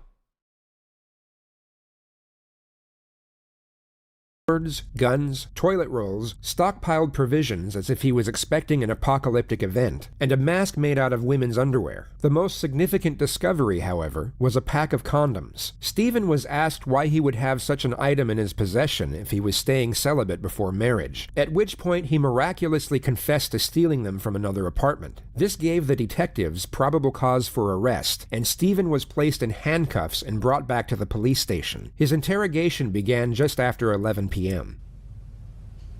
All right, brother. All right. I just got to ask you a few more questions. Okay. You came down earlier tonight. Me and you talked. All right. You don't have any weapons on you, do you? No. That's just you are. What's wrong? You know Detective Patterson, right? Yes. Do you remember? Put your hands up here. You remember us talking earlier tonight, right? Yes. You remember me earlier in the day? Yes. When we came down here and talked a little bit and then we left? Yes. Okay. The monotone dialogue and lifeless demeanor you see here reportedly started on the drive back to the police station, and the suspect's conduct throughout the entire procedure is not only mystifying, but almost impressive. This is one of the most extraordinary pieces of interrogation footage to ever reach the public domain. I need to know about this girl right here. You know her? Yes. Who is that? Lauren Giddings. Does she live next door to you? Yes. When's the last time you seen her? 2 or 3 weeks ago. Okay. Was you friends with Lauren? Yes. Look at me when you talk to me, son. Okay? The suspect has morphed himself into this abnormal and extremely creepy character. Whether it's a strategy or some sort of mental breakdown is unclear. But what's incredible is that it somewhat dictates the pace of the interrogation. The detective has just closed the distance and commanded eye contact, both of which are recognized techniques to increase psychological pressure. Yet the absurdly haunting manner in which the suspect turns his head and fixes his gaze unnerves the detective to the point where he becomes the one to look away and reset his posture. This essentially never happens in interrogations, as— Oh my fucking god, he mogged him, dude. He broke the detective's frame. That's a Sigma male, boys.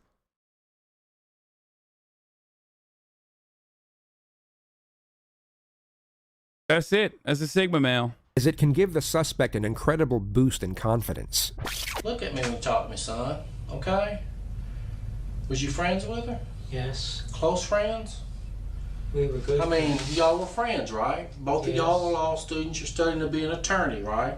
Yes. What kind of law do you want to... Oh my god, he broke him, dude. He literally broke him.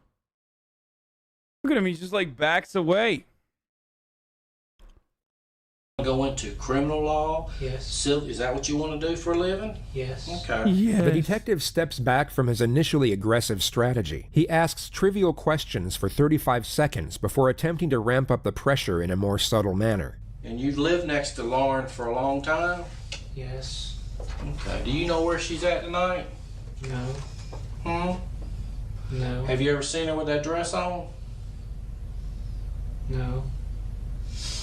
You have no idea where she's at? No.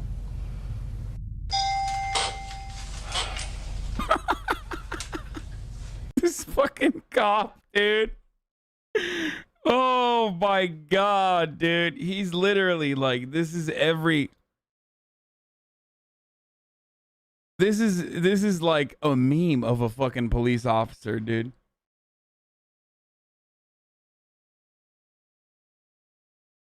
Hold on now, gotta pick up a fucking phone call here.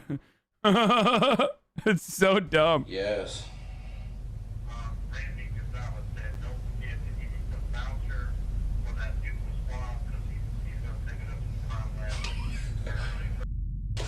Look, just tell me what happened, brother. I don't know. Dude, he has not stopped looking at him. What the fuck? His arms don't move.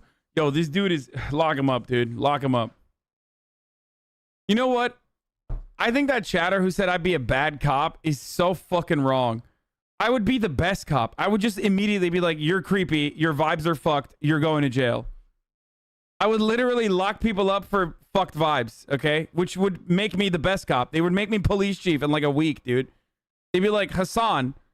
Well, I mean, my name wouldn't be Hassan. They'd be, Hank, you're so good at vibe checking, motherfuckers. Like, you would literally, you are now the police chief.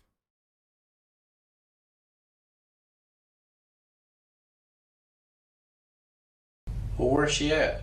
I'm asking you for your help. I'm a detective, and I'm asking you for your help. Can you help me? I don't know. What do you mean you don't know? You can't help a friend out? I don't know what you need. I need to know where Lauren's at. I don't know. Do you even care that no one can find her? Yes. I mean, I don't know, do you? Yes.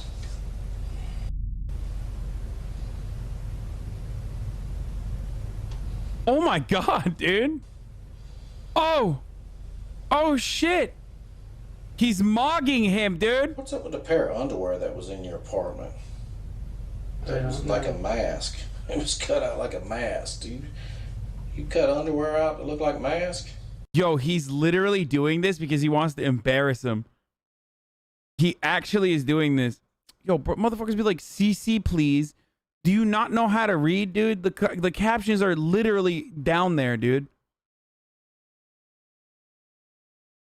Anyway.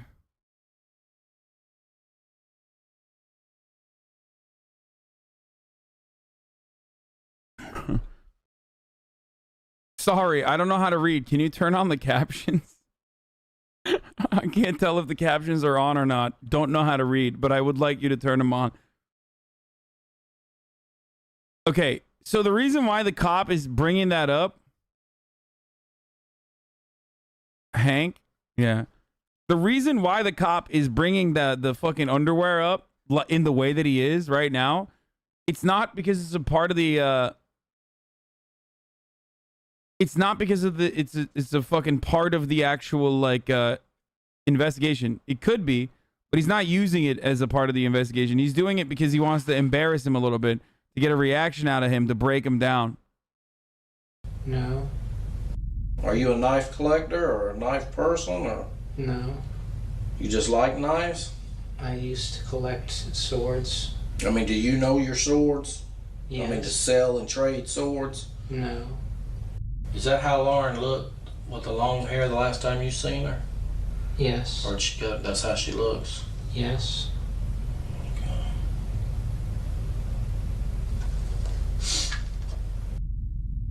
I mean, earlier today, me and you sit here and talk normal. What's going on with you now? Why are you acting like this?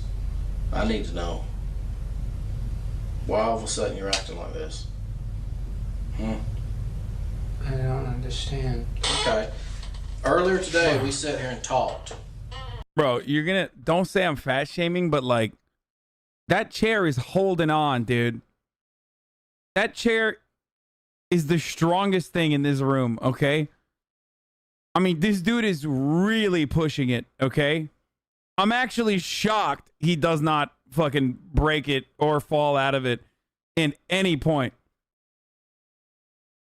I mean, he's like not sitting normally on it. You know what I mean? Like, even if he wasn't tubby, the chair would still have a hard time holding him up. But now you're acting like you don't know what's going on.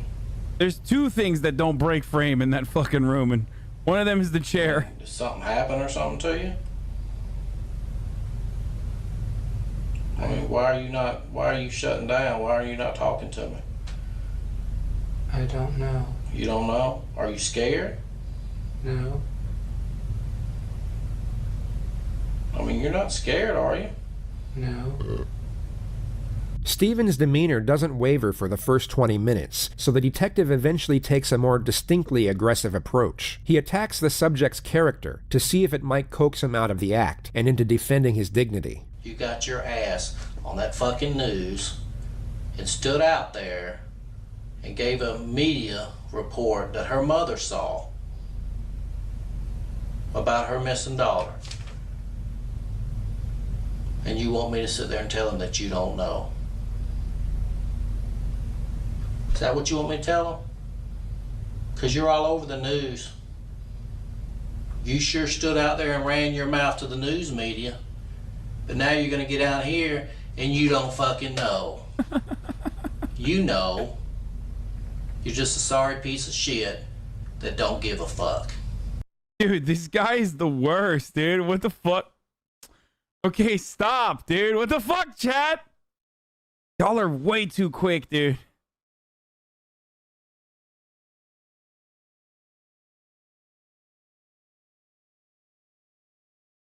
You really gonna go to the news media?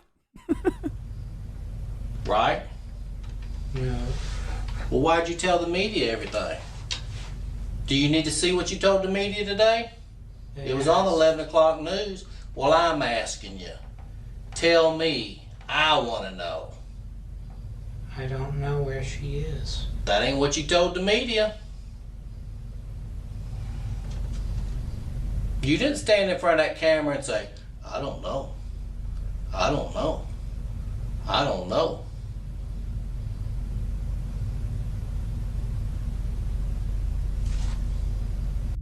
I need you to tell me what you want me to tell her mother. And then I won't ask you another thing. I'm not going to tell her mother that you don't know, because her mother saw you on the news tonight. And she cried all the way down to Macon. Because you had the balls to get on the news and tell everybody everything. So this little act that you're doing right now. Did I missed it, I guess. What did he say to the media? Like, did he admit to doing the murder to the media? Is that what it is? Everything. No, but like what? Why is he saying he told the media? Why'd you tell the news media everything? Ain't working with me. Okay? So you need to snap out of it and tell me what the hell happened so we can move on. I don't know. Well, how many times you gonna say I don't know? How many times you gonna say it? If you did something. This one's called being a big ham technique, okay? Where you're just being as big and as ham-like as possible. And really, you don't even know if it's gonna be successful or not. And it doesn't even fucking matter. You're just throwing fucking darts at a goddamn board. Kind of like when I do segues to start the ad break at the top of the hour. Every hour. And not a single one of you, not one person knew that it was coming. Yes. Yes. Oh. Yeah, it's not at the top of the hour, bitch. Let's go, dude.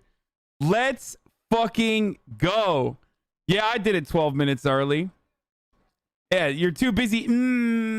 Let me find another meme that streamer will take a look at and laugh. Woo! Top of the hour, baby.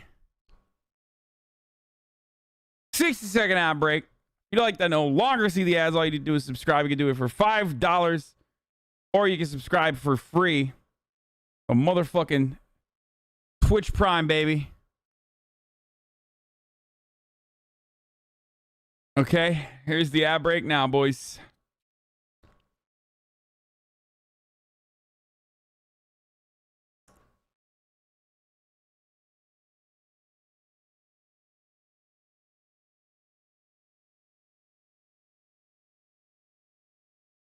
So much fun, dude. Multiplayer ad poll. What are you excited to attend once vaccinated? Twitch will reward 5 bits to the creator for your vote. Sporting events, concerts, happy hour, parties. Okay, I'm gonna take a look at what the fucking ads are. What the ad. 184 votes. 350 votes. 551 votes. 739 votes. 1,000 votes. 36% said concerts, 30% said parties, 60% said happy hour, 18% said sporting events. I said, what did I say? I said concerts won.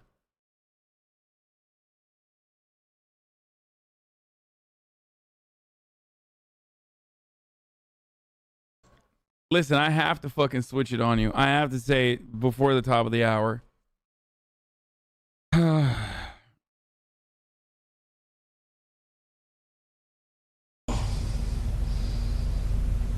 That you regret. You need to let me know. Subscribers have no idea what I'm talking about. Those who see ads now, like Twitch changed it. Ads are like multiplayer ads or some shit where they like make you fucking answer a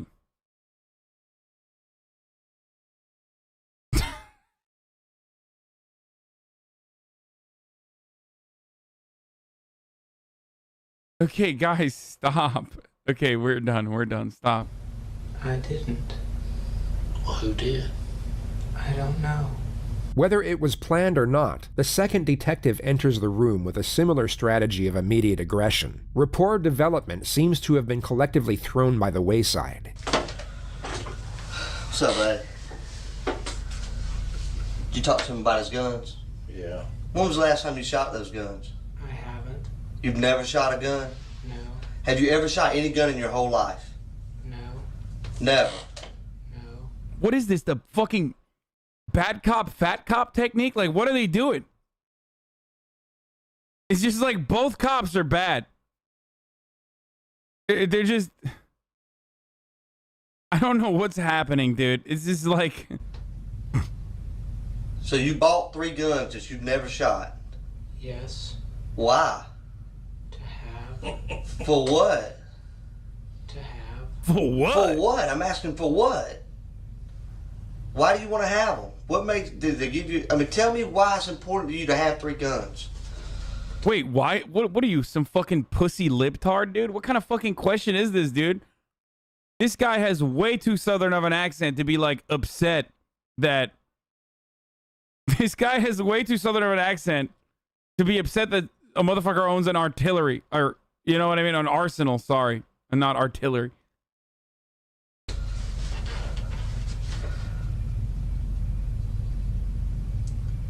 That's an easy question. Come on, talk to me, buddy. Me and you talked all day today. We ain't had a problem communicating. Why is it important for you to have 3 guns? Why do you only have 3? What the fuck's wrong with you? You should have at least 15. Do you not know? No. You say you don't know where Lauren is, right? Right. You told me earlier you and Lauren were friends, right? Yes. How would you describe y'all's relationship? She was my friend. She was your friend. What did you ever do things for her? Did she ever do things for you? What did she ever do for you? We talked. We talked. What y'all talk about? News. The news? Okay. How many times have you been in her apartment with her hanging out? I don't know.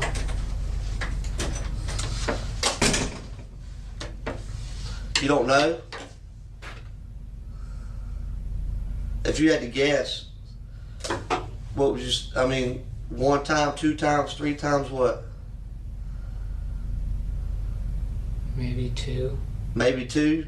See, if I had only been somewhere twice, I could remember that. If I had been there over 50 times and you asked me how many times I've been, like, I don't know, a lot. But the fact that you've only been there twice, when I say how many times you've been there, you say you don't know, that's just odd to me. Does that make sense to you?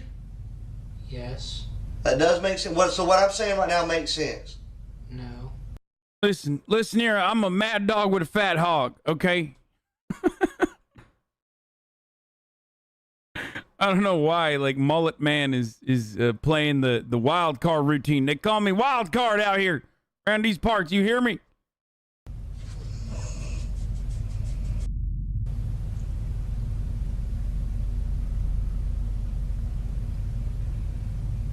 Lauren's missing. This pretty little girl right here, your neighbor, she's missing. Much like Detective 1, Detective 2 now valiantly moves in for the psychological charge. He closes the distance and locks eye contact. His physical demeanor, alongside... At that point, didn't the cop already know that, like, they found her fucking body?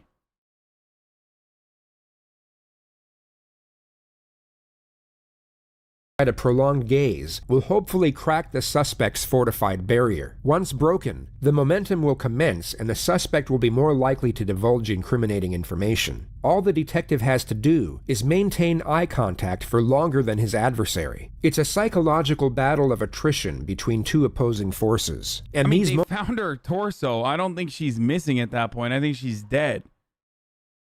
So I don't know why. Oh, it's not confirmed that it's her body at that point?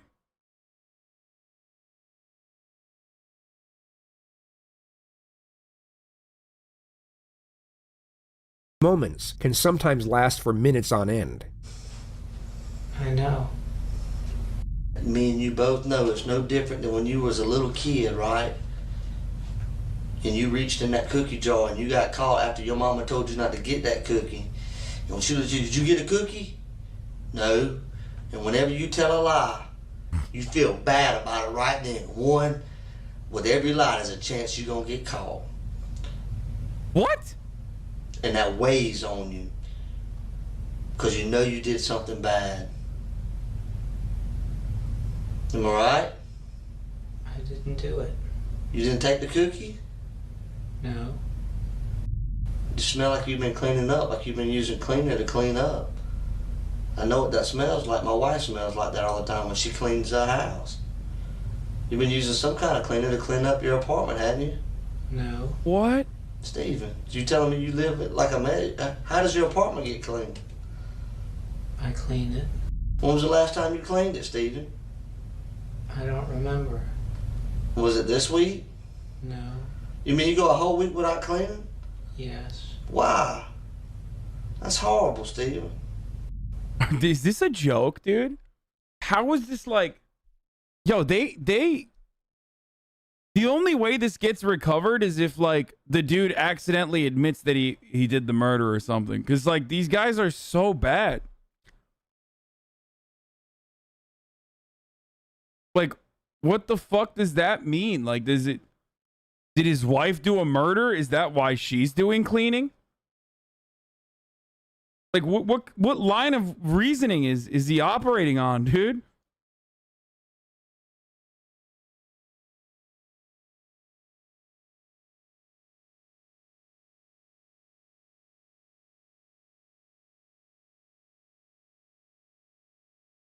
My wife's a murderer. That's why I know what cleaning smells like. She cleans every time she does a murder.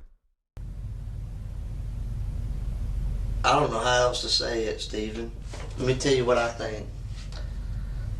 I think that she was a friend of yours. Look at her right here. I think that she was a friend of yours. And I think something happened, Stephen.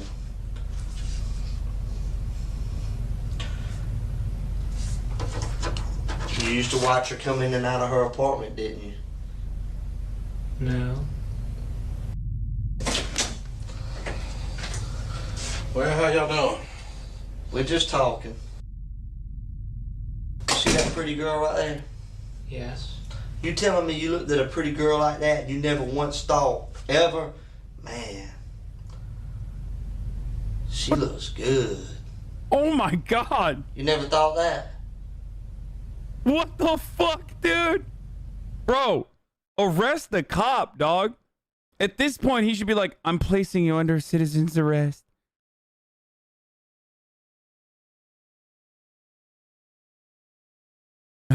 This one's called the rape culture technique. Yeah, this is a pretty elaborate method where the cop acts like a rapist himself.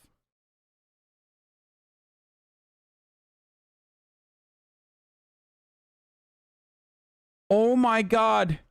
Oh my God, the other cop literally went, got food, and came back with a big gulp, dude. Oh my God, this is a meme, bro. This is literally a fucking meme. This entire interrogation is a meme, dude.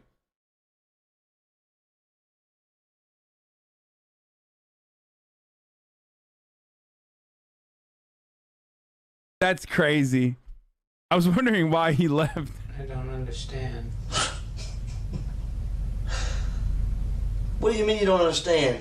You know how when you're sitting there, you see a girl walking down the road, and you say, man, that girl looks good. You ever see a good-looking girl down the road, you think to yourself, man, that girl looks good? Yes.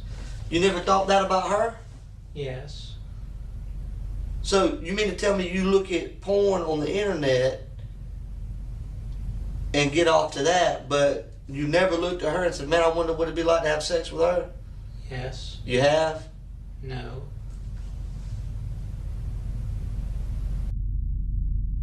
Stephen.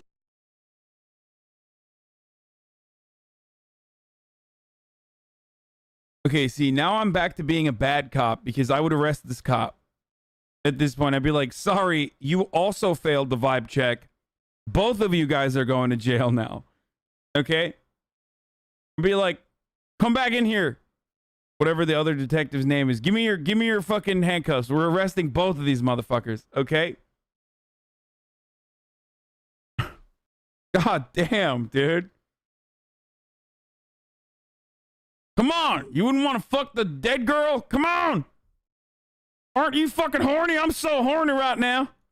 And this is hard, buddy. I know this is hard. And I can tell it's on you. You want to let it go. I mean, it's obvious what he's trying to do. He's trying to get her to be like, yeah, I found her attractive. Like, I desired her. Like, I get that he's trying to do that. He's going about it in the worst way possible.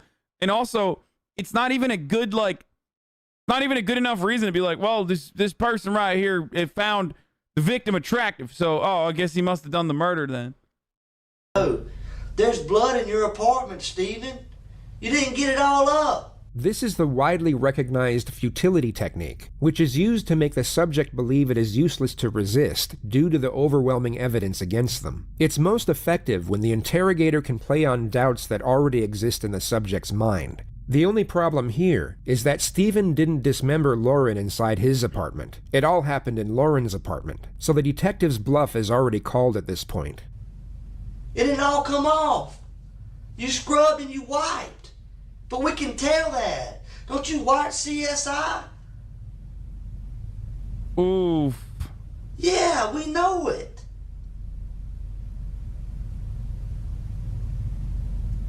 Stephen, why is there blood in your bathroom? The detective now completely shifts his strategy from confrontational and aggressive to sympathetic and understanding. He attempts to create a connection and then afford Stephen a more socially acceptable reason for the crime. Bro, this is so bad. He's like just throwing, dude. This, I suspect, is like closer to what most of these look like.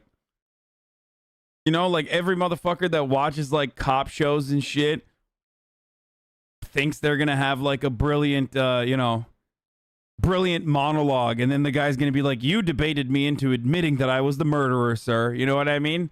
And it's like, this is the reality, though. Like, this is how it always works. Yeah, we saw the blood, motherfucker. And then, like, come on, I get why you'd want to fuck her. Come on, she was hot. She was a hoochie mama. I'm a mad dog with a fat hog. I thought we established that. You know this.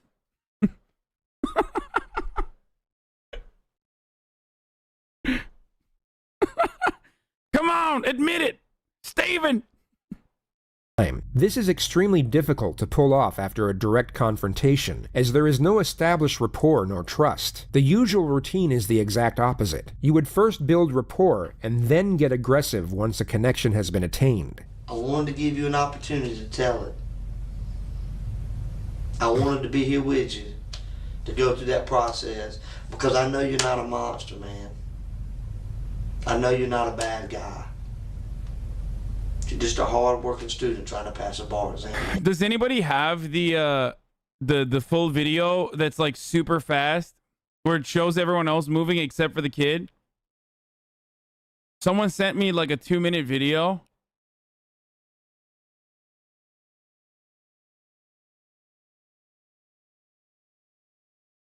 Oh, it comes up in the end? Okay. You ain't got a lot of support from your family, do you? Yes. You do? The strategy fails at the first hurdle. Stephen immediately shuts down the afforded sympathy and reasoning behind the alleged crime, which was the concept of unsupportive parents. But the detective now attempts to roll with it. A lot of people can't say that.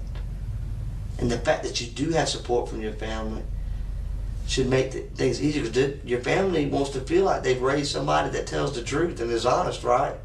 Yes. Did you hurt that girl, Stephen? No. Have you ever hurt anyone, Stephen? No.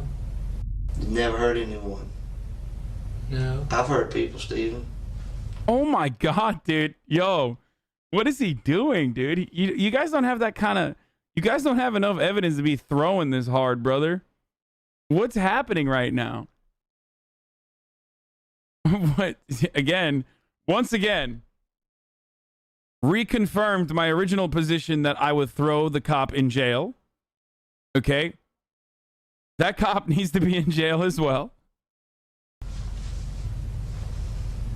I've made mistakes in my life. Oh my God. Even though I'm going to say you've never hurt anybody. Sometimes people get mad and they say things they don't mean to say. It hurts. You never kicked a dog or a cat? The lead detective then asks non-confrontational questions for almost 30 minutes, which is most likely to see if it will change the suspect's demeanor and the manner in which he responds. But it doesn't. Stephen maintains the same lifeless disposition which he has now kept up for almost 90 minutes. You know what's crazy? I was talking to people that he works with and everything. They talk about how he's always expresses himself. But he don't know. He's very talkative. Stephen, they say you're so talkative, buddy, that you always so friendly. You stop in and say hello, and you talk. Why is it that you're acting so short with us tonight? If you have all this character and personality about you, why is it that everything that we get from you is yes, no, or I don't know? I don't know. Why are you acting like this, Stephen? You see how I'm able to talk in complete sentences? Like we're having a conversation, but the only thing you're bringing to the table is a yes, no, or I don't know. Stephen, did you hurt that girl? No. Would you tell me if you did? Yes. Have you lied to me at all in this interview? No. Yes, you have, Stephen. When was the last time you did laundry? A few weeks ago. You ain't washed clothes in a few weeks? Yeah. Why? Bro, this dude spends his entire life on Reddit. No shit, he hasn't fucking washed his clothes in a few weeks. This guy does not understand, dude. This is a Sigma male that he's talking to, okay?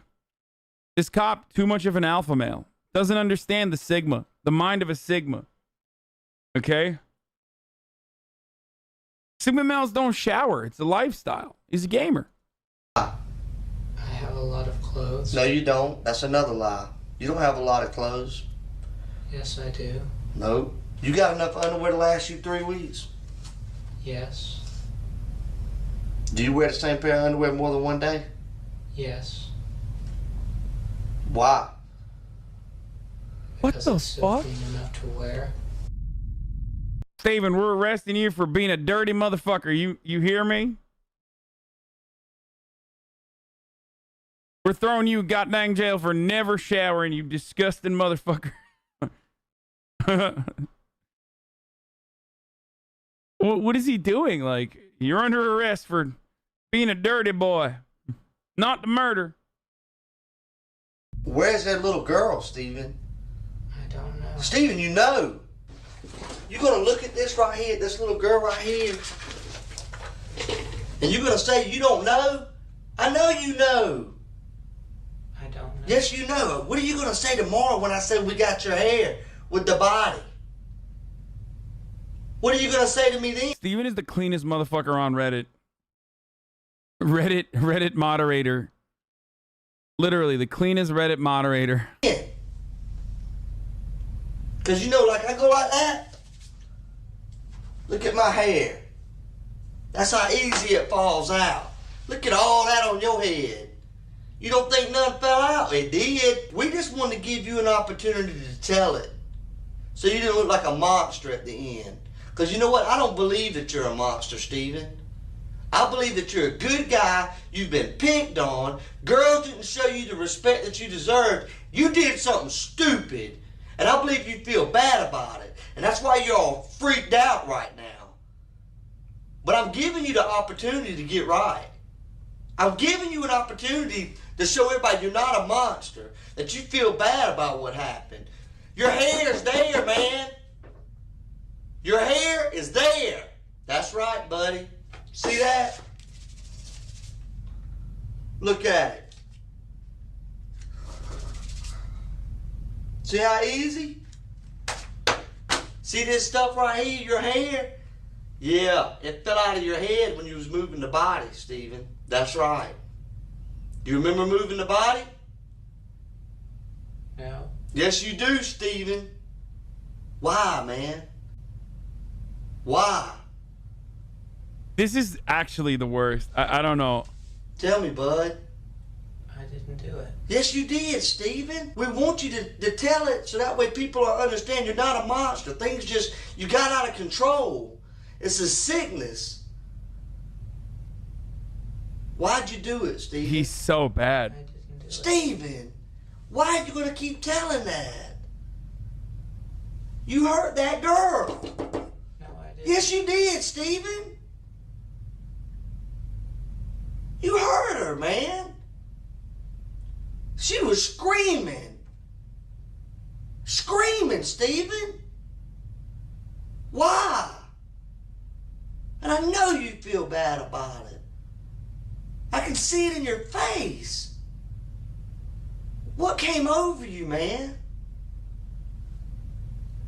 What happened, Steven? I don't know. I know you don't know. You couldn't control it, could you? I didn't do it. Steven! They still... Bro, at this point, I'd just be like, dog, just give me a lawyer. Like, just give me a lawyer because I don't want to fucking hear you anymore. You know what I mean? I don't want to... You just keep fucking badgering me over and over again. I don't want to hear my own name be uttered one more fucking time.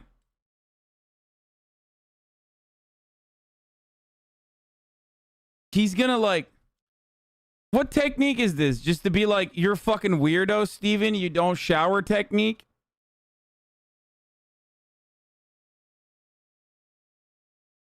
Your hair and take it over there? They didn't, did they? That's right. It's all sinking in right now. For the record, remember what this convo looks like versus what the other cops, the convo between the other cops talking to fucking Michael Dreshka, okay? Or whatever the fuck the dude's name was. the murder from the previous story. That's the motherfucker who's trying to get a conviction, doing a horrible job at it, and like, but definitely is convinced that he's the murderer. The other cop watched camera footage of this guy doing a murder and is like, yeah, I don't know. He knows, is what you're thinking. Steven, I don't want it to be a game between me and you. I know it hurts, and I know you're not an awful person and you want to tell it. Your hair was there, Steven. We've all known it all along. We wanted just to give you an opportunity to tell what happened. Did y'all have sex? No. Did you try to have sex? No. You think about having sex? No. Liar. What kind of man doesn't think about having sex? You said earlier you like girls, right? What? Yes. You said she's a pretty girl, right? Yes. What'd you do to her, Steven? I didn't do. Don't lie to me. What are you, gay? This is called the homophobia technique.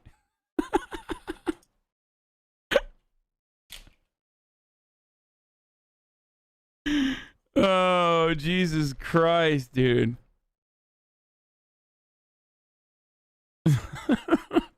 Do anything. You're lying. You hurt that girl. No, I didn't. Sure it did. And that's why you're having this massive meltdown right now.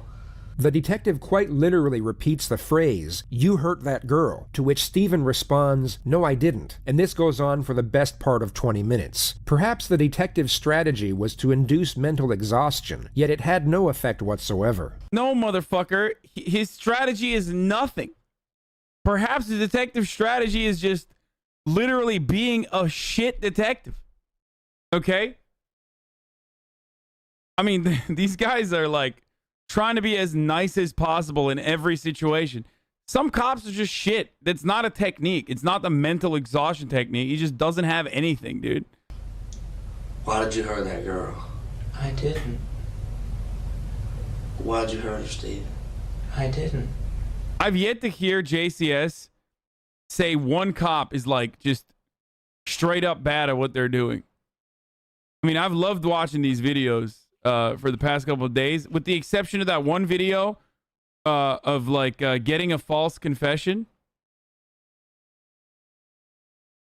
He very rarely is just like, this cop is just dog shit. You hurt her, Steven. No, I didn't. Yeah, you did. I'm gonna take this from me. You don't deserve to look at it. What? Just stay right here, okay? Okay. I appreciate all your cooperation tonight, okay? Okay. I appreciate your cooperation. Bro, he literally broke both of those cops. Imagine getting broken by a motherfucker who's wearing slides, dude. He's wearing, his knees are exposed. Okay, he's wearing shorts and slides. And he broke both of you adult asses, dude. That's crazy. Officer Stewart's statutory has been defeated. What's up, M. HUD? Oh my God, he's still not moving, dude. Get the fuck out of here. All right, we're getting ready to go. I just need to discuss a few more things with you. The lead detective now abandons the pursuit of any sort of admission. He instead proceeds to belittle and humiliate the suspect as much as possible. It may have a tactical purpose, but it's more likely out of frustration, alongside the fact he is certain of the suspect's culpability. I know earlier today you told me you stayed home all weekend, right, in your apartment? Yes. Did anybody see you? Did you talk to anybody over the weekend? Were you on your computer all weekend? Is there anything I can look at that Bro, these guys are just being racist towards gamers, okay? Like, they're straight dunking on him for being a fucking loser shut-in, dude. Now, this is tactical bullying. This technique is called, I'm fucking bored and I'm gonna have fun with this guy who's creepy. That's what this technique is called. I can say he couldn't be involved because he was on the computer, or he was online on a porn site, or he was online doing college work, or anything that would exclude you as being involved altogether. I mean, did anybody see you this weekend at the house? Did you go out to get a newspaper? Did you wave to a neighbor, or you just locked yourself in all week? Yes. Nobody saw you? Are you so blinded by ACAB that you're willing to defend any sort of psycho murder at this point? Will that make you feel better? Like, as though I'm, like, defending some fucking weird incel psycho? Like, these cops are horrible at their jobs, okay?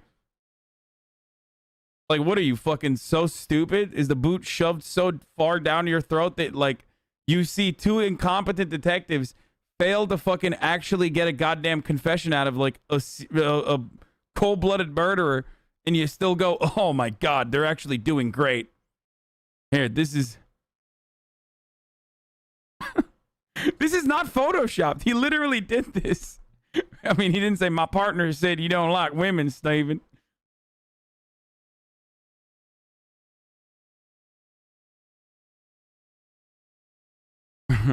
Hey, yo, look at my cop, dog. I ain't going to jail. Because you know what it takes to be a cop? Shut the fuck up. Yeah, I do, actually. Just slam your head against the wall a bunch of times until you're fucking dumb enough to qualify. God damn, dude. Watching these videos, like, actually brought out some real fucking over the top, like, pro cop Andes in here. Jesus Christ. Listen, motherfucker, I admit when, like, a detective is actually doing really well. Like, I admit that. These guys don't deserve it. Oh my God. He said, can you do this, Steven? Look at me. Look at me. Look at me, Steven. Can you do this?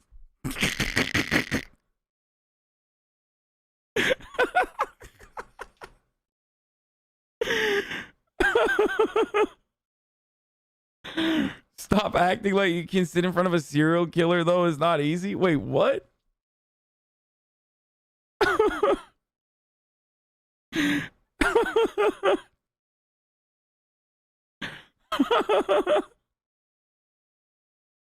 Steven, look at me.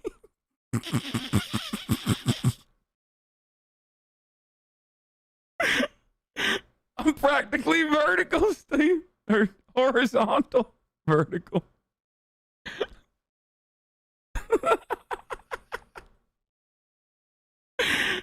Oh, sorry. Come on, Steven, try it with me.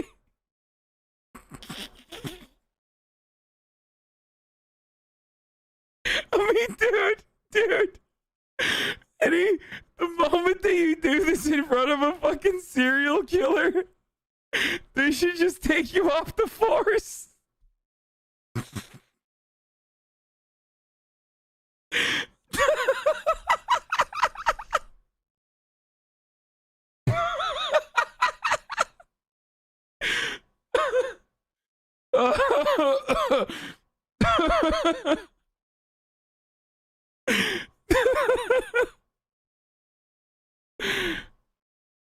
Oh.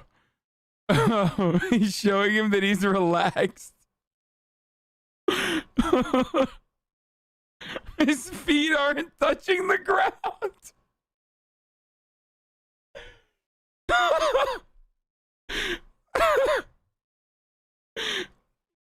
Look at his feet. His feet are in the air, dude.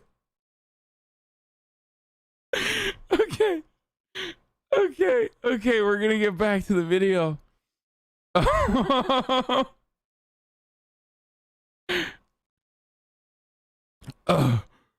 Okay.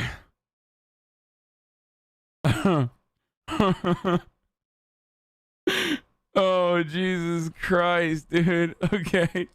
No. I mean, what do you just stay in the house all day? Yes. I mean, what do you do all day in the house? I mean, you've always done that your whole life? You don't have no friends? How can you go your whole life without a friend? I have friends. Where they at?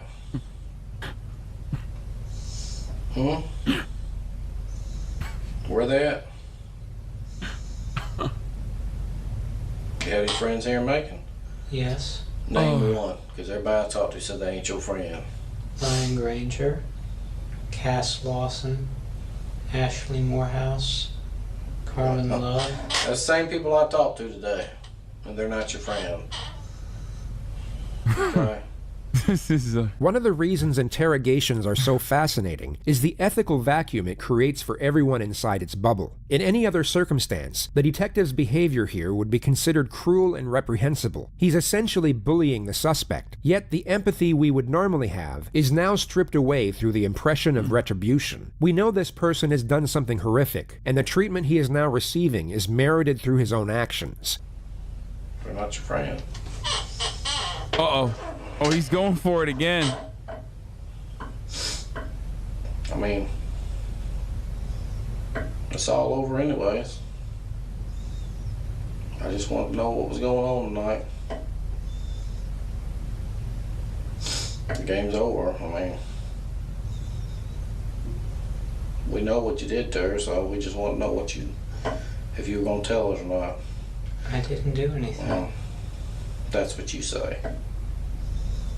But we know different, so you're fucked either way. Oh my God. We already know. We know you killed her. We know you put her body in the trash can. The news media knows it. Glenda knows it, your mother. Your sister knows it. Your sister's husband knows it. The one that used to beat your sister. He knows it. What? You know what he said? He said he's a crazy motherfucker, is what he said when I called him. That's your own family calling you crazy. Nobody wants to see you.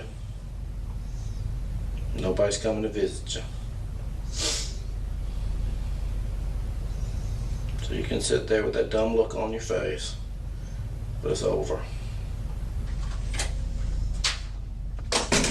So how did they end up, like, getting anything out of this?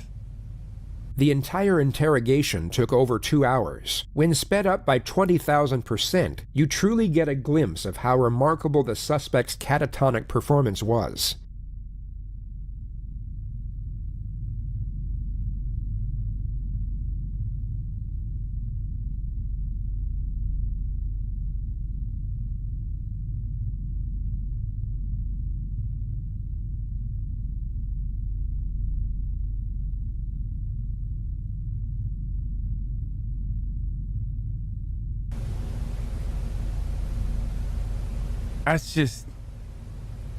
His mother came to speak with him soon after this moment, and although he maintained his innocence, he immediately snapped out of the zombie-like character. It's difficult to interpret the reasoning behind the performance, whether it was a pre-planned strategy, improvised in the moment, or some type of psychological breakdown is unclear. But whatever it was, it evidently seemed to work, as the interrogators got nothing. The suspect's behavior was so abnormal, they were essentially at a loss with what to do, or where to even start with a specific plan of attack. The evidence, however, was irrefutable. Hundreds of pictures of Lauren were discovered on Dude, thank fucking God, by the way.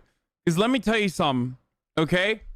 If it were up to those two detectives, like, trying to get a confession, this dude would be walking free to go out and do murders again, okay?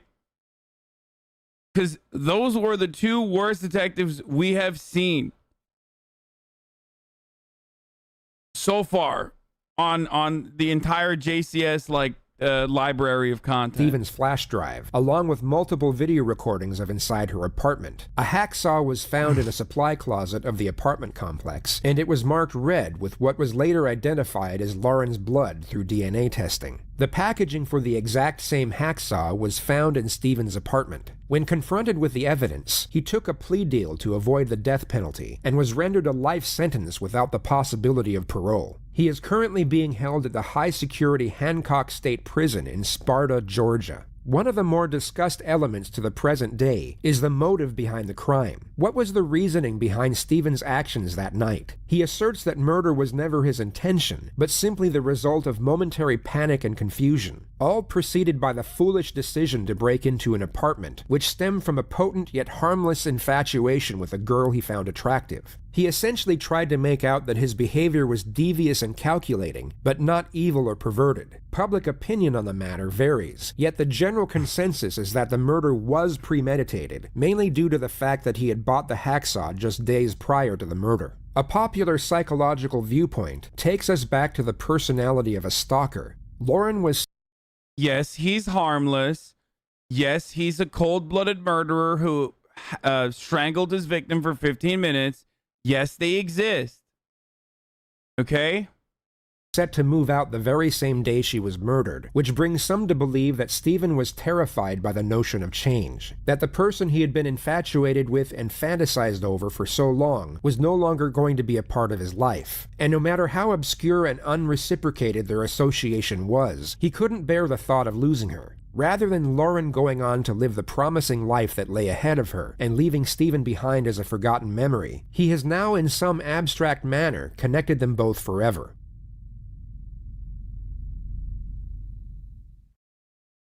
Good to be back. Hope you're doing well. This is the 6th and final installment of my Stephen McDaniels commentary.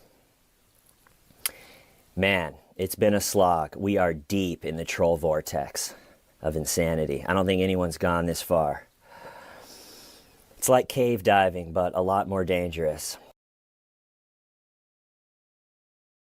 Okay, what was the other one that you guys wanted me to watch? Guys are, oh my God, some of you literally, again, like I said,